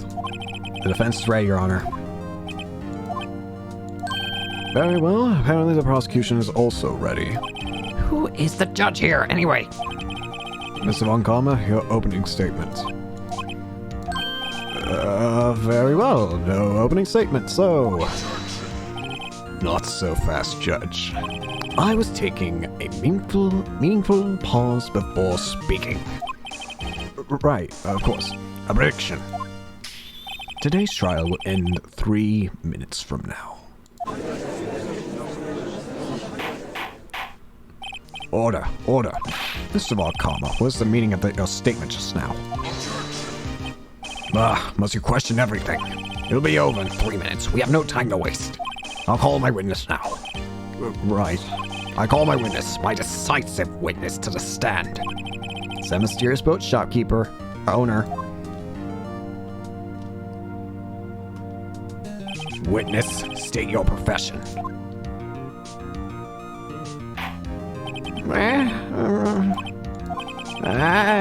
I'm the proprietor of a restaurant, The Wet Noodle at Gourd Lake.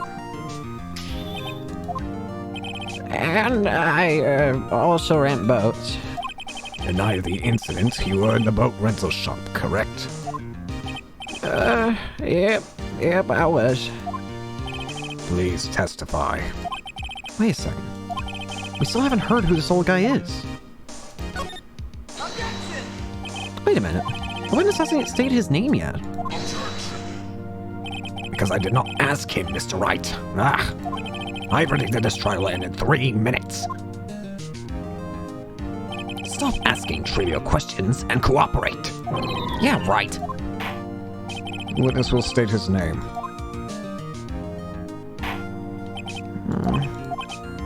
Well, I'm not really sure. Yep. What do you mean? I have memory. Your Honor, the witness does not remember anything beyond the last several years. There you go. He cannot recall his own name. He can't recall, you say? Yes, but the incident in question took place 3 days ago.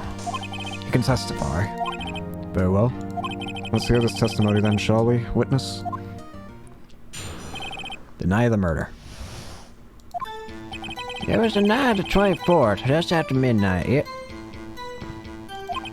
I was in the restaurant where I rent boats, as usual. And I heard a bang, yep. When I looked out the window, I saw a boat just floating on the lake. And I heard another bang. Just about then, the boat comes back to shore and a man walks by my window. Very well. I'd like to begin the cross-examination. I knew that was coming. There's nothing to question in my witness's testimony. Ergo, no need for cross-examination. Besides, there are only 10 seconds left before 3 minutes are up. Judge, your verdict now. Yes. Mr. Wright? Cross-examine. What are you saying? Of course I'll cross-examine the witness. Very well, you may begin. Excuse me, Mr. Von Karma? 3 minutes just passed. I see. Well, then let's just take our time. You may cross-examine the witness. Someone got upset.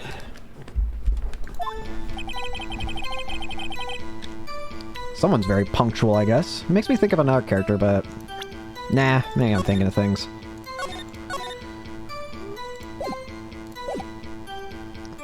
Tonight? Okay, press. Just after midnight, you say? Yep, just around then. Are you sure? Pretty sure, yep. When I talked to you yesterday, you were rather vague about the time. I'm surprised you seem so sure about it today. I asked him and he remembered. Isn't that right?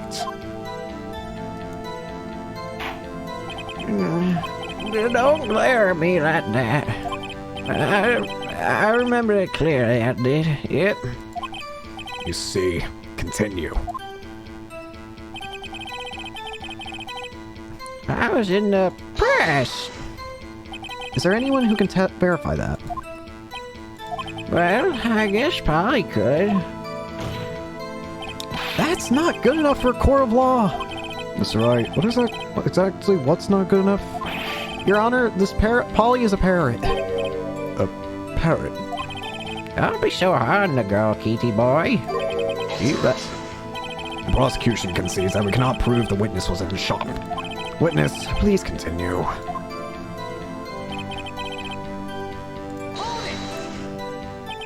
And where does the bang seem to come from?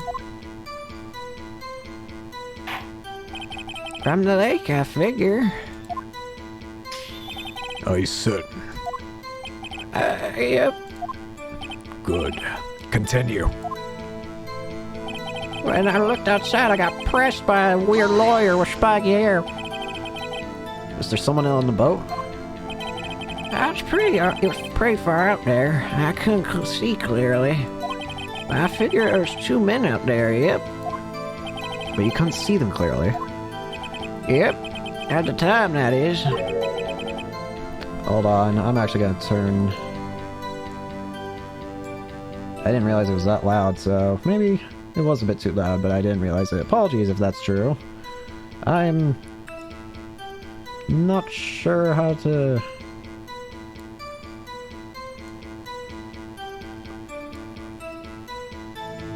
You know what, we're just gonna go with that. It should be fine.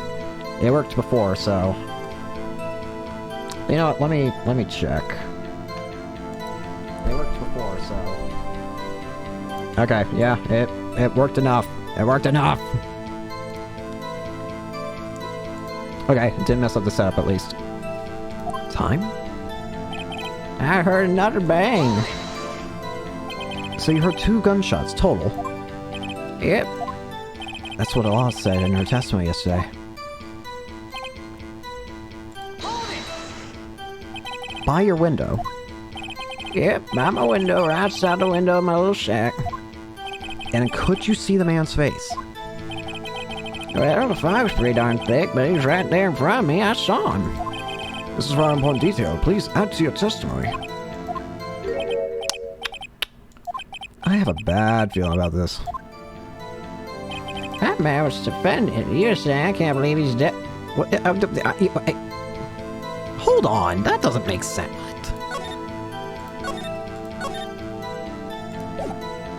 What do you mean?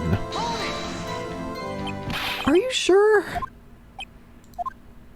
Uh-oh. Dad! Dead certain, Keith.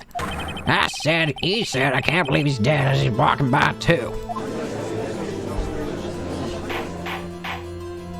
Witness, are you sure that the person you saw was Muzz Edgeworth? It was him, that Edgeworth boy.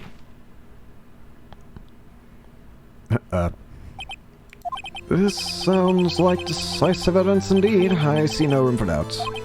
On karma. He lured me into cross-examining so he could set me up to fall. Nick, I don't like where things are going. Corman's glaring at us. Act quick or this trial's over. Your Honor, proved in yesterday's trial that it cannot have been Edgeworth who fired that gun. Mr. Wright, are you referring to the fingerprints from Edgeworth's right hand found on the gun? And the photograph showing a man firing with his left hand? Exactly. That is easily explainable. He could have swiped his prints after he fired. You are ignoring the truth of the matter here. Everything in this witness's testimony is true. Just lost thought. What should I do?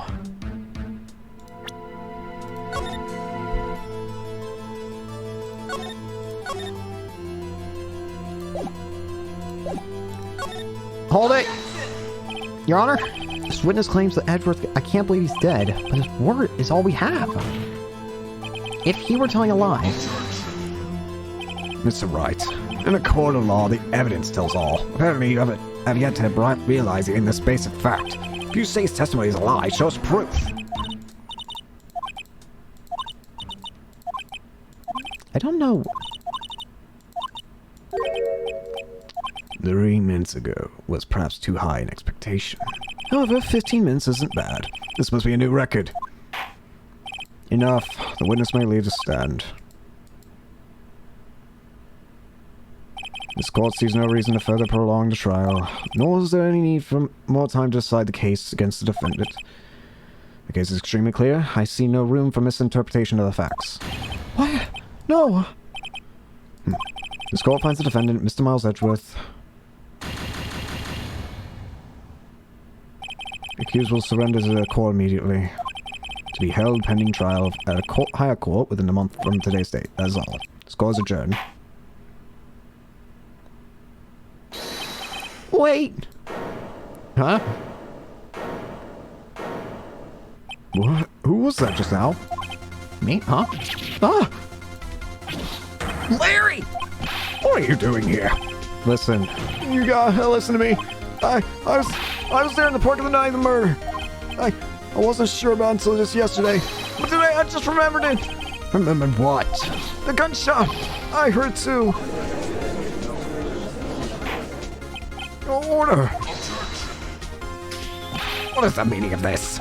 The verdict has already been decided. I call for adjournment. One moment, Mr. Von Karma. So you say you heard a gunshot? Yeah, I did.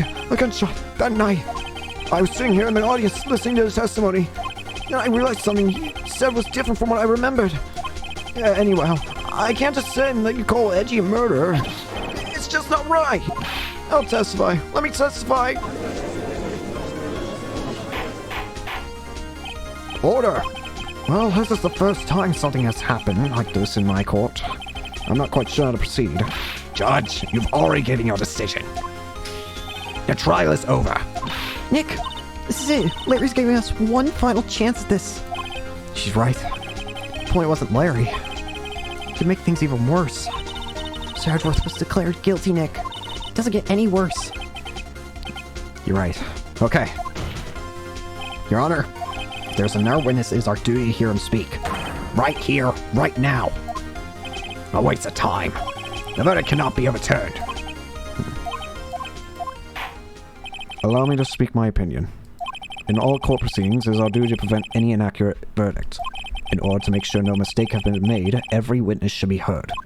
What is this? I withdraw my previous verdict of guilty. Mr. Von Karma, I order you to call this new witness to testify. Now.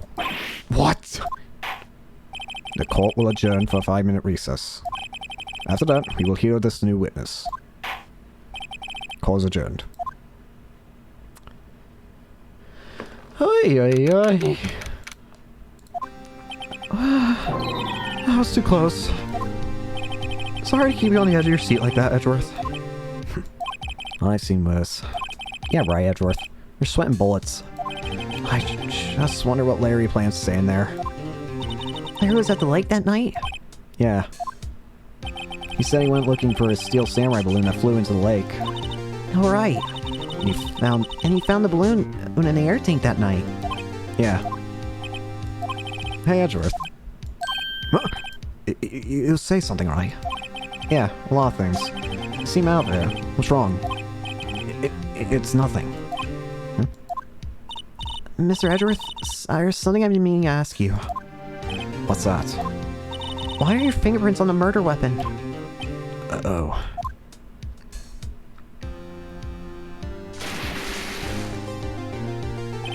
When he fell into the lake, I went into a daze.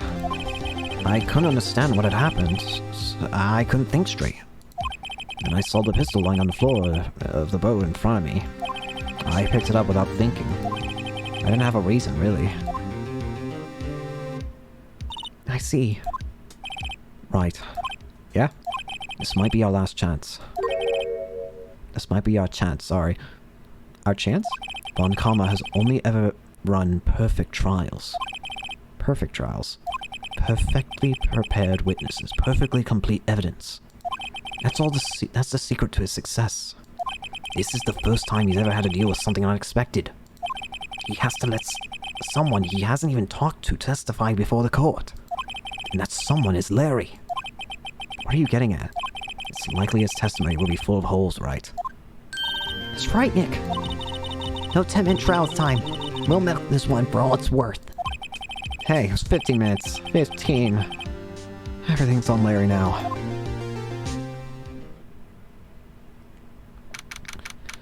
Well, now we can at least throw Von Karma off his game. Court is now back in session. Witness, please testify to the court about everything that you saw on the night of December 24th. Right, leave it to me. Please, Larry, don't mess this one up. I hate to admit it, but you're our last chance. Von Karma didn't even have time to prep his witness. I just hope Edgeworth is right about this being our big break.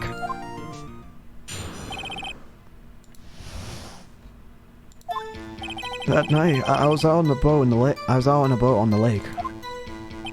I was looking for something and I found it. So I quietly slipped the boat back in at the rental shop up dock. Then, just as I was thinking about going home, I heard this bang. I looked out over the lake, but I didn't see the boat. So after I heard a single gunshot, I went home. That was an unusually vague testimony, even for this court. In any case, Mr. Wright, you may begin your cross-examination. Yes, Your Honor. What's wrong, Nick? It's Larry. I have no idea what he's going to say if I press him. I'm a little scared. Well, we've come this far. There's no way to go but forward, Nick. Very well. I'm going to start by saving, because Larry... If anyone's going to deal damage, I feel like it's going to be Larry. There's really nothing else I can add to that, it's just going to be Larry. Something wrong, Mr. Wright? There were so many things wrong, I don't know where to begin. Well, okay. First of all, what time was it? Oh, it was after 11 when I went out on the boat. By that time, everyone had gone home from the night.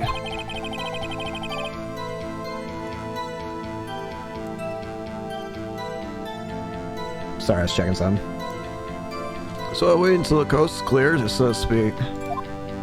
And why were you out on the boat at such a late hour?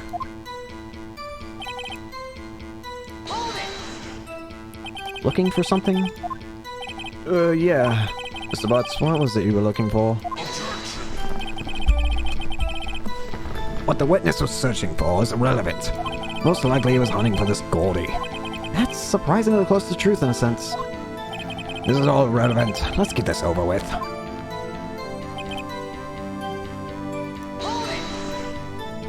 Around what time was that? Well, let's see. I figure I was out searching for about an hour. I guess it was around 12. Yeah. You're not sure. Hey, don't give me that face. I'm not some human sundial, okay? People use watches these days, Larry.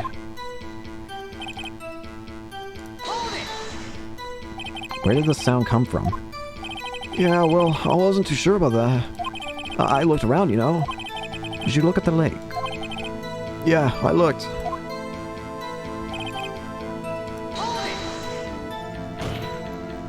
Wasn't there a boat on the lake? Order, order. Well, Mr. Butts.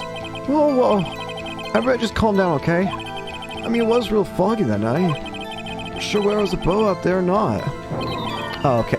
Wait a minute. Where's... He might have been telling the truth.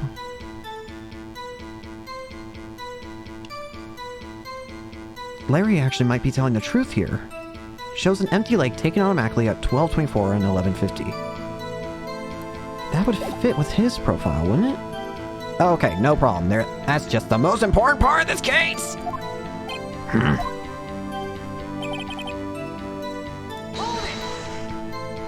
So you only heard one bang, correct? Yeah. Well, Nick, it's pretty wishy-washy testimony, wasn't it? Guess I should just start working out on the contradictions. Sorry, I wish I could be more helpful. Wish I could call my sister.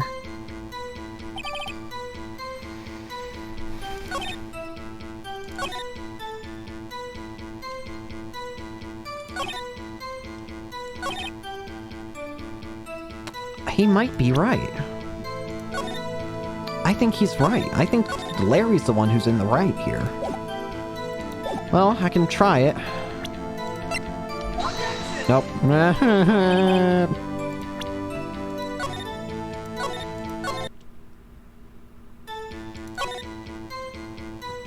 Single gunshot, got it.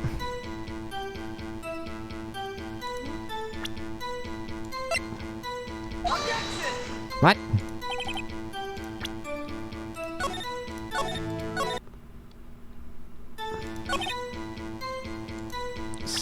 Single, there's...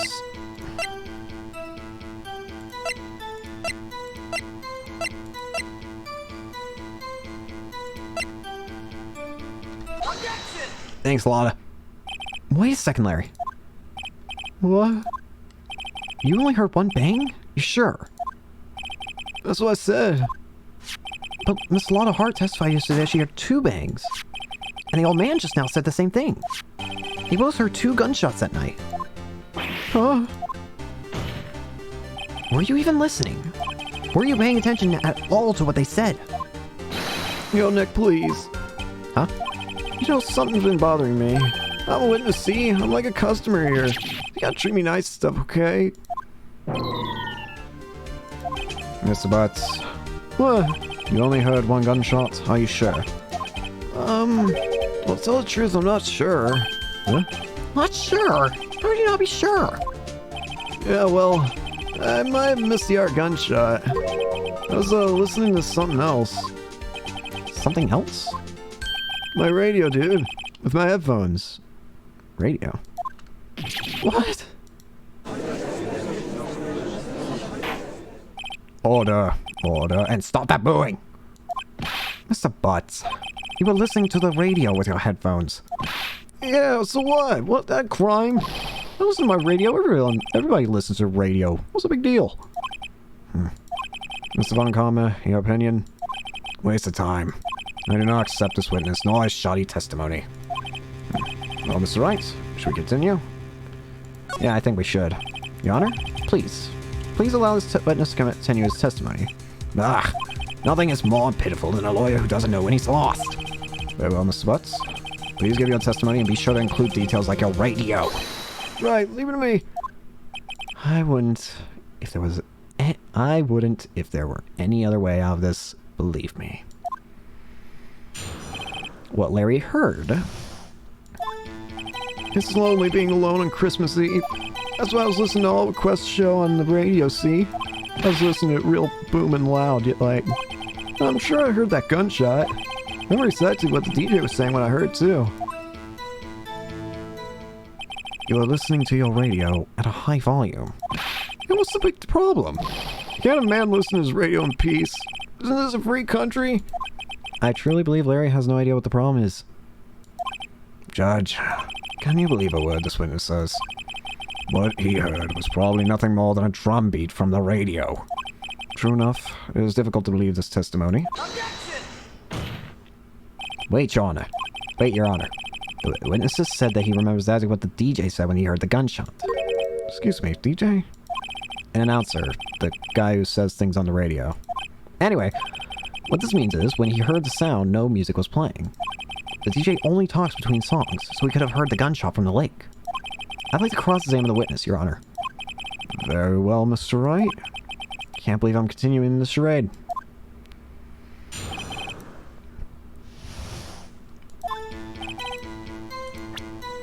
Let's save the game as always. Oh, I pressed. So you turned on the radio. Right. I just wanted to hear someone's voice, you know. I don't know what it's like out there, alone, on Christmas Eve. Alone. I shouldn't have said anything. Press.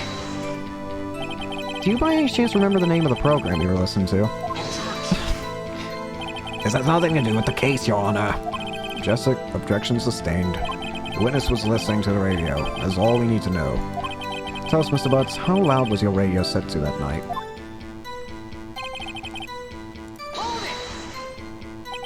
Real booming loud? Yeah, you know. And you had headphones on? Yep. I wouldn't think you could hear anything going on outside at all.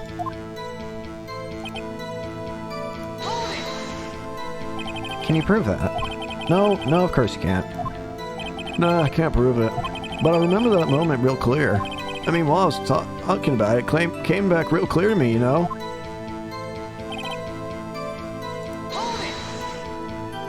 What did she say? Mr. Wright, please cease these poisoning questions. What possible good could knowing what the radio DJ said do us? Indeed, Mr. Von Karma has a point. I'll allow the question only if you see some reason why we should care. I'm gonna say we do care because I think I need a little more to work with. We should care, Your Honor. Of course we should. Why? Well, how do you know if we don't ask? Fine. Very well. Mr. Butts, please testify to the courts. What was the radio announcer saying when you heard the gunshot? Just when she said, hey, it's almost Christmas. Bingo! Wait, what? How? Oh, I have to re-listen to everything else I should have saved. Ah. La la la la.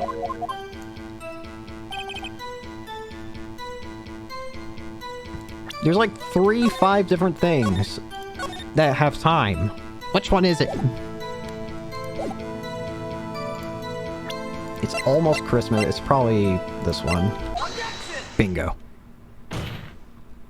Larry, are you absolutely sure what you're saying is correct? Huh? What's that the face? You look scary, dude. Hey, if you're trying to scare me, you better know that I don't scare that easy. Is something the matter, Mr. Wright? Your Honor, did you hear what the witness just said?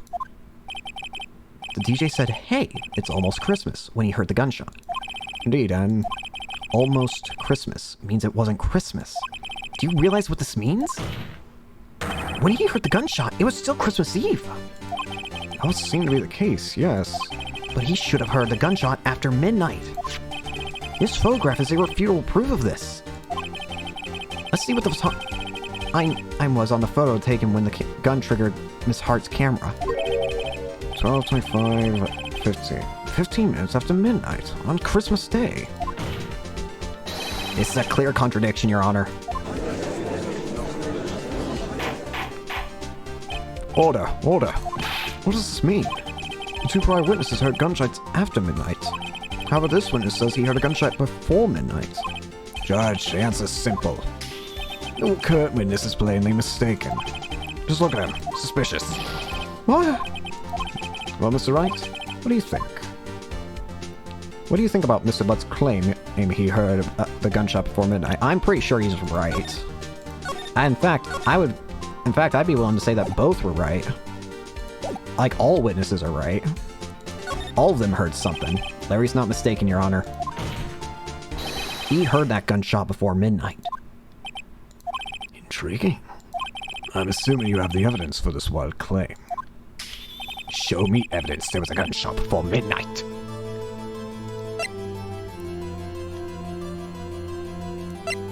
Gunshot before midnight.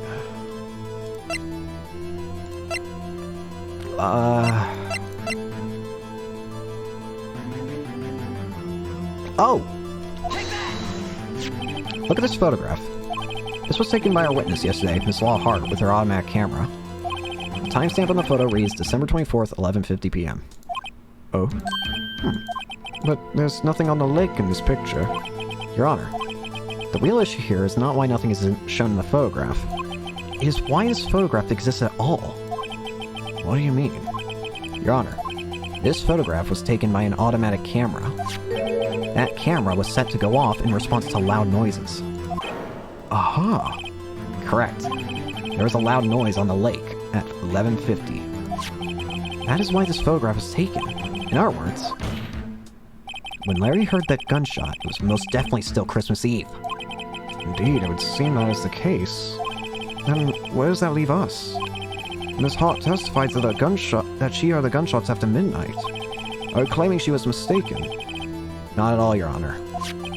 It's the fact that the camera also triggered at 15 minutes after midnight. Your Honor, that night there were 2 sets of gunshots with a 25-minute pause between them. Why would this be? I knew it. Don't be fooled, Judge. That camera was set to respond to loud noises. Yes? There's no proof that the loud noise at 11:50 was a gunshot. Why, the witness could have sneezed, triggering the camera. Hey, my nose was clear that night, man. Clear! Well, Mr. Wright, there's no turning back now. Can you prove that the loud noise at 11:50 p.m. was indeed a gunshot? Can I prove that the... was a gunshot?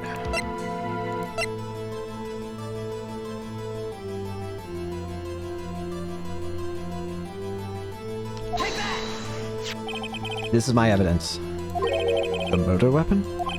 Something about this pistol was bothering me, Your Honor. Both of the witnesses who testified yesterday heard 2 gunshots.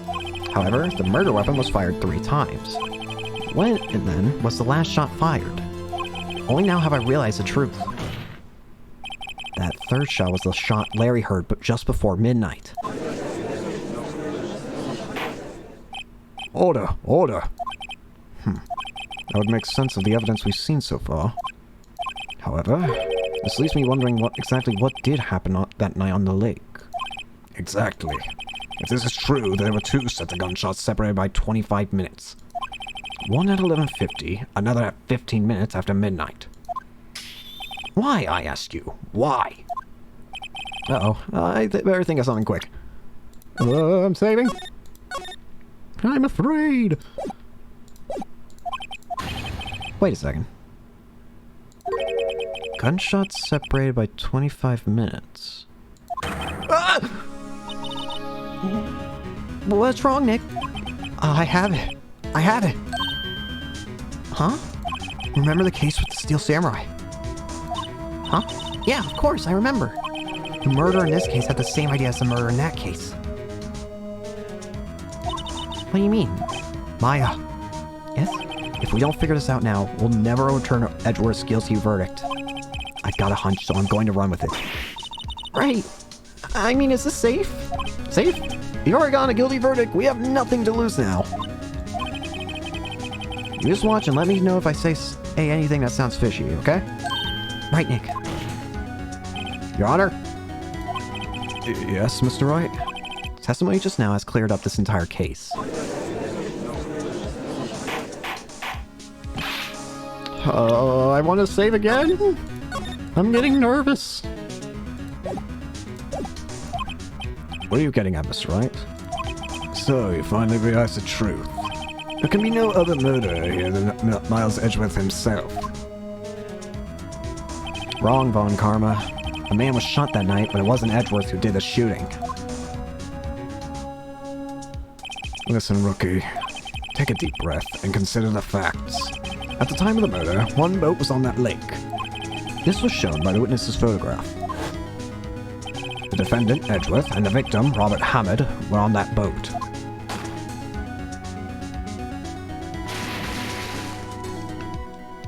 There was a gunshot fired on that boat, and Robert Hammond fell into the lake. The distance of the shooting was 1 meter. It couldn't have been suicide. Well, the guilty party has to be the other man on that boat. It is hard to imagine any other possibility. Yes, but this assumes that the victim was shot at 15 minutes after midnight. What do you mean by that, Mr. Wright? We have photographic evidence of the time of the shooting. The timestamp on the photo says is 00:15. But Larry heard a gunshot 25 minutes before that. Robert Hammond was killed then, 25 minutes before the shot on the lake. Does the only way that Edgeworth could be innocent. Mr. Wright, are you quite mad? Explain who the two men and on the boat are. Well, for a fact, we know it's Edgeworth. He said so himself. There's no denying that. As to who the other one...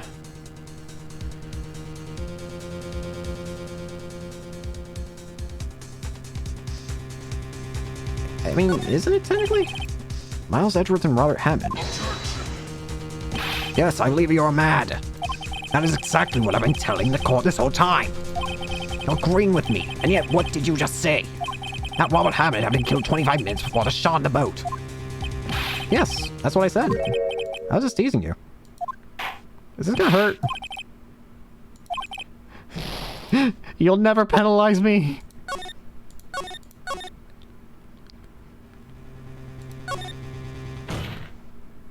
Of course it was Edgeworth and the murder. And the murderer killed Robert Hammond at 11:50. He assumed the guise of Mr. Hammond had met Edgeworth.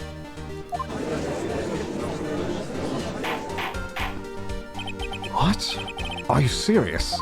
Yes, Edgeworth won't tell us why he went to the lake that night. However, I have a hunch. That night, Robert Hammond called Edgeworth to the lake. Now, Edgeworth didn't know Robert Hammond's face that well. That's why he didn't suspect anything when the murderer took Robert Hammond's place. I'm not sure what to make of all this. Ludicrous. Mr. Wright, tell us the name of the murderer then.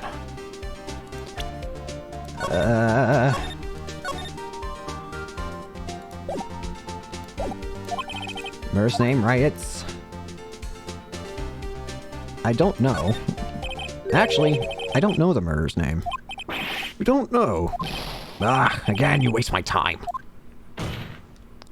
I don't know because he never told us. The murderer is the caretaker of the boat shop. That old man. At 11:50, he was the one who killed Robert Hammond. The caretaker of the boat shop. Where did he do this? There weren't any boats on the lake then. Why would he have to go all the way out on the lake just to shoot someone? May I suggest that the real scene of this crime was not on a boat? What? Well then where did the murder take place? I keep getting scared. Every moment feels like a moment where I'm going to get just put back. Show judge where the murder really took place. If I had to take a guess, then could be in the I about called the noodle shop. Here, of course, the boat shop where he lives. That way, he can meet with the victim without anyone seeing. You have proof that the boat shop was the scene of the crime. Recall Larry's testimony, if you will.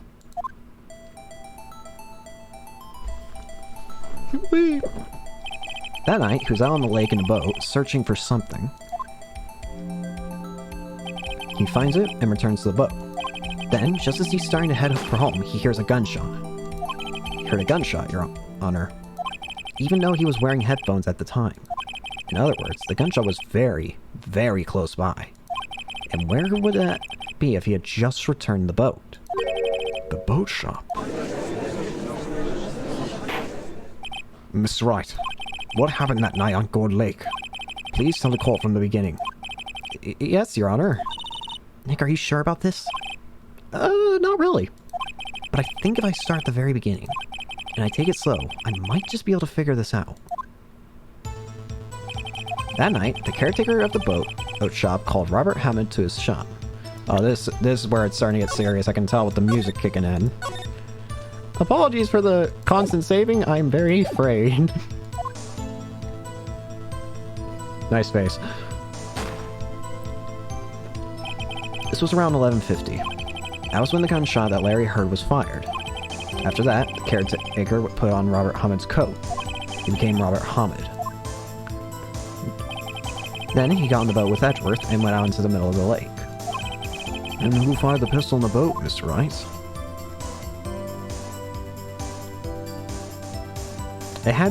It couldn't have been Edgeworth because of his hands. Because of the hands. Of course, it was the murderer who shot the pistol. He shot twice, both Miss Edgeworth on purpose.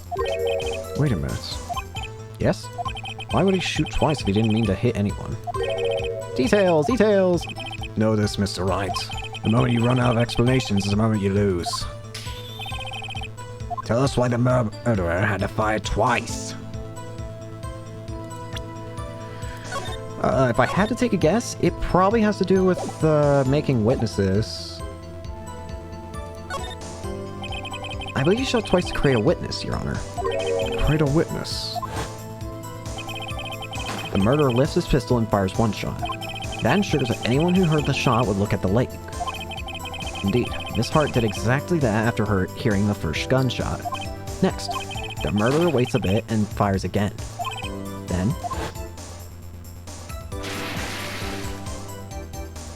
the murderer jumps from the boat himself, leaving the pistol in the boat behind. I see.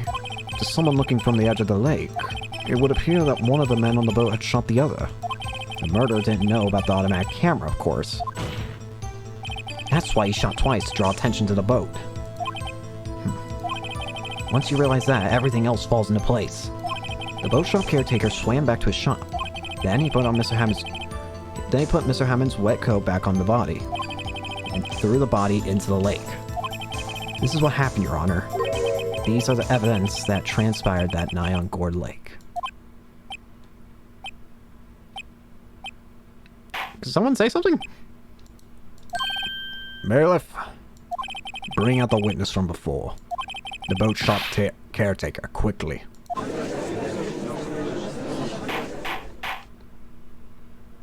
Well, that worked, somehow.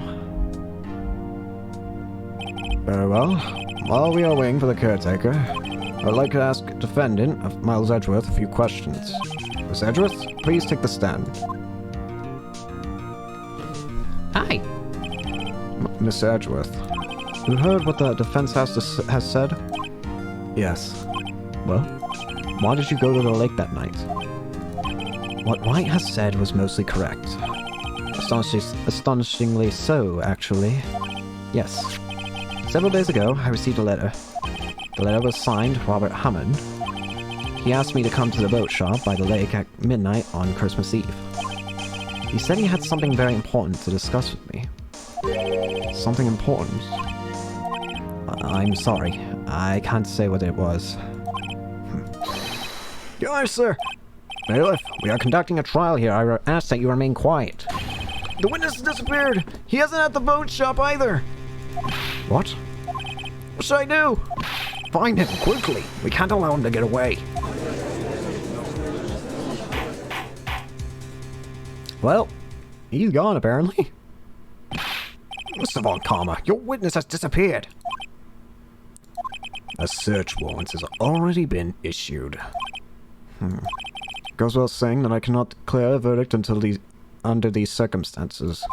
I'll extend the trial until tomorrow, the final day allowed. I request that the police department utilize all its forces to find that witness. And I understood. One more thing. Just who is it that boat shop caretaker? I think his identity has become very important to this trial. I want him, and I want to know who he is. Very well. Court is adjourned. Alright, we managed to survive against Karma for day 2. Oh boy. Yay, Nick! You did it!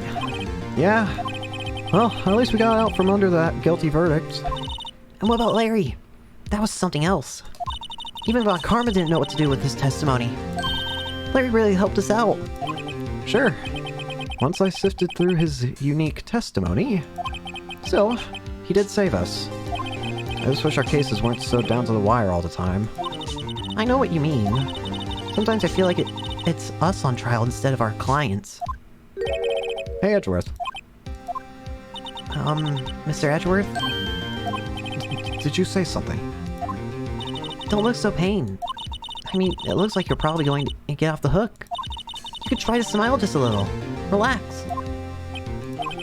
I'm sorry, but I fear it's not over for me yet. What do you mean? Right. There's something that's been troubling me for a long time, and I don't know whether or not to tell you. Edgeworth? No. There's so little time left. I want to tell you to get it off my chest, but... I can't make up my mind. What is this about Edgeworth? It's a nightmare I've had. A memory of a crime that I committed. A crime you committed. A memory of a murder.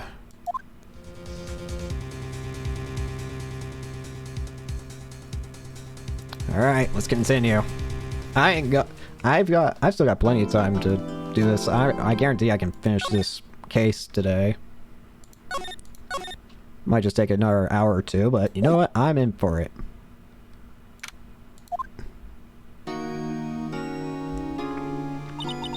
What's Mr. Edgeworth talking about?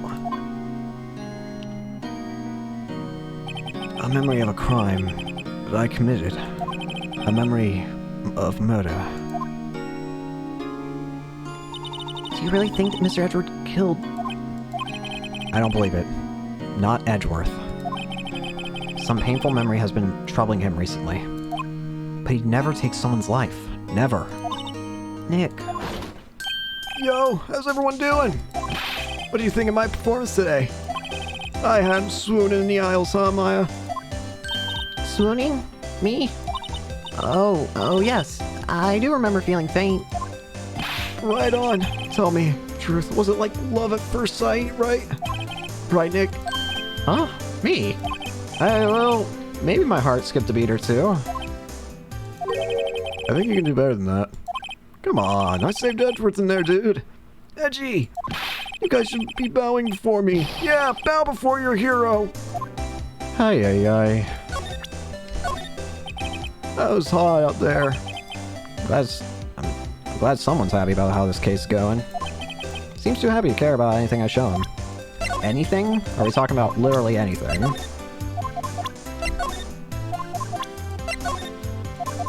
I must know. Do you know this magazine?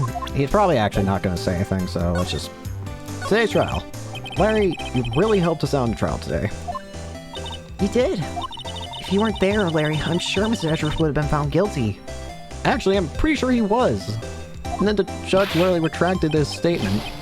But seriously, Nick, that boat shop caretaker guy is pretty suspicious. Veggie ain't off the hook yet. Way to spoil the mood, Larry. Hey, I'm just a guy sitting in the audience, you know? And from where I was sitting, Edgy seemed pretty edgy. I mean, can you really know? Oh, he's telling the truth about that night? Nick? I don't know. But what I do know is I'm going to believe in you two until the end. Us two? Edgeworth and who else? You mean me, right? No, he means me. Right, Nick? Yeah, you, Larry. Not me. But why you, Larry? Huh? Actually, yeah. Why me, Nick? Enough with the silent treatment. Nick? Why you trust Mr. Edgeworth so much? I mean, he's changed recently, true. When we first met him, he was kind of a jerk, don't you think? You didn't know him back then. Back when he wanted to become a defense attorney. Wait, was that when you two were classmates? Yeah, in grade school. They saved me. Miles. And Larry. They saved me and I'll never forget it. That's why I became a defense attorney, you know? What? Hey, Larry, what's he talking about? Huh? Sorry, I kind of forgot. Okay, Nick, out with it. I'm going to hear the story today, and that's final. Okay. It's kind of a long story, so hang in there. It's the very end of 3rd grade. I was on trial. A class trial. Class trial? You remember, Larry? Spring, end of 3rd grade. That kid in our class got his lunch money stolen. Lunch money? Our school was really small. Every month, this kid would bring in an envelope with money for lunch from home. Huh, I see. Anyway, this kid's envelope disappeared, with $38 still inside. Oh, yeah, now that you mention it, I do remember that. I can see why you'd forget, though. You were out of school that day. Anyway, that envelope had been stolen during PE class. I was coming down with a cold, so I'd skip PE that day. I was the only one not in class. So, they thought you did it? Yeah, kids in class said I should be put on trial. Trial? So the next day, we held a classroom trial, with me as the defendant. I didn't do it. Guilty, he did it! Guilty, it was you, thief! Give the money back, such a meanie! Just admit it, can't have the truth, tell us the truth, gotta play with you. We allow relay race, the library committee, I have 50 cents, rob a bank. Now, Phoenix, you know you shouldn't steal people's money. It's not right. In the end, not even the teacher thought I'd done it. Go over and apologize, Phoenix. I didn't know what was happening. I was so sad. I couldn't stop crying. Everyone was staring at me like I'd done it. Tried to apologize. I went to where the boy was, whose money had been stolen, and was sitting. That's when it happened. You shouldn't have to apologize. The only thing that belongs in a trial is evidence. Anything else has no place. You should all be ashamed. Amateurs. Miles. Wasn't you who stole my money? It wasn't. No. You shouldn't apologize. Everyone's been shouting you did it, but no one has proof. That's why, Your Honor, this boy's innocent. But Miles, it was your money that was stolen. You did it! It was Why don't you all just shut up? Why don't you all just shut up? This is always how it is. Everybody gang up and picking on one person. Just think about how he feels. He said he didn't do it, so he didn't do it.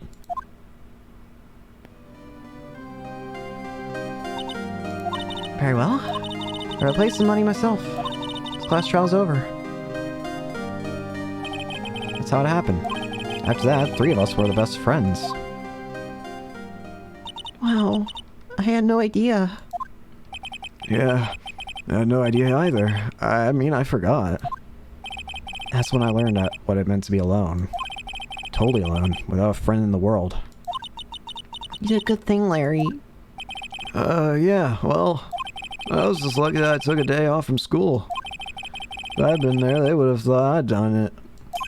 So it's a kind of personally, see? When something smells, it's usually the butts. Anyway, Edgeworth and I talked after that class trial. You didn't hear that. That's when I heard his father was a defense attorney. I remember his eyes would shine when he talked about his father. I'm going to become a defense attorney just like my father. Famous defense attorney. Then, a few months later, he suddenly transferred to another school. The TL6 incident. Right. I'm not sure, but the transfer probably had to do with his father's death. That's so sad. It was several years later when I heard Edgeworth's name again. There was an article about him in the newspaper. The headline was something like, "Dark Suspicions of Demon Attorney." Fabricating evidence, manipulating testimonies, covering up facts. The article said he'd do anything to get a guilty verdict. Anything. But why? What happened? I mean, that's not the Edgy I used to know at all. That's what I thought too. I tried to get in touch with him, I don't know how many times. He never replied. I guess he didn't want to see his old friends. I couldn't just drop it though. I wanted to meet him, to learn why he'd become who he had. So that's when I decided. You don't mean... That's why? That's why you became a defense attorney, to meet Edgeworth. If I was a defense attorney, I knew he'd have to meet me, whether he wanted to or not. In court. Edgeworth believed in me, and I believed in him. He's in pain, and no one's on his side. I'm the only one who knows the real Edgeworth. I'm the only one who can help him. Oh, Nick. So is that why you helped me out for free? Yeah. I helped you because I believed in you. Except I don't remember saying I do it for free. Oh, Nick! Nick, we have to save Mr. Edgeworth. It's the last thing we do, okay? Right. It very well may be. First, there's that rental boat shop caretaker. We need to find out who or what he is. At Silver Who? I guess I can clean up some of this evidence I no longer need. Okay, let's go. Yeah, we got rid of some evidence. Cool. Bye. Actually, do you want to see anything first? Nope.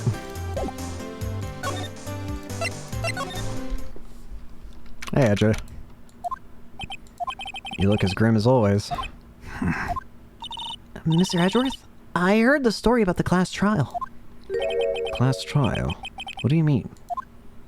You don't remember. No, I don't.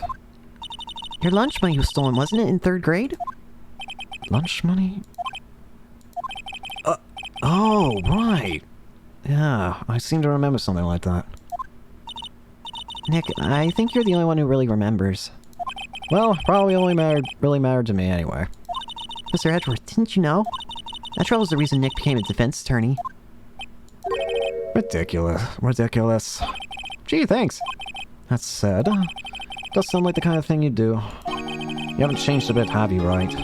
So simple. To a fault, even. Well, maybe yeah, but I think you changed too much, Edgeworth. Perhaps. So I'm not sure I can help you with that. Nope. What are you showing me this picture for? No reason.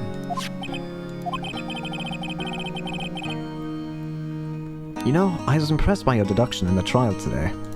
Granted, you were at the end of your rope, but still. Nick, he noticed. Aha.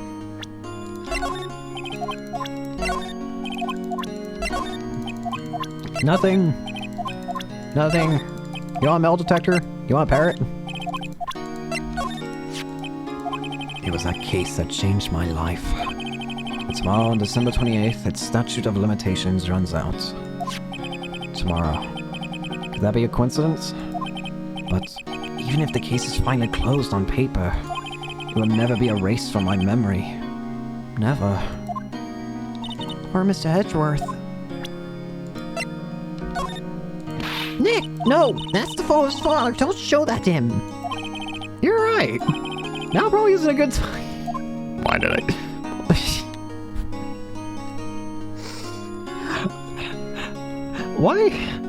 Why did I try that? Nothing. Huh? I prosecute. Hey, Edgeworth, why did you become a prosecutor anyway? You used to look up to your dad. You said you wanted to be a defense attorney, right? I couldn't let myself deny reality like you. What do you mean? My father was taken from me, and you want me to defend criminals. I'm sorry, Wright, but I'm not that good of a person. One suspect was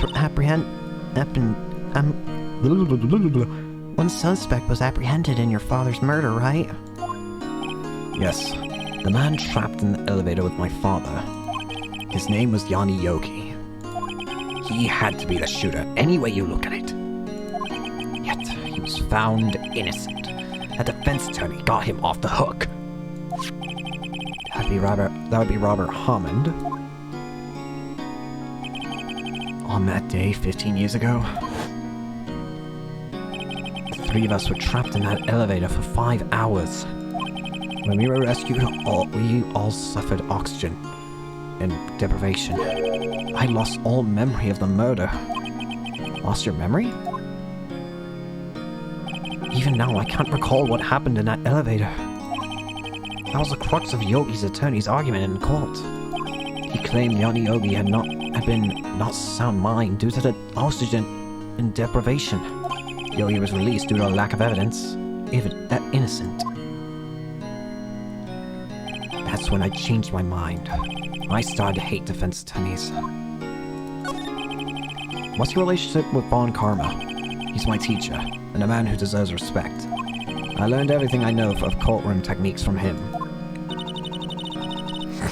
So he's like my sister was to you, Nick.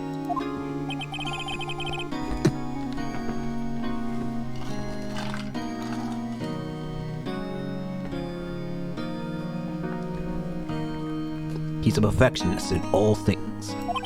In courts, in his personal life. He is obsessed with doing everything perfectly. Perfectly, huh? In all the cases he has taken on, none were left unsolved. Not one suspect was declared innocent, ever. But that's... I know. It's possible some of the suspects were indeed innocent. However, it is impossible for us to accurately determine that in every case. All Von Karma does is his job, to find the suspect guilty perfectly. In any case, it's not even impossible to find a weakness in him. Should a weakness appear, he would do everything in his power to make it go away. Edgeworth? If what you're saying is true, you're headed for a Gilly sentence tomorrow. He's right! Now's no time to praise the enemy, Mr. Edgeworth. It's a strange situation, in which I find myself, I'll admit. No kidding.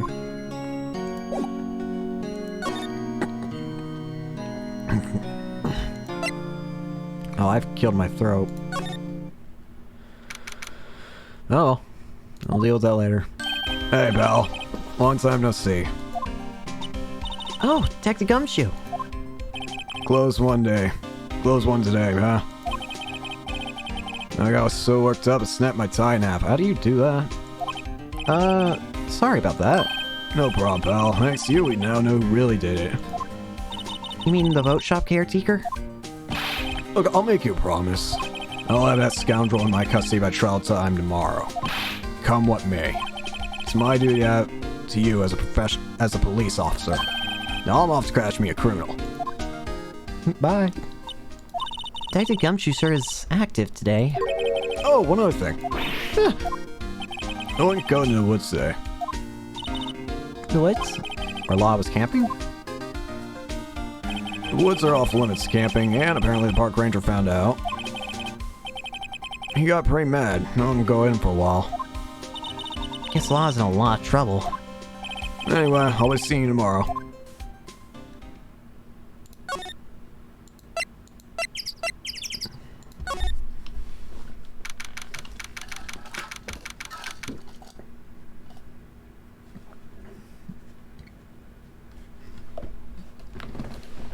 I will need to change up voices so I don't actually hurt myself at this point, because it is starting to actually hurt my throat, and I probably should be taking just a smidge more care of it. Huh? Steel eyesore is missing. Eyesore? Looks like the hot dog stand is closed too. I guess Larry's too busy worrying about Mr. Edgeworth to show up for work. It's like, it sure likes to cause some problems, doesn't it? Huh? I mean, everything that happened here turned out to be a lie. Gordy was a lie, the charges against Mr. Edgeworth were all lies. I guess you're right. I mean, I'm glad the charges were all lies, but still. No one's going to sit here on a cold day like today. Well, unless they were eating a samurai dog. How would that change the temperature, I wonder? You seem troubled, Nick. You seem no trouble, Nick. No, who, me? Guess Larry has today off. He was pretty happy about saving Mr. Edgeworth. True. Yeah, I'm big. Trash can with no trash. At least the place is well maintained. That's the same tree. Alright, move. Well, at least makes one less area to explore. That old caretaker got away. Yep. I never imagined he would be the real murderer. Him. I know that clearing of the throw anywhere. Hello. What might you be doing here? Out for a walk, hmm? The days of my youth, like the scent of fresh lemon, you see. Mr. Crossberg! This is no time for idle reminiscing. Mr. Edgeworth's trial ends tomorrow. That is true, yes. Well, from what I saw of today's trial, Edgeworth should be fine, right? Well, I'm not so sure about that. What do you mean by that? Well, I'm not sure. If you find anything out, come by my office at once. I may be able to offer you some assistance. Thanks. Bye. What do you think Mr. Grossberg was doing here anyway? Who knows? Did he drop anything? Caretaker must have run for the hills, huh? Yeah, looks like it. He doesn't seem like a bad person. There's a forest here beyond these bushes. Nick! The forest! There's someone in there! You're right. There's a few policemen in there. They must be looking for Caretaker. Good luck. There are a lot of boats floating at the dock. The murder took place in a boat from the dock. Finally, police took a...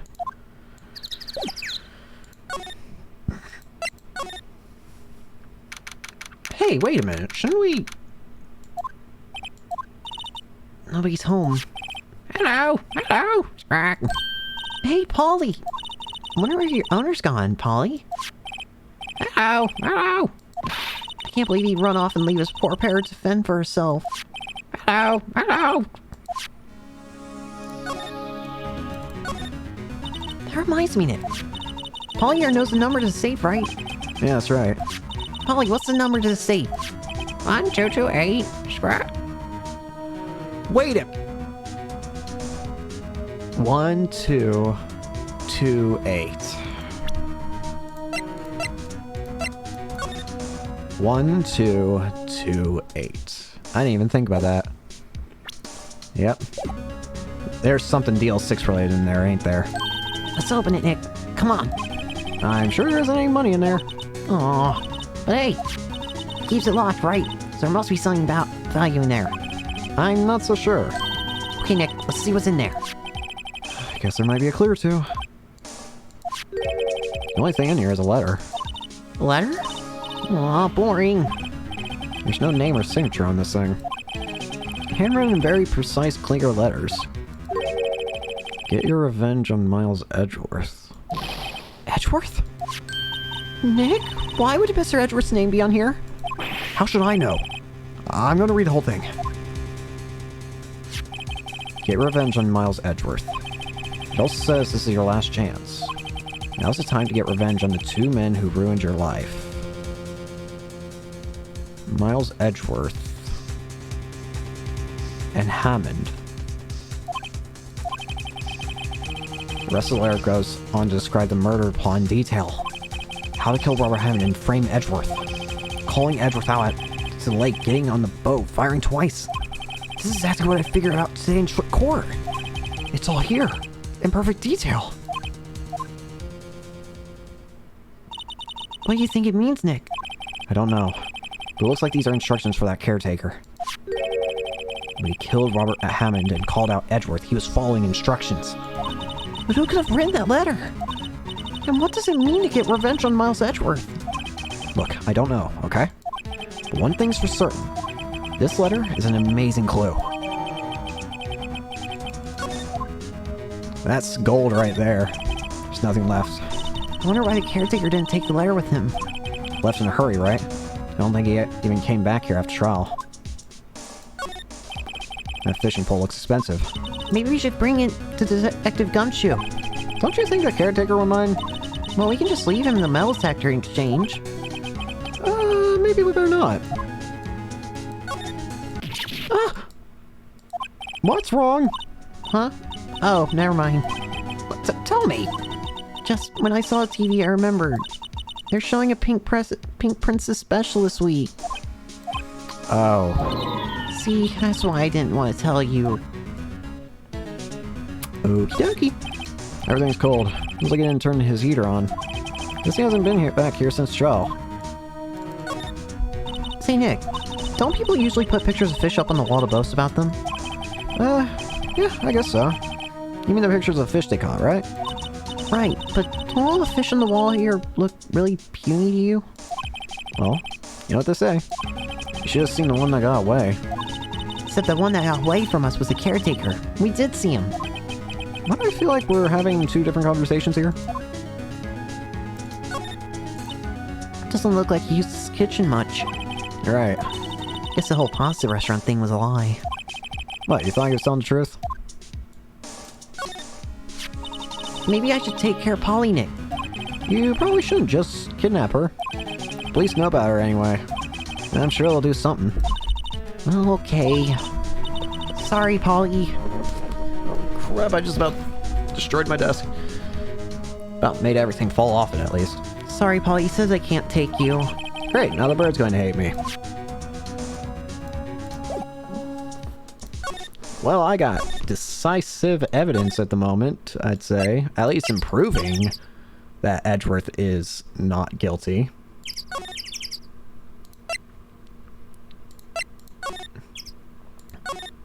I think at the very least we can ensure that will happen, that Edgeworth will not be found guilty.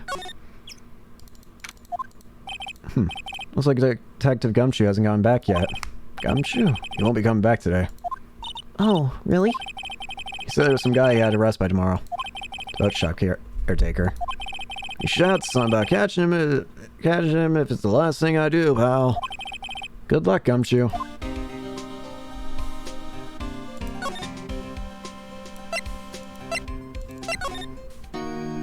I should probably show you this, shouldn't I? Edgeworth. See this letter? This came out of the safe in the shack where the boat rental caretaker lives. I see. Revenge. On me. Who is that old guy anyway? I don't know. Could he be an innocent defendant you got declared guilty or something? Nice, Wright.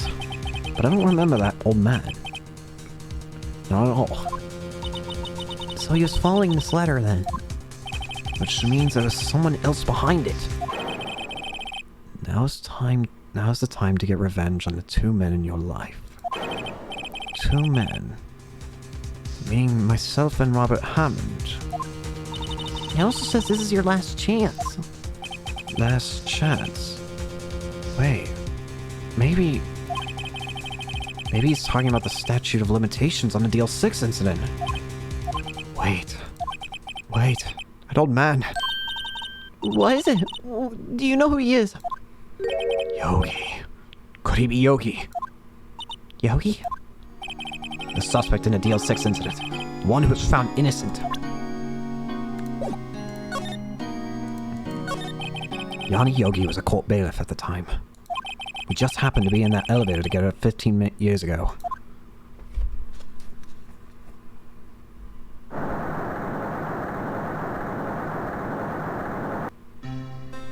The quake was incredibly strong.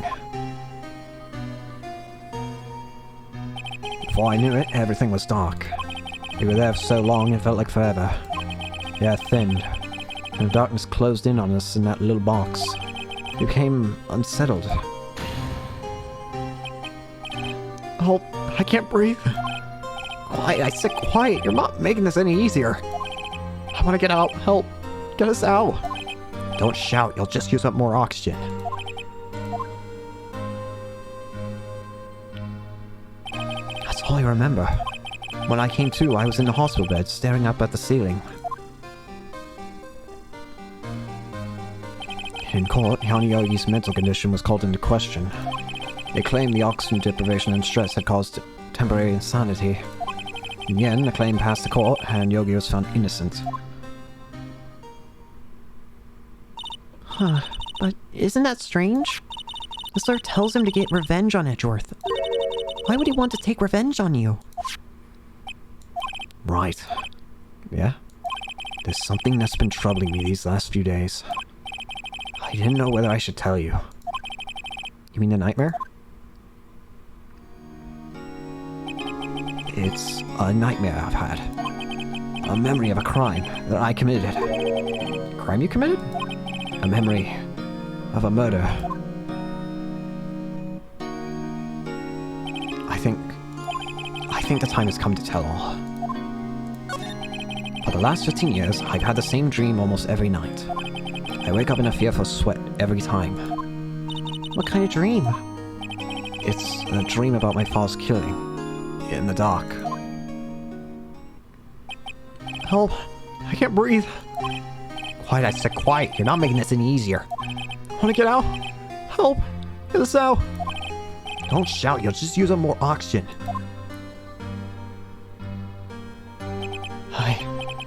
can't breathe. You're using up my air. What? Stop breathing my air. I'll stop you. What? What are you?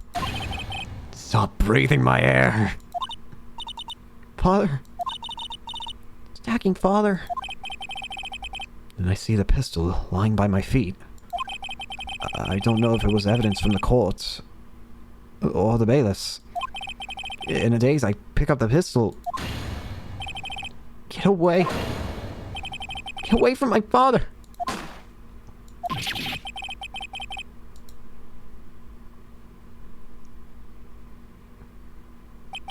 And with that scream, I wake.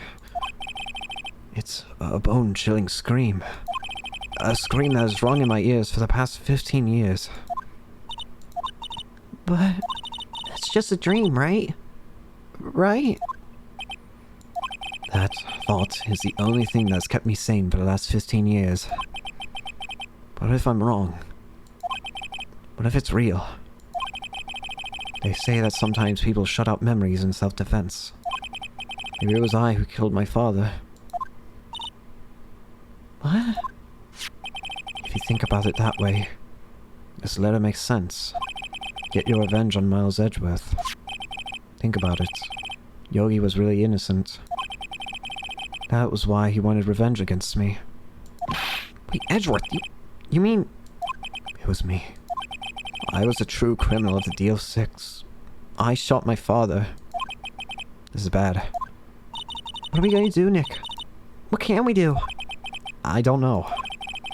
I don't think there is anything we can do, like it or not. If there's someone else who knows a lot about the DL6 incident, maybe. There is, Nick. There is someone else who knows a lot about DL6. Indeed there is. Where is he? Grossberg! Mr. Grossberg. Ah, hello there. What's wrong? You look troubled. No kidding. Can't believe you're not. My.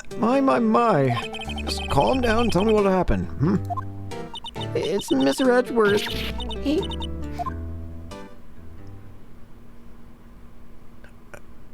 I see. So, Edgeworth dreamt he shot his own father. It's only a dream. Only a dream. I wonder. What? If that's the case, then why do you two look so troubled, huh? Well... Also, consider this. Yogi quite certainly holds a deep grudge against Miles Edgeworth. So deep, he'd want to frame him for murder. This leads me to some surmise that Mr. Edgeworth's dream was not a dream, it was real. As you imagined, Miles Edgeworth threw the pistol to save his father. The pistol fired, and the deed was done. No. I don't believe it. Yogi was suspected of murder, and his career as a bailiff was irrevocably wrecked. Thus, he sought revenge on Miles Edgeworth. This was his last chance, of course, with the statute of limitations so close. What do you know about Edgeworth's father? He was a defense attorney without peer. It sounds trite, but it's true. Well, he may have had one peer, now that I think about it. Your mentor, Mia Fey. My sister? Gregory Edgeworth was very disapproving of Mr. Von Karma's techniques. That's no surprise. Von Karma's extreme man forged testimonies and evidence on nothing to him. Result is a perfect win record in court. To beat him, Gregory Edgeworth tried to call attention to his methods. And? He lost. And died in despair, as it were. I see. When Gregory Edgeworth was killed, the police called on a spirit medium.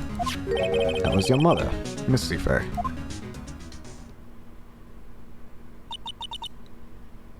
I am Gregory Edgeworth. I've been killed. The one who shot me was the bailiff, Yanni Yogi. Yet Yogi was found innocent. That's when my mother left us. Everyone called her a fraud. That's right. Everyone thought she was, you see. Yes, now that I think about it, It seems that the one who lied was Gregory Edgeworth's ghost. Gregory Edgeworth must have known who shot him. I don't believe it. So you're saying he falsified his testimony? That Edward's dad lied to protect his son? It's only a possibility, mind you. But a possibility nonetheless. What about, I don't know. Gregory Edgeworth. He's a gifted man. His death is truly a loss. I wonder what would have become of Von Karma were he alive. Oh, so this is the letter. It does seem that Yogi was following this letter. And he killed Hammond. But why kill Robert Hammond? Hammond was a skilled defense attorney. But he defended clients not for the sake, but for his own. Huh? His own sake. He never trusted his clients, that one. The only thing he trusted was his own ability. But you got his client found innocent, so why should it matter? Actually, my dear, it's quite different.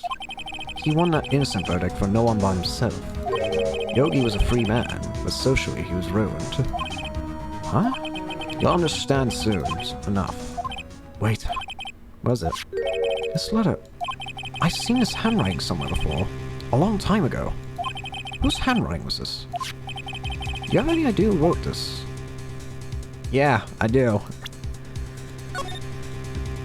Well, actually, I don't know why I'm saving here, because I know it doesn't hurt you here. At least I don't think it does until... I think later games only do that, but whatever, that's my point. The point is, I think I know who it is. Could it be Manfred von Karma? Von Karma? Why would he have something to do with this? Well, I'm not sure. Von Karma.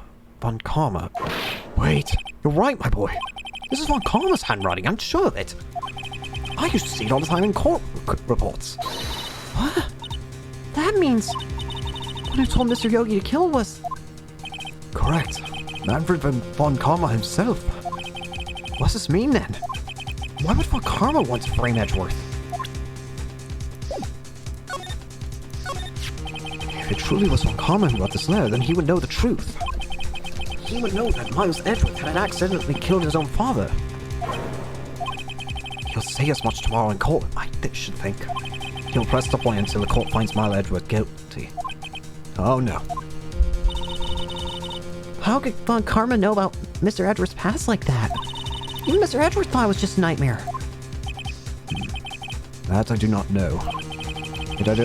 Yet I do know that Von Karma is both persistent and a perfectionist. He may be seeking to satisfy a grudge against Gregory Edgeworth by hurting his son. What do you mean? It was 15 years ago. Von Karma met Gregory Edgeworth in court, and Von Karma did win, but he didn't make it through the trial and scarred. What happened in the trial between Edgeworth's dad and Von Karma? Von Karma got the guilty verdict he wanted. He won the trial. But Gregory Edgeworth accused Von Karma of faulty evidence. And though he lost the trial, Mr. Edgeworth's accusation stood.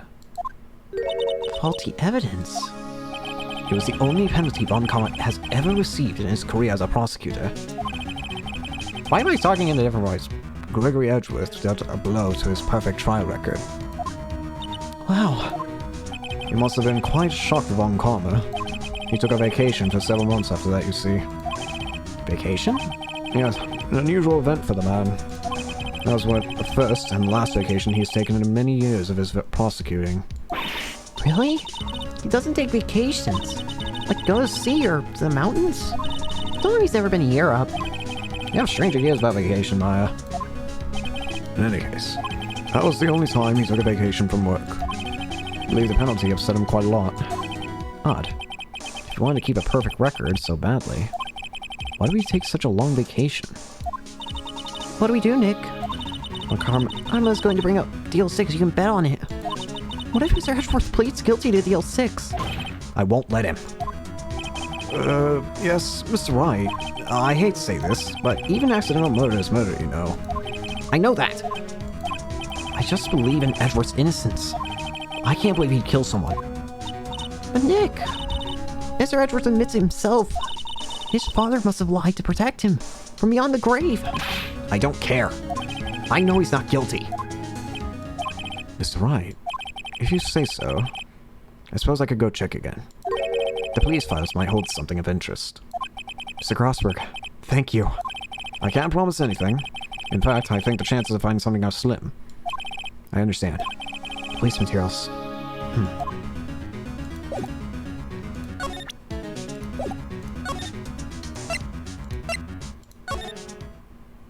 One day left, Nick. Yeah, I know. No time waste. I guess we're going back to the dungeon. Wait. Oh. Nope.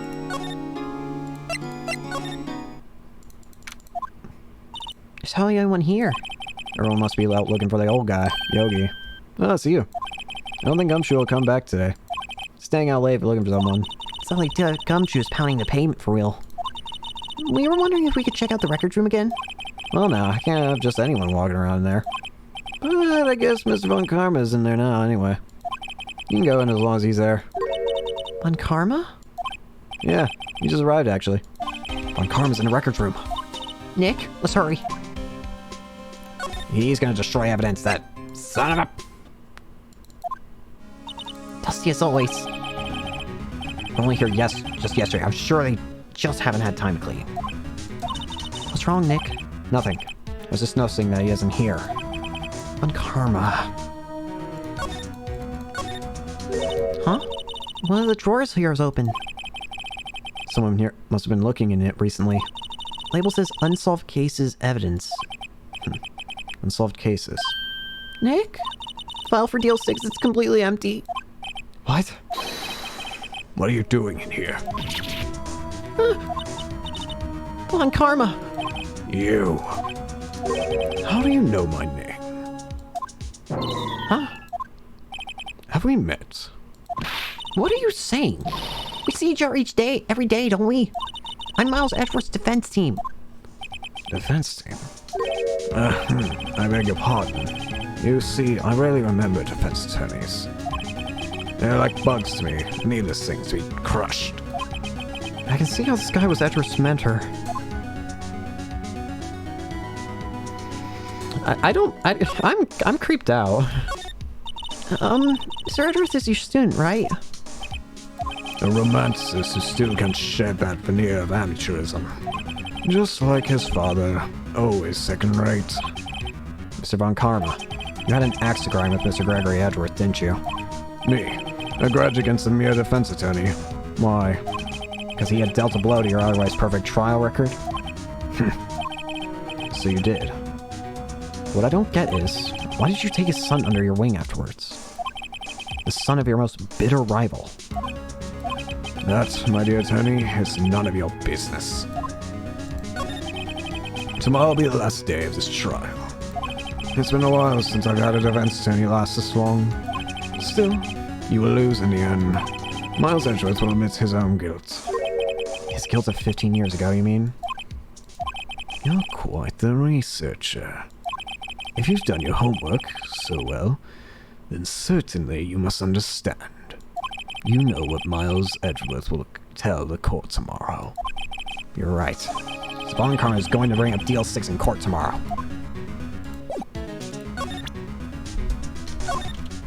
Fool, you think I, a prosecutor, would give you a defense attorney information? Great. No, wrong button.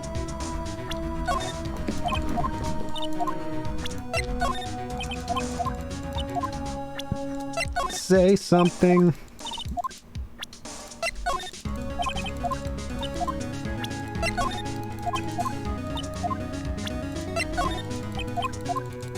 Talk to the parrot.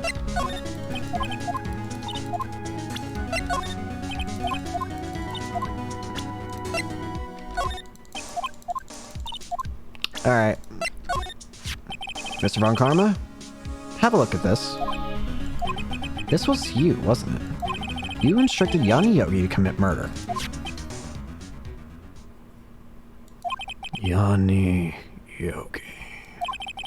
How many years has it been since I've heard him called by that name? He's a fool. I told him to burn it after he read it. So you admit it. You wrote Mr. Yogi this letter. Yes, my dear defense attorney. Thank you for taking the trouble to bring it to me. You saved me from a lot of needless hassle. What? Nick, what's that thing? It's a stun gun. For self-defense, usually. Indeed. 600,000 volts will corkscrew your body like a dog touching an electric fence. Oh, Oh, don't worry. You don't usually die from it. Now, give me the letter. no! You Run! Out of my way! That man's insane. Ay, ay, ay. The letter's gone, of course. And he took the DL6 evidence, all of it. Back to having new clues. Wait. Maya jumped first. Maya! She okay? Maya! Maya, open your eyes. Maya! Letter. Did he take it? Huh? Oh, yeah, are you okay? I couldn't stop him. I jumped as fast as I could, but one shot from that thing knocked me out cold. I'm useless. No good as a lawyer or a medium. Can't even call my sister. Not even now when we need her most. Should have woken up at all. Maya! There has to be some way I can help her. Maybe our self-confidence first. Maya. She's holding something. What is that? A bullet? DL6 incident evidence number 7, taken from the heart of Gregory Edgeworth. I remember. Von Karma was holding this when Maya jumped him. Taken from Gregory Edgeworth's heart. Still bears clear ballistic markings. I'll prove it to you, Maya. You're most definitely not useless. I'll prove it to you in court tomorrow. Okay.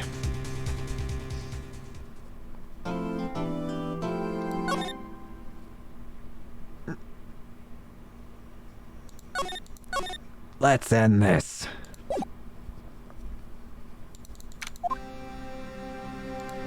This is it. Judgment Day. Today things are going to get settled at last. A lot of things. Ah! What's the big idea? Sorry, Nick. I only touched your shoulder. Guess the shock hasn't worn off from my run-in with the stun gun yesterday. Anyway, today's the last day of trial. Good luck, Nick. Yeah, thanks, Maya. Edgeworth is looking glum as always. Hope our Karma doesn't push him too hard. Ah! Whoa! What are you doing? So sorry. I'm sorry. Just thought I'd cheer you up with a pat on the back. Maya, maybe you should go outside and discharge. Right. Good idea. Try not to electrocute anyone on their way out. What?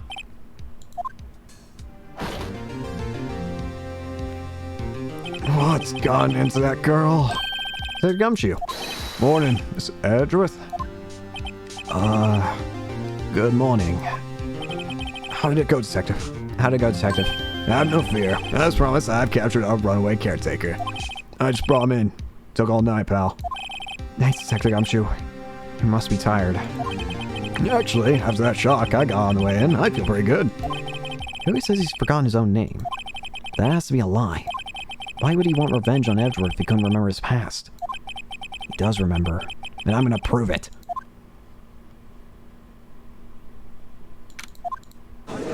Alright, Mr. Evidence Deleter. Court is now in session for the trial of Miles Edgeworth. The defense is ready, Your Honor.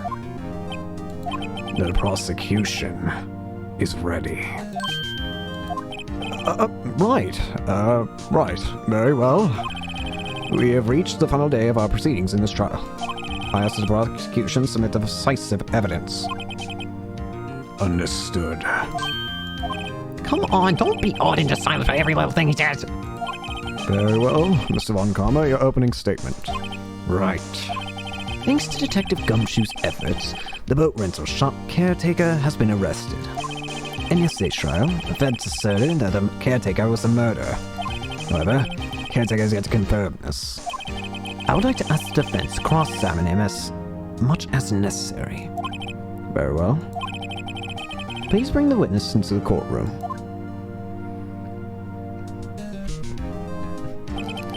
Ladies and gentlemen of the court, I believe you all remember our witness. He lives in a boat rental shop on the lake from where he witnessed the incident. In addition, he has currently lost memory of his name and identity. Witness, why did you run away yesterday? The witness was not running away, as he will not testify. I see. Oh, well, please begin your testimony.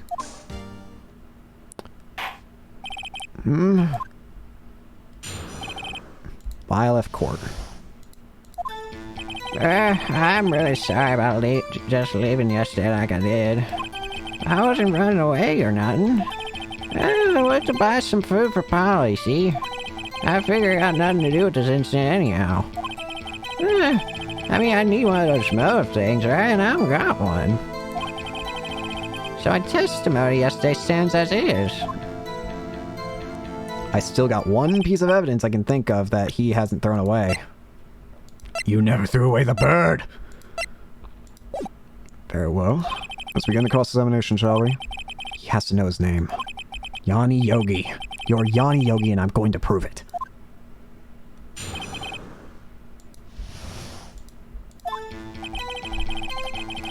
I'm really sorry. I call what you did running away and not just leaving. You heard Larry's testimony and realized you were in danger. No, Mr. Wright. There's no need to rush to conclusions. As I said, the witness was not running away. Listen to the testimony. He sure seems relaxed. In fact, they both do. Von Karma and Yanni Yogi.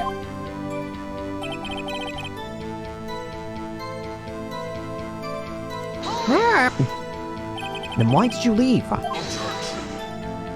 He's just about to say why. Is it so hard for you to just quietly listen when someone is talking? If I sat quietly, Edgeworth would be guilty in 3 minutes.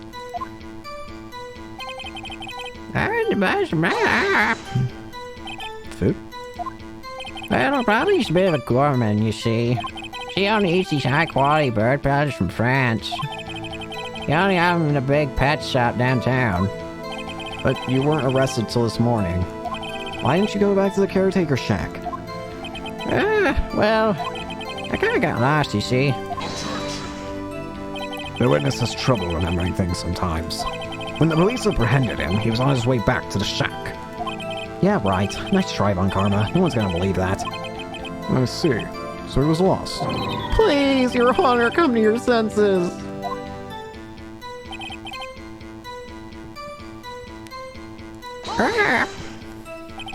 You've lost much of your memory, is that correct? Yep, seems like it.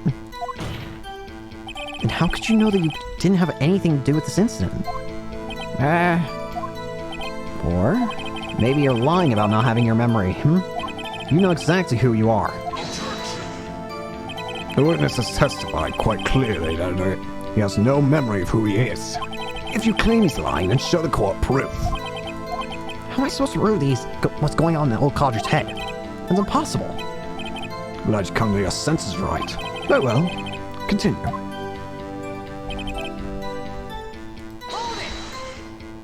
How can you say you had no motive? I say you do. Wrong button. You had a grudge against Edgeworth and the victim, Robert Hammond. That's why you took revenge on them, right? Please do not make me repeat myself, Mr. Wright. This witness has no memory of anything beyond several years ago. He can't hold a grudge. It's impossible. Might I say something right? Yes, Your Honor. You've been saying the same thing now over and over. You've been calling the witness's memory of the past or lack thereof into question. Does this have really anything to do with the current case? Of course, Your Honor. The witness has said he has nothing to do with this case or no motive. Both of these statements are lies. Order, order.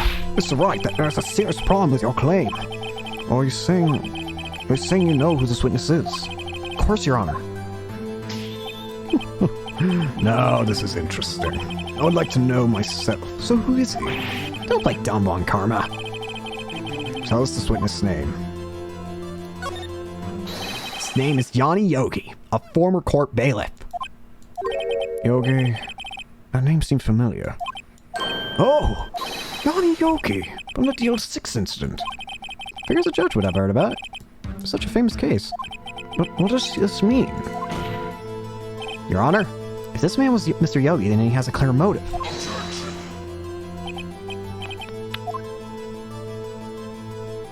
Jumping to conclusions again, Mr. Wright. This man, the witness, is Yanni Yogi. Fascinating. However, how do you propose to prove this to the court? This is a court of law, as you may recall. You need proof. Allow me to repeat just one more, that the witness has lost his memory. This is it. I have to do this now. If I can't prove he's Yogi right here, right now, I've got nowhere else to go.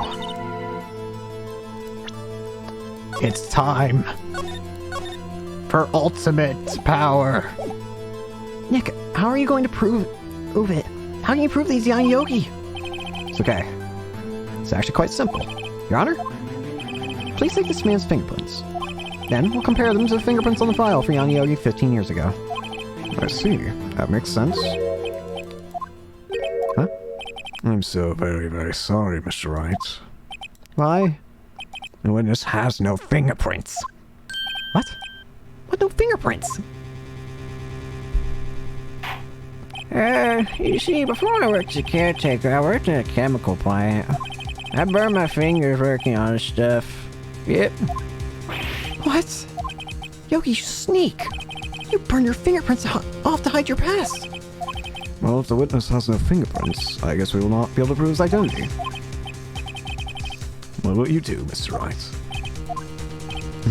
It seems that the case has been decided, no. No. I know what happened. I know everything. I can't let it end like this. I can't lose. There has to be another way. There's no one here who can testify as to who this witness is. No one! What are we going to do? I didn't even consider that my racist fingerprints. What do?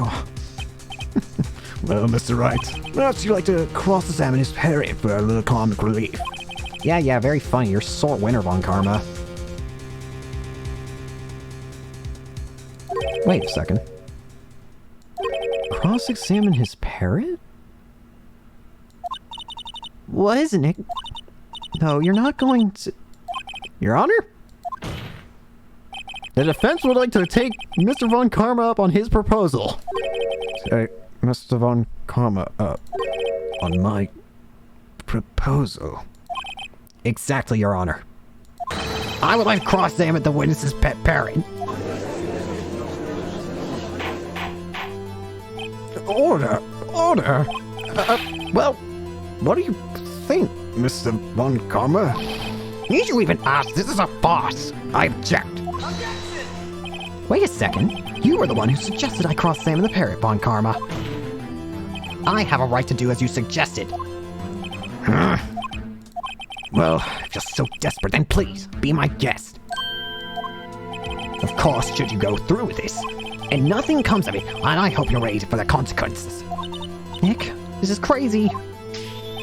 Well, Still want to go through with your little game. of course I do.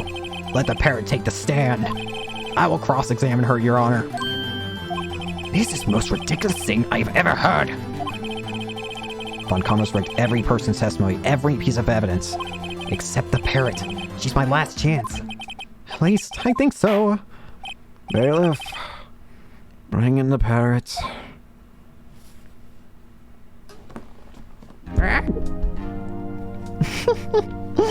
That's quite a bird.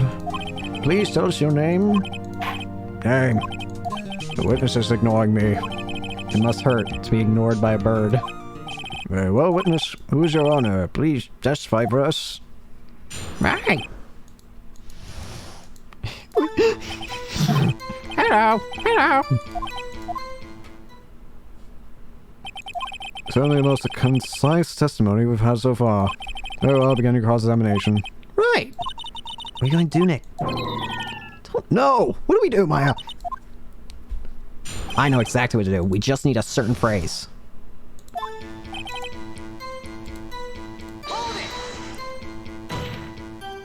Witness? Can't just say hello and expect the other. Why don't you just testify? Maya, you talk to her. Right, what do I say? Have we forgotten something? As I recalled 2 days ago. Polly, what have we forgotten? Don't forget DL6. If I can get Polly to say that here, that will prove that caretaker has something to do. Polly, have we forgotten something? Hello. That's not what you're supposed to say. Hello. Something the matter, Mr. Wright? Wait, don't tell me that Von Karma expected this. He couldn't have retrained the parrot, could he? Did he train her not to respond when we asked if we forgot anything?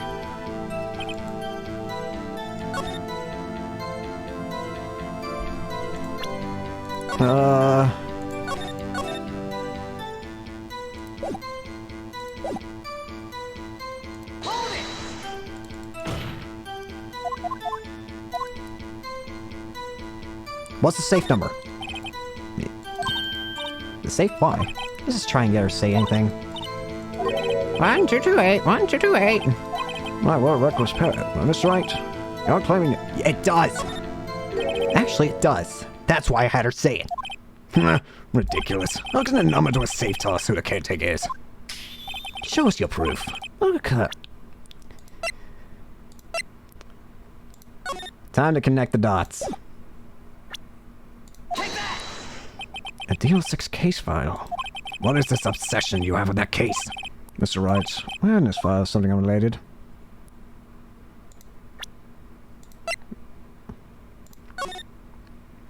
Case summary. It's on the case summary page. A case summary. Specifically the date on which the DL6 incident occurred. The date of the incident. December 28th. What else today's date? 15 years ago. And the numbers on that safe is 1228. He used the day of the DL6 incident as the number for his safe, Your Honor. That's how important that date was to him. I see. It certainly is an interesting coincidence. People often do set their secret numbers to dates. This is not tangible proof. I set my ATM cards a number to 0001 because I'm number 1. This has nothing to do with the date. Nothing.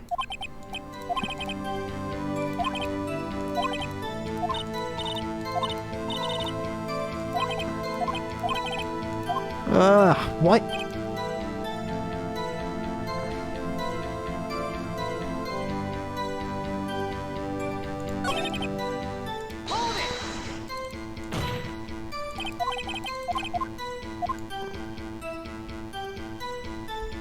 What's your name?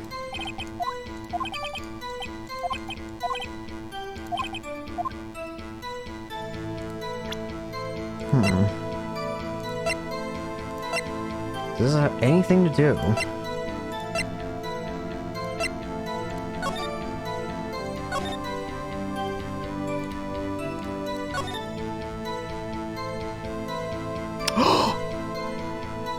After his arrest, fiancé Holly Jenkins commit. Yes. Yes, it does. Fascinating. Show us. We're not here to answer the question of who is the caretaker. We're here to prove he's Yanni Yogi.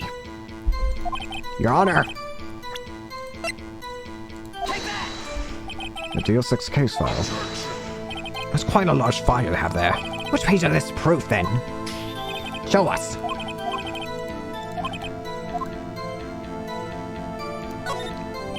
It's on the suspect data page. This page has all the information about Yanni Yogi. Right after he was arrested, his fiancée committed suicide, see? Indeed, it does say that, yes. What was his fiancée's name? Holly Jenkins. Polly. Exactly, Your Honor. He wanted to remember the name of his fiancée who had committed suicide. That's why he named his parrot after her. I see. I guess that is possible. A mere coincidence, that's all. My granddaughter has a dog she calls Phoenix. Well, Mr. Phoenix Wright, does this make you my granddaughter's fiancé?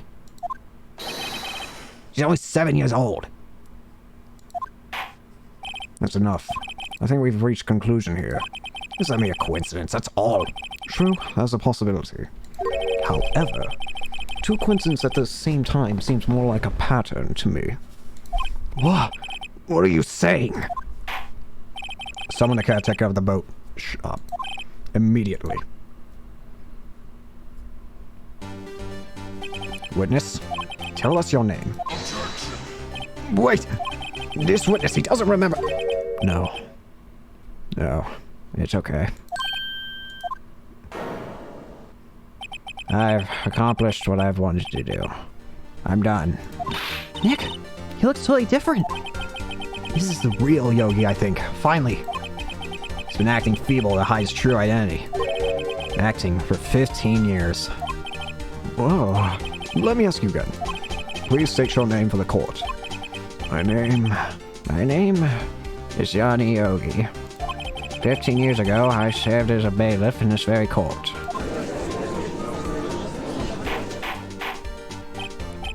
Order! Young Yogi! So was it you who killed Robert Hammond? And tried to frame Miles Edgeworth for his death? Yes, it was me. I did it. They put me on the witness stand 15 years ago. Robert Hammond, he said I was mentally unsound. He told me it would make me innocent, get me off the hook. So I pretended to have brain damage. I was innocent, really, but he didn't believe me. We won the trial, but I lost everything. I lost my job, my fiancé, my social standing. Then, this year, 15 years later, a package arrived. It was a letter and a pistol. The plan was written out in careful detail. It was a plan for me to take my revenge on the people who ruined my life. I didn't care who had sent it. I thought this was my chance after 15 years. This was it. Finally a chance to have my revenge on Robert Hammond and Miles Edgeworth. I have no regrets. Wait a moment. Revenge against Miles Edgeworth? What do you mean? I'm not at liberty to speak on that matter. Why don't you ask Mr. Edgeworth yourself? Anyway, I admit it. I was the one who killed Robert Hammond. Bon Karma, where's Mr. Yogi? Under arrest, Your Honor. I saw no room for error in his confession. And the defendant Miles Edgeworth is innocent. In this case, at least. Very well. Will the defendant please take the stand? There are a few mysteries left unsolved. Still, you are cleared of suspicion for this particular case. So I'd like to pass judgment on the murder of Robert Hammond. Any objections? I don't believe it. Why isn't Von Karma saying anything? Very well. This court finds the defendant, Miles Edgeworth, not guilty.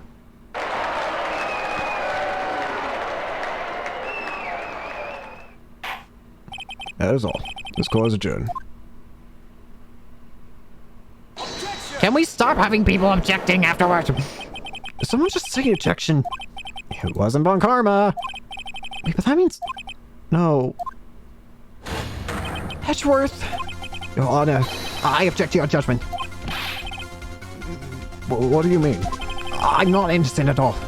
As we have heard, Yogi killed Robert Hammond in revenge. But revenge for what? Nick, Edgeworth's trying to confess.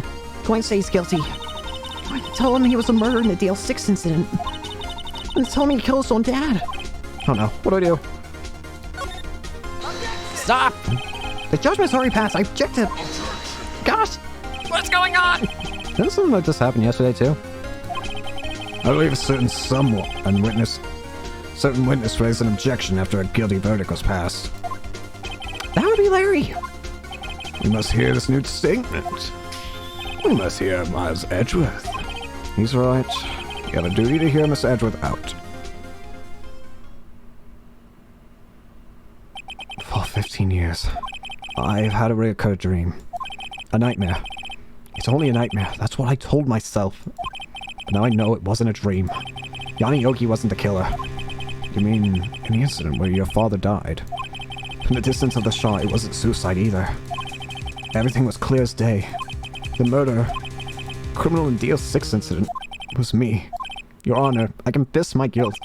I'm guilty of a Deal 6 statute of limitations of which ends today. Culprit is me.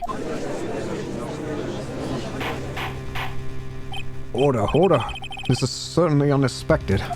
The defendant declared innocent is confessing to a different crime. A crime for which the statute of limitations runs out today. I'm not really sure how to deal with this. It's obvious. We hold a trial right here, right now. We tried this man for a crime 15 years ago. I think I would like to take a 5-minute recess. During this time, I will reconsider the appropriate course of action to take. Close adjourn.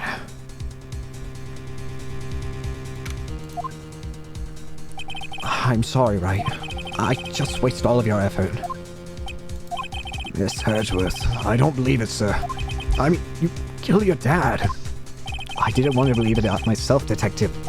But it's the truth. I deserve to be punished. Murder is a murder, no matter what the circumstances. This is crazy. Just crazy. Nick, what are you doing? Huh? Oh. I was just reading through the court record once more. I'm getting my case ready. Your case for what? Huh? Isn't it obvious? I'm going to prove that Miles Edgeworth is innocent.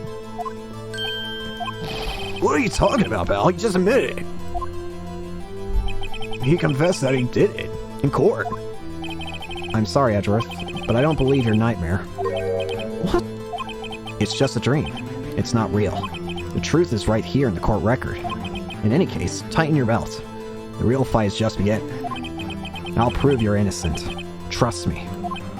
Right.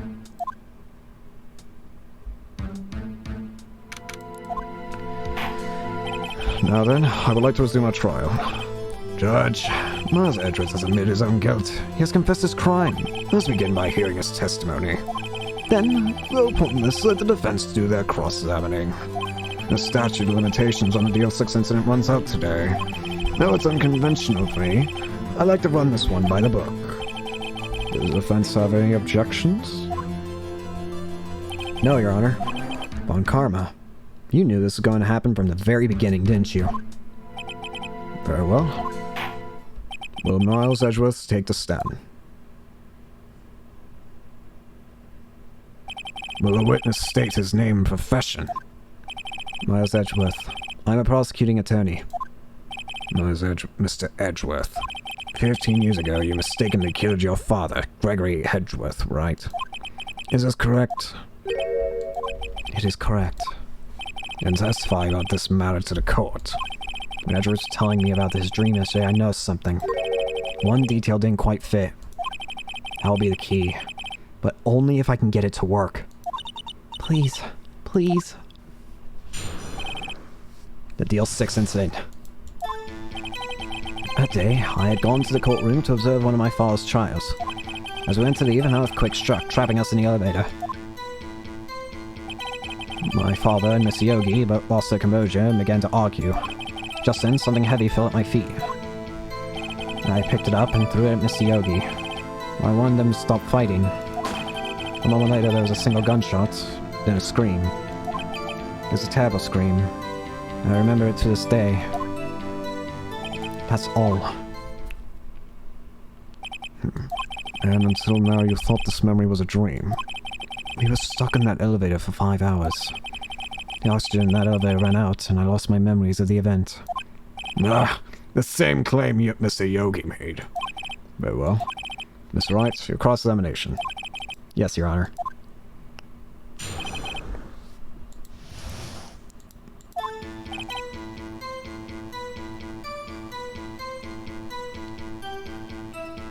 I need to see something.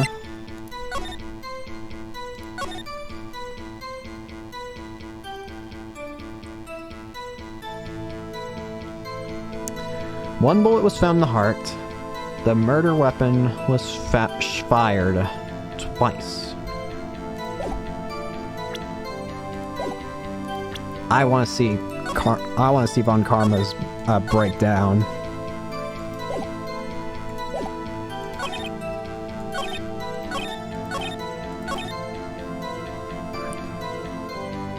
I want to see it.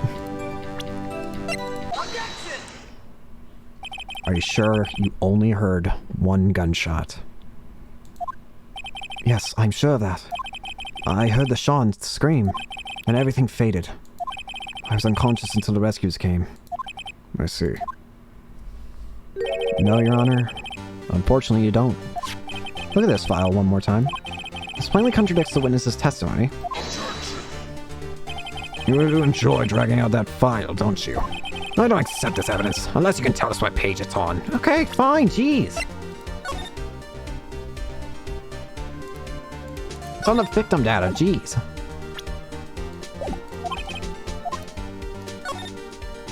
Look at the victim data in this file. It says quite plainly the murder weapon was fired twice. Miles Edgeworth only heard one gunshot, yet the murder weapon was fired twice. The first shot was an accidental firing when the pistol was thrown. So who fired the remaining shot? Was there perhaps another shooter who fired the second shot? Your Honor, I'm sure you're aware. This incident occurred 15 years ago. The evidence is dated. The pistol did fire twice. However, we do not know when that second shot was fired. It might have been fired the day before the incident. There's no proof that second shot had anything to do with this incident. What? I see. You do have a point, Mr. Wright. Murder weapon was fired twice, as we have heard. One of the shots was fired by the defendant, a boy at the time. Do you have any proof that the other shot fired had something to do with the case?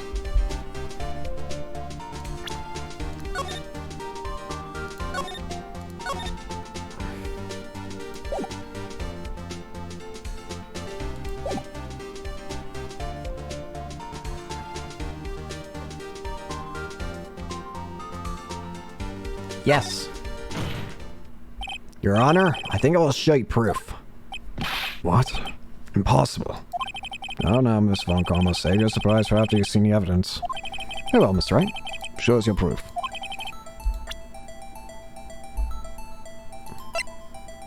I would say it's the DL6 incident photo. Look at this photograph. This is a photograph of the scene of the crime 15 years ago. I can see that the victim lying there is Gregory Edgeworth. This proves the murder weapon was fired twice at the time of the incident. This photo proves it. So let me get it straight. The photo proves two shots fired where? Rar, please get a clue.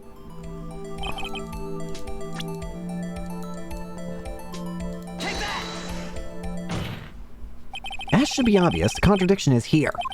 I see. Bullet hole in the door. Your Honor, Gregory Edgeworth was killed by a shot from the pistol. Yet there is also a bullet hole in the elevator door. We also know that the murder weapon was fired twice. Thus, someone other than Edgeworth fired that second shot. Order! Mr. Wright, what are you driving at? It's simple, Your Honor. At the time of the incident, two shots were fired. One went into Gregory Edgeworth's heart. The other hit the elevator door. Remember that defendant lost consciousness after the shot he fired rang out. In conclusion, we must agree that the second shot was fired by someone else. Mr. Wright, Who could someone else be? The murderer, of course. I knew I should have stepped in before your wild fancy got out of hand. Mr. Wright, look once more at the DL6 incident case file. Look closely. Try the case summaries page. Case summary page, wait, one. Look what is written there. Not a single clue was found on the scene. If the pistol had been fired twice, then the other bullet would have been discovered on the scene. he does have a point. A second bullet has never been found. Why? Because the second bullet does not exist. That bullet that claimed Gregory Edgeworth's life was fired by his own son. That is the truth of this matter. The whole truth. It was undoubtedly something else that made the bullet hole in the door.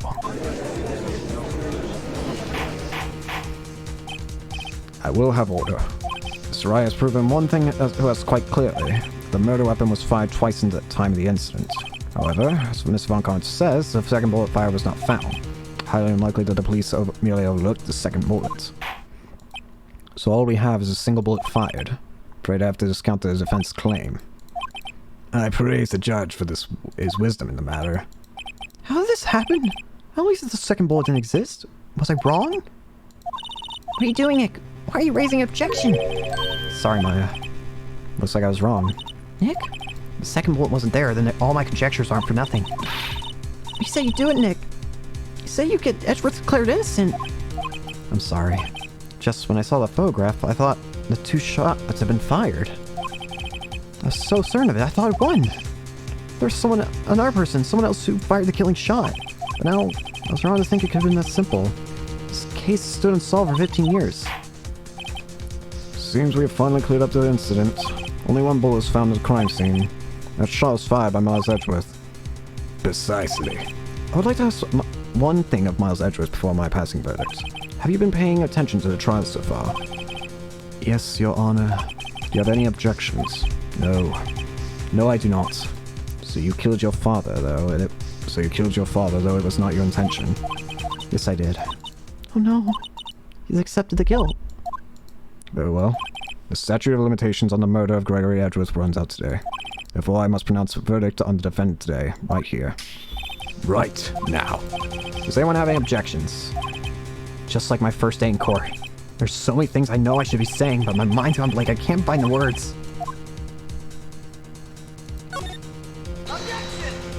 Your Honor? I object. Mr. Wright, on what grounds do you object? It must exist. The second bullet. What? What did you say? Nothing. Where? Someone took it.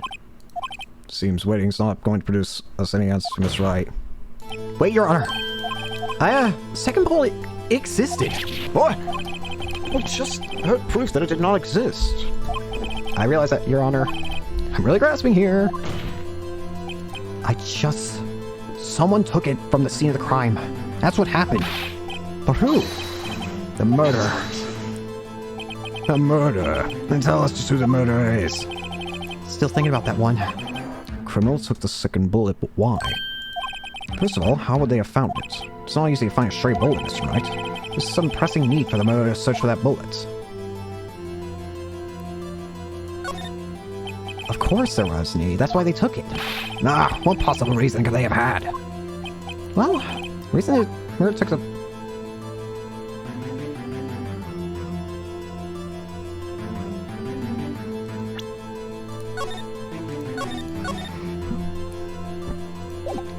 It's getting good. Murder was cautious.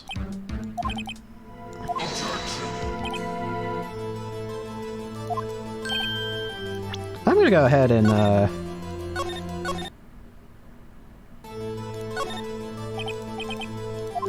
proof?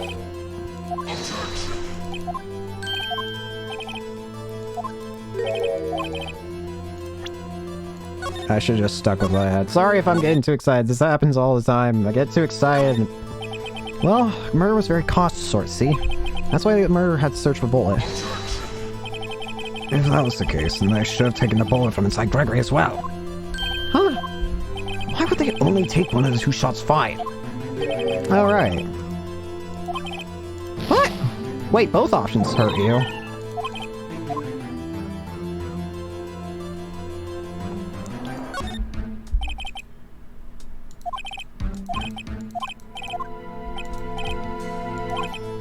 Come on, admit it's true.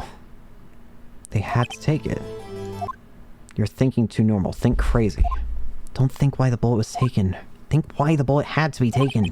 I have no idea what I'm doing. Well, the murderer had no intention of taking the bullet from the scene. But the murderer had to take that bullet. Had to, Mr. Wright. What do you mean? For instance? Maybe the bullet, hit the murderer? The bullet hit the murderer. Just saying, for instance. I mean, if it hit you, you would have to take it with you, wouldn't you? It's not like you could perform surgery right there. You know? Wait a second. I was just talking off the top of my head, but what is this really what happened? Let me get this straight. So at the time of the murderer themselves was shot. And they left with the second bullet still inside them? Thus leaving only 1 bullet at the scene of the crime. Yeah. I guess that's how it would work, yeah. What's this problem with that? The other two people were rescued from that elevator. Plus, Edgeworth and Yami were unharmed. So that would mean the murder came from outside. Yeah.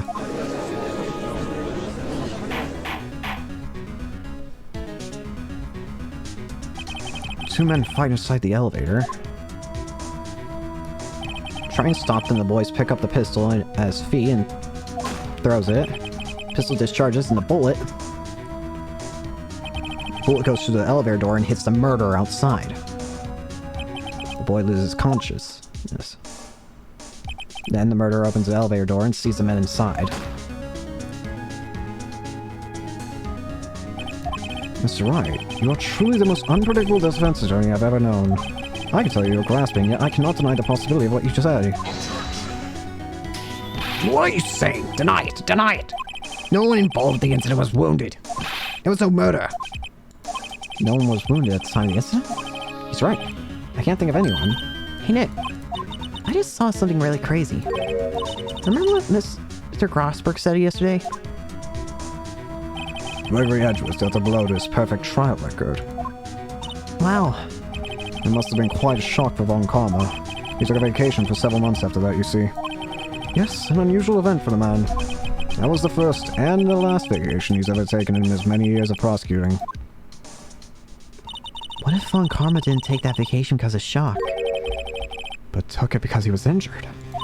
Which would mean It could only mean one thing. he was the murderer in the Deal 6 incident.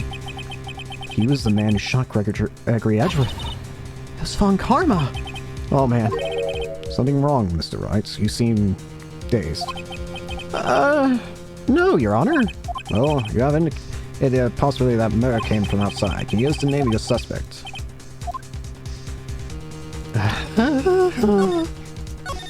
I don't care about the perfection anymore. I just want to win. Say it! Your Honor, there is a suspect. One lone suspect. Well, this is certainly interesting news. Very well, Mr. Wright. Who is your suspect? My hands are shaking. Von Karma! Von Karma!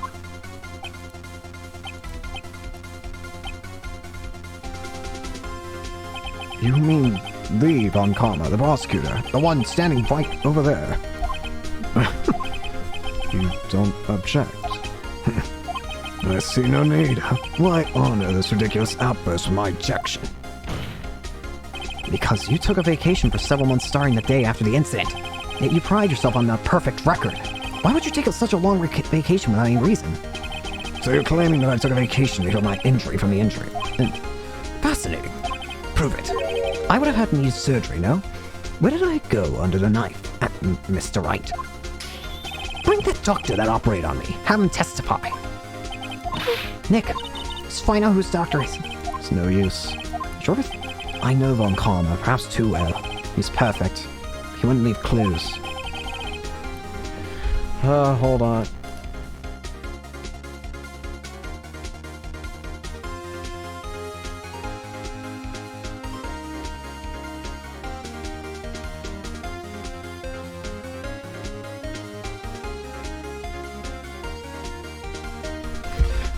Sorry about that. He probably didn't undergo surgery. Nor did leave a doctor as a witness.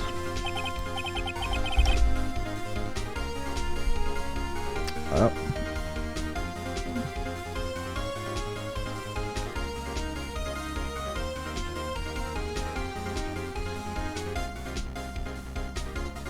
Sorry.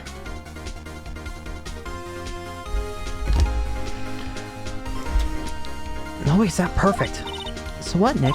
Von Karma pulled a bullet out himself? That's insane. No, he couldn't have. You can't just pull out bullets yourself. Wait, what does that mean? That bullet has to be somewhere. But where? Well, Mr. Wright, can you produce evidence that proves I was shot?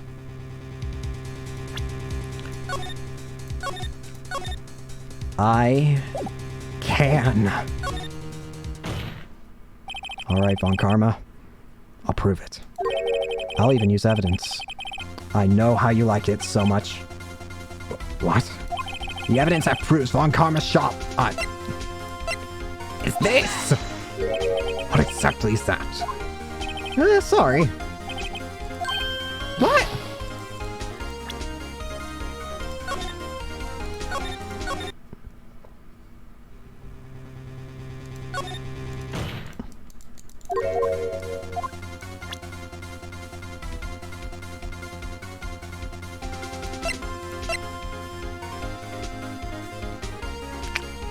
Wait.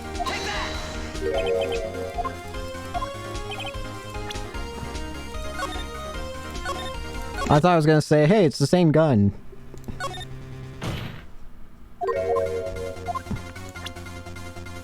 The bird! No.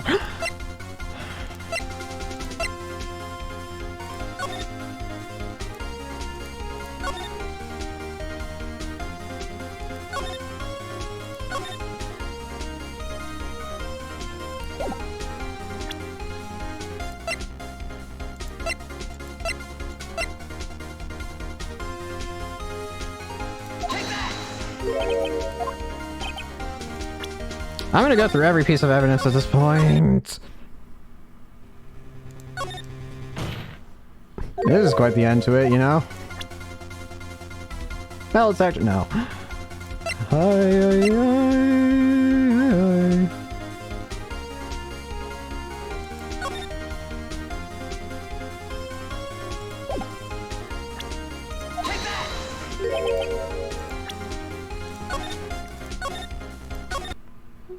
Bruh.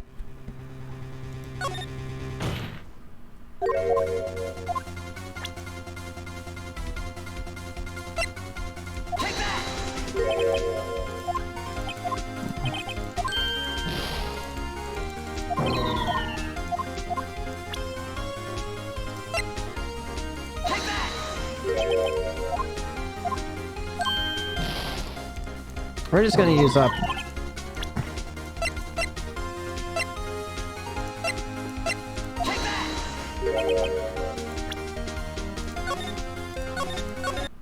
Ay, ay, ay, ay, ay.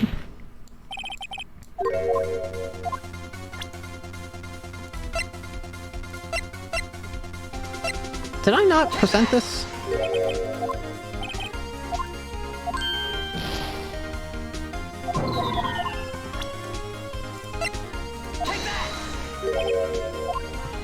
A lady.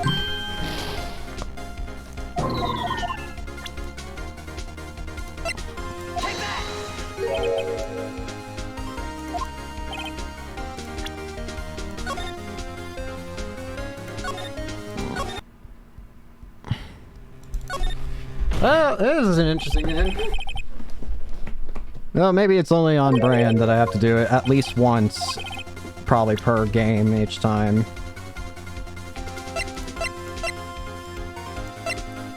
What have I not shown at this point? Oh. Von Karma is perfect. He wouldn't risk surgery leaving an evidence trail. So then I asked, where's that bullet now? I think it's unlikely Von Karma performed surgery on himself. You don't mean... I do. There is a possibility the bullet is still inside Von Karma. Hey, Von Karma. Just hold it up to him like a gun. It's not even possible after all these years. Well, there's one way to find out. We could use this metal detector. Well, Von Karma, I'm gonna run this over you and see what I find. I refuse. You refuse? But refusing this means... You acknowledge that the bullet is still inside you. Order, order, order. Your Honor, the defense requests that we be allowed to use the metal detector. Judge, I call for a suspension of this trial. This is an invasion of privacy. The statute of limitations runs out on this case today. It was you who said we had to end it right here, right now. Enough. I've met the use of a metal detector. Miss Von Karma, you will submit yourself to testing. What does this mean? I don't know, but we have to give it a shot.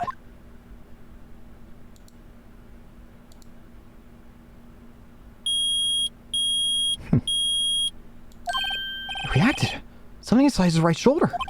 The bullet. Mr. Von Karma? You. It was you. I was afraid this would happen. And so, I remained silent. Indeed, there's a bullet in my shoulder. However, it has nothing to do with this incident. What? I was shot in the shoulder long before the Deal 6 incident. I claim that the bullet in my shoulder has no relation to the Deal 6. But, Mr. Von Karma, how can you prove that? Prove? I have no obligation to prove anything.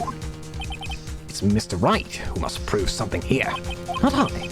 Mr. Wright? Well, can you prove it? Can you prove that the bullet in Von Karma's shoulder is from the Deal 6 incident? Of course he can't. You don't have any of the Deal 6 evidence. That's because you took it out of the records room yesterday. With no proof, you cannot convict me of any crime. So sorry, Mr. Wright. No. I'm the one who's sorry, Von Karma. What? You were close. One day away from freedom. But you see, I have proof. What? Who would have thought you would dig your own grave trying to convict Edgeworth? I can link that bullet in your shoulder to the Deal 6 incident. And here's my final proof. That's a bullet. Where did you get that? This is the bullet used in the Deal 6 incident. This was taken from the victim, Mr. Gregory Edgeworth. The bullet is preserved quite nicely, with all the ballistic markings intact. Ballistic markings. You may recall the term. It came up in the first trial 2 days ago. Ballistic markings are the fingerprints of a weapon. All bullets fired from a gun are marked with that weapon's unique pattern. By examining the markings, you can tell which weapon fired the bullet. It's quite accurate. We have 2 bullets in our possession. One, the bullet removed from Gregory Edgeworth's heart. The other, Mr. Von Karma's Mr. Von Karma, is the bullet buried in your shoulder. We could analyze both bullets. Then, if the markings matched, we would know that both bullets have been fired from the same gun. The very same pistol, in other words, the murder weapon that killed Gregory Edgeworth. Mr. Von Karma, you will let us remove the bullet from your shoulder. Then we'll compare the ballistic markings to those on this bullet. And solve this case once and for all. Well, Mr. Von Karma!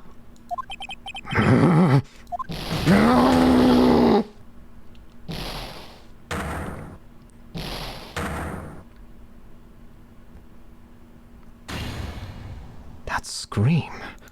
I've heard that scream before. Wait. I know.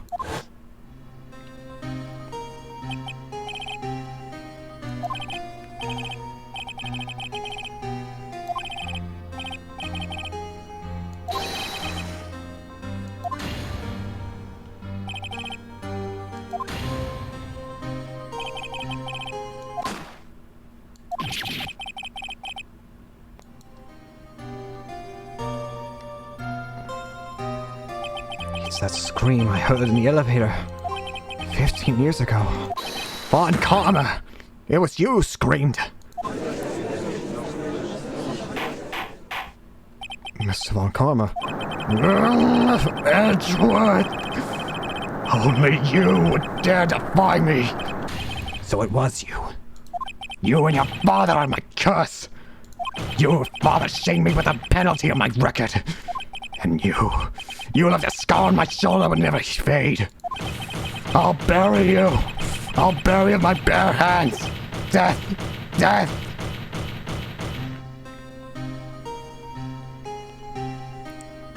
15 years earlier. Chief Prosecutor, I'm sorry. Karma, it's not like you to make this kind of error. I would have thought that Edgeworth would be the one to catch you. He's careless. Sorry, you will have to be penalized. I've covered for you in the past, but not for this time. Edgeworth. It was a shock, like none I had ever known. Me. Penalized. It took hours for me to regain my composure. Suddenly I found myself in the darkness. I was in the court records room. I must have wandered in there without thinking where I was going. The room was pitch black. Lights must have gone out. I went into a hall and felt my way into the elevator. I pressed the button, but nothing happened. Then there was a noise. I was in pain. A horrible, burning pain in my shoulder. Just then the lights came back on. The elevator door opened and before my eyes.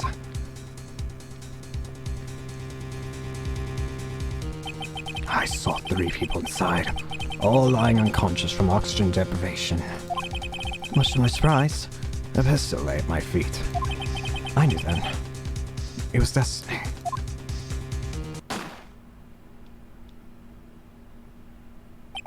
In his last moments, Gregory Edgeworth was still unconscious. He died, never knowing who had shot him. Later, he spoke through a medium, blaming Mr. Yogi. He was fooled. It was a perfect crime.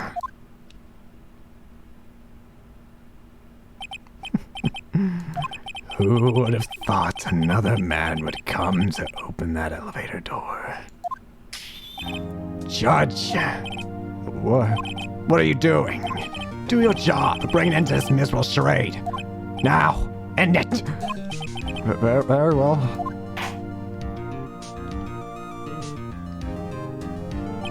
It appears that we have come on a very long way to the end of this maze. 15 years later. He smiles, Edgeworth. Yes, Your Honor. You are innocent. You are innocent.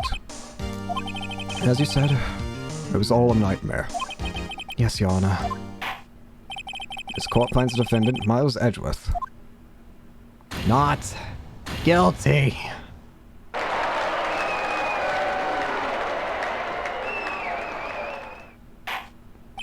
That is all. The score is adjourned.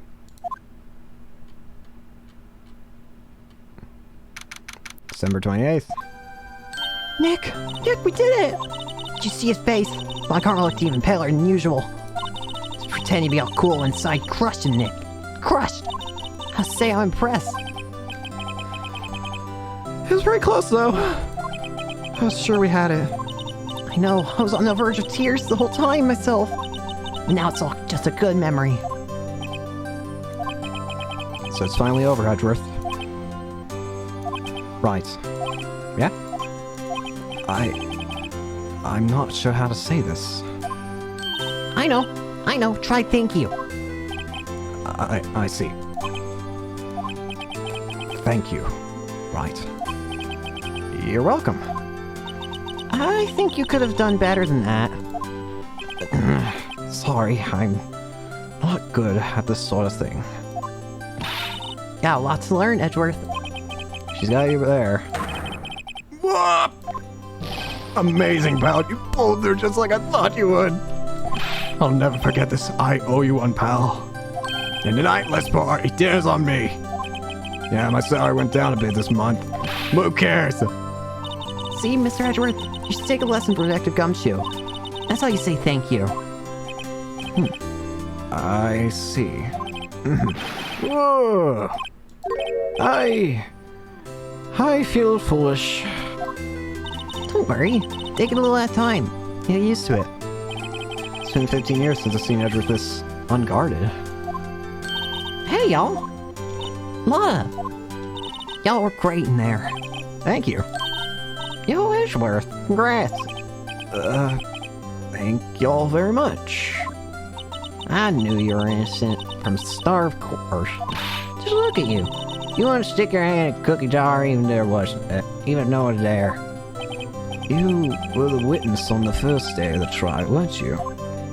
Yeah, well, let bygones be bygones. Speaking of which, what are you doing now, Lotta?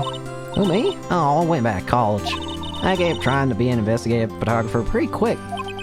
Really? That's too bad. Huh? Isn't that the hot dog guy from the park? Huh? It's over, Nick. My life is... Oh gosh, he got dumped again, didn't he? Why the sad face, Larry? What happened now? Oh, Nick, I'm not long for this world. You don't look sick. It's Beyonce. She's going to live in Paris.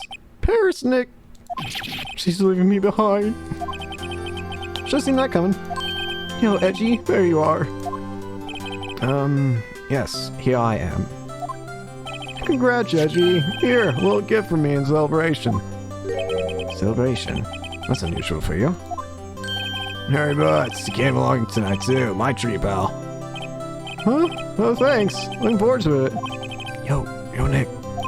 That's the suit that questioned me. When he says treat, that's not police talk for prison food, right? Right? I think you'll be fine, Larry.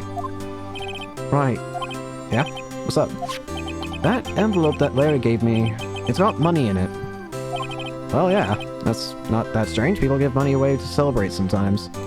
It's $38, right? Huh. What a weird amount. I mean, it's not a little, but it's not a lot either. 38 exactly. Nick? Wasn't that exactly the amount of lunch money that was stolen from Mr. Edgeworth in school?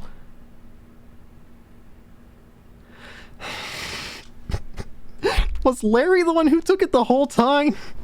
I forgot. Larry. 38. No. No! Larry, it was you! Why are you so surprised about Wright? Huh? Larry was absent that day from school, right? That doesn't automatically rule him out as a suspect. What? Think back to that day, 15 years ago. Larry took the day off, but he was bored, so he came into school anyway. Then he saw the money lying there, and the rest is history. I never was good at history. Edgeworth, you didn't know, did you? I suspected. I just couldn't picture Larry protecting you like he did that day. Everyone else was saying you did it. The whole class was against you, remember? Yeah. Too well.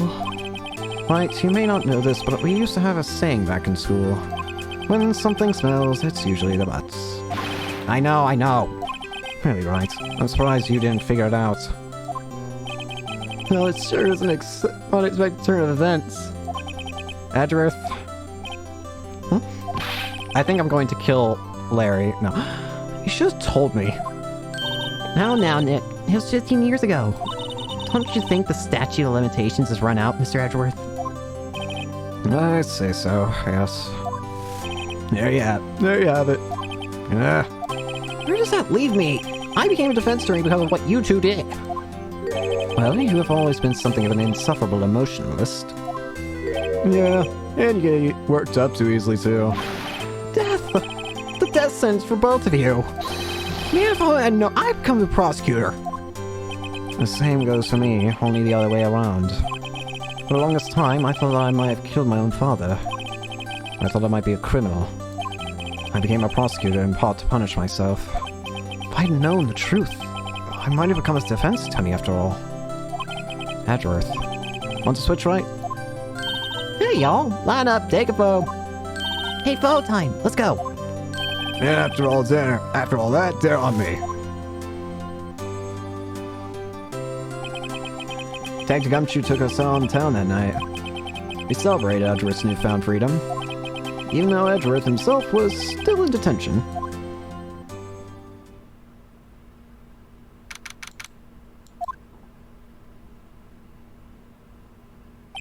Whoa, went a little overboard yesterday. My head hurts. Huh? Still only 5 o'clock. Maybe I should go back to sleep? What's this? A letter. Good morning, Nick. You were really impressive yesterday.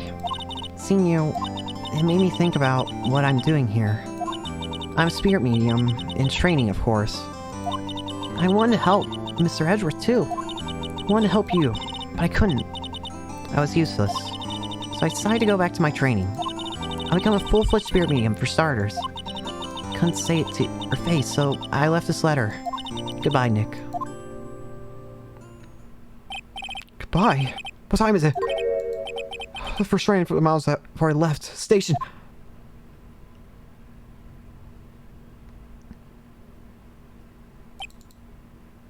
I guess I'm too late. Hey! Nick! Maya! So, you're leaving. Yeah. It's hard being a spirit medium who can't talk to spirits. And I think you'll do fine without me, Nick. Be good, okay? No, you get back here right quick.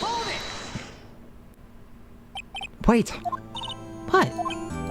I never could have saved Edwards without your help. Huh? On the last day of the trial, I heard her. I heard Mia's voice. You heard my sister? Yes, only her voice, but still. It was at the very end when I thought we lost everything. Well, that's my sister for you. Detective Gumshoe helped, and Mr. Crossberg and even Larry. The only one who couldn't help. I was useless. But you were the one who stopped Von Karma, Maya. Huh? I didn't do anything. All I did was wander around in the daze. Sorry, but I have evidence you helped. Evidence? Take that! A bullet? Von Karma was convinced he had taken all the evidence pertaining to Deal 6. But you were the one who rescued the last piece of evidence when we needed it. This was the bullet that put an end to Von Karma. And you were the one who gave it to me. Nick. Thanks, Maya. I couldn't have done it without you. I'll be back soon. Huh? I'm going to complete my training and come back. Okay. I'll be waiting. Of course you will. You can't run that office by yourself. You're hopeless. I don't know about that. So, this is it. See you soon, Maya.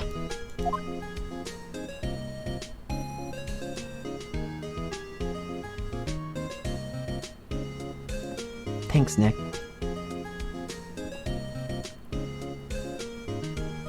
And so my story ends.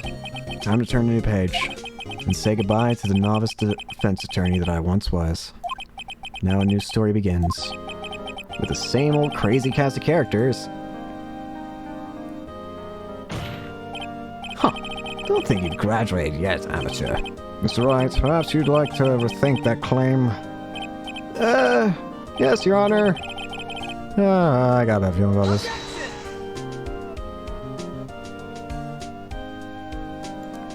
Alright, can I not skip this? Dang it, no! I think that's kind of weird, though, that we're actually getting the credits right now. Hey, pal. Mr. Edwards came down to the precinct and wished me a Happy New Year.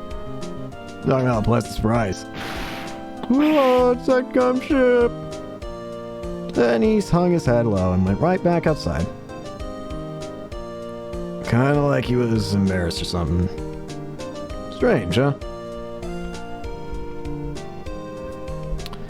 Well, spoiler alerts, this actually isn't the end of the first game. I don't know why the credits are showing yet. Well, actually I can... Huh? Nick? Nah, I haven't seen him lately. Who, me? I'm working at a cheese shop. That Missy's a nice lady, but she's not exactly what you'd call a cheap date. Huh? Well, she's in Hawaii right now, yeah. Yeah. They're still in arcades after this, because I do know that, but I think the reason why it's doing now is because I think that one's like an extra case. Oh, right. Yeah, I remember him. I hear he's been busy lately. You know, not to ring my own bell, but I sort of taught him everything he knows. I'm sure he's grateful. Alright. Anyways, I know there's still one more case after this. Phoenix Wright. Ah, the defense attorney for whom I wrote that affidavit for. Oh, you should know, I've taken over management of the Gatewater Hotel recently. Should you be in the area, please stop by.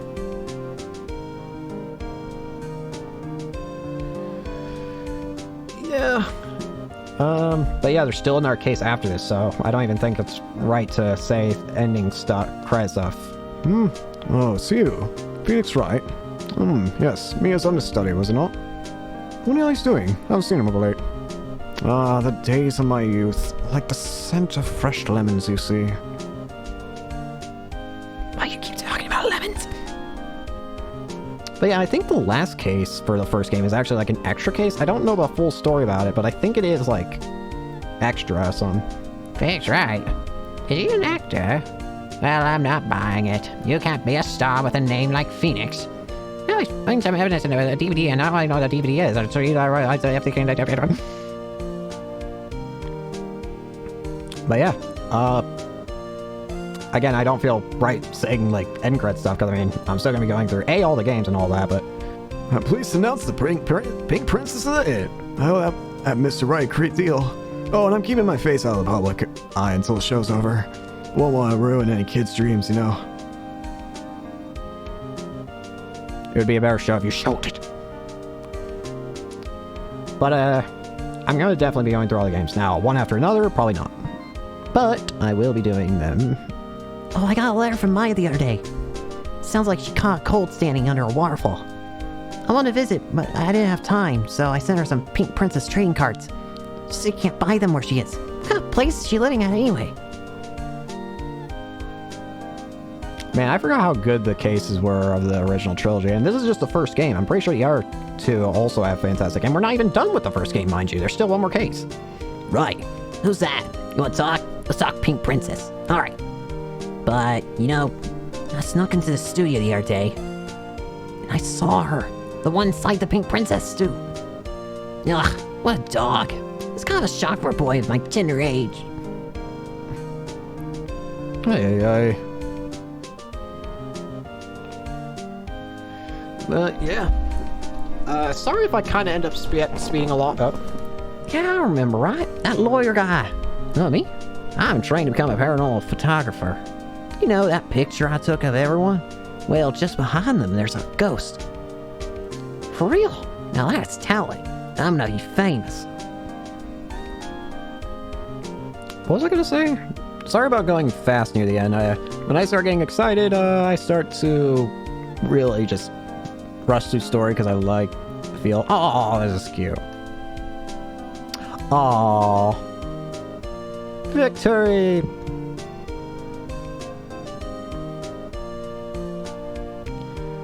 And we're not even done yet, so I'm not even gonna act like we are. I hope. Brand new episode has been added.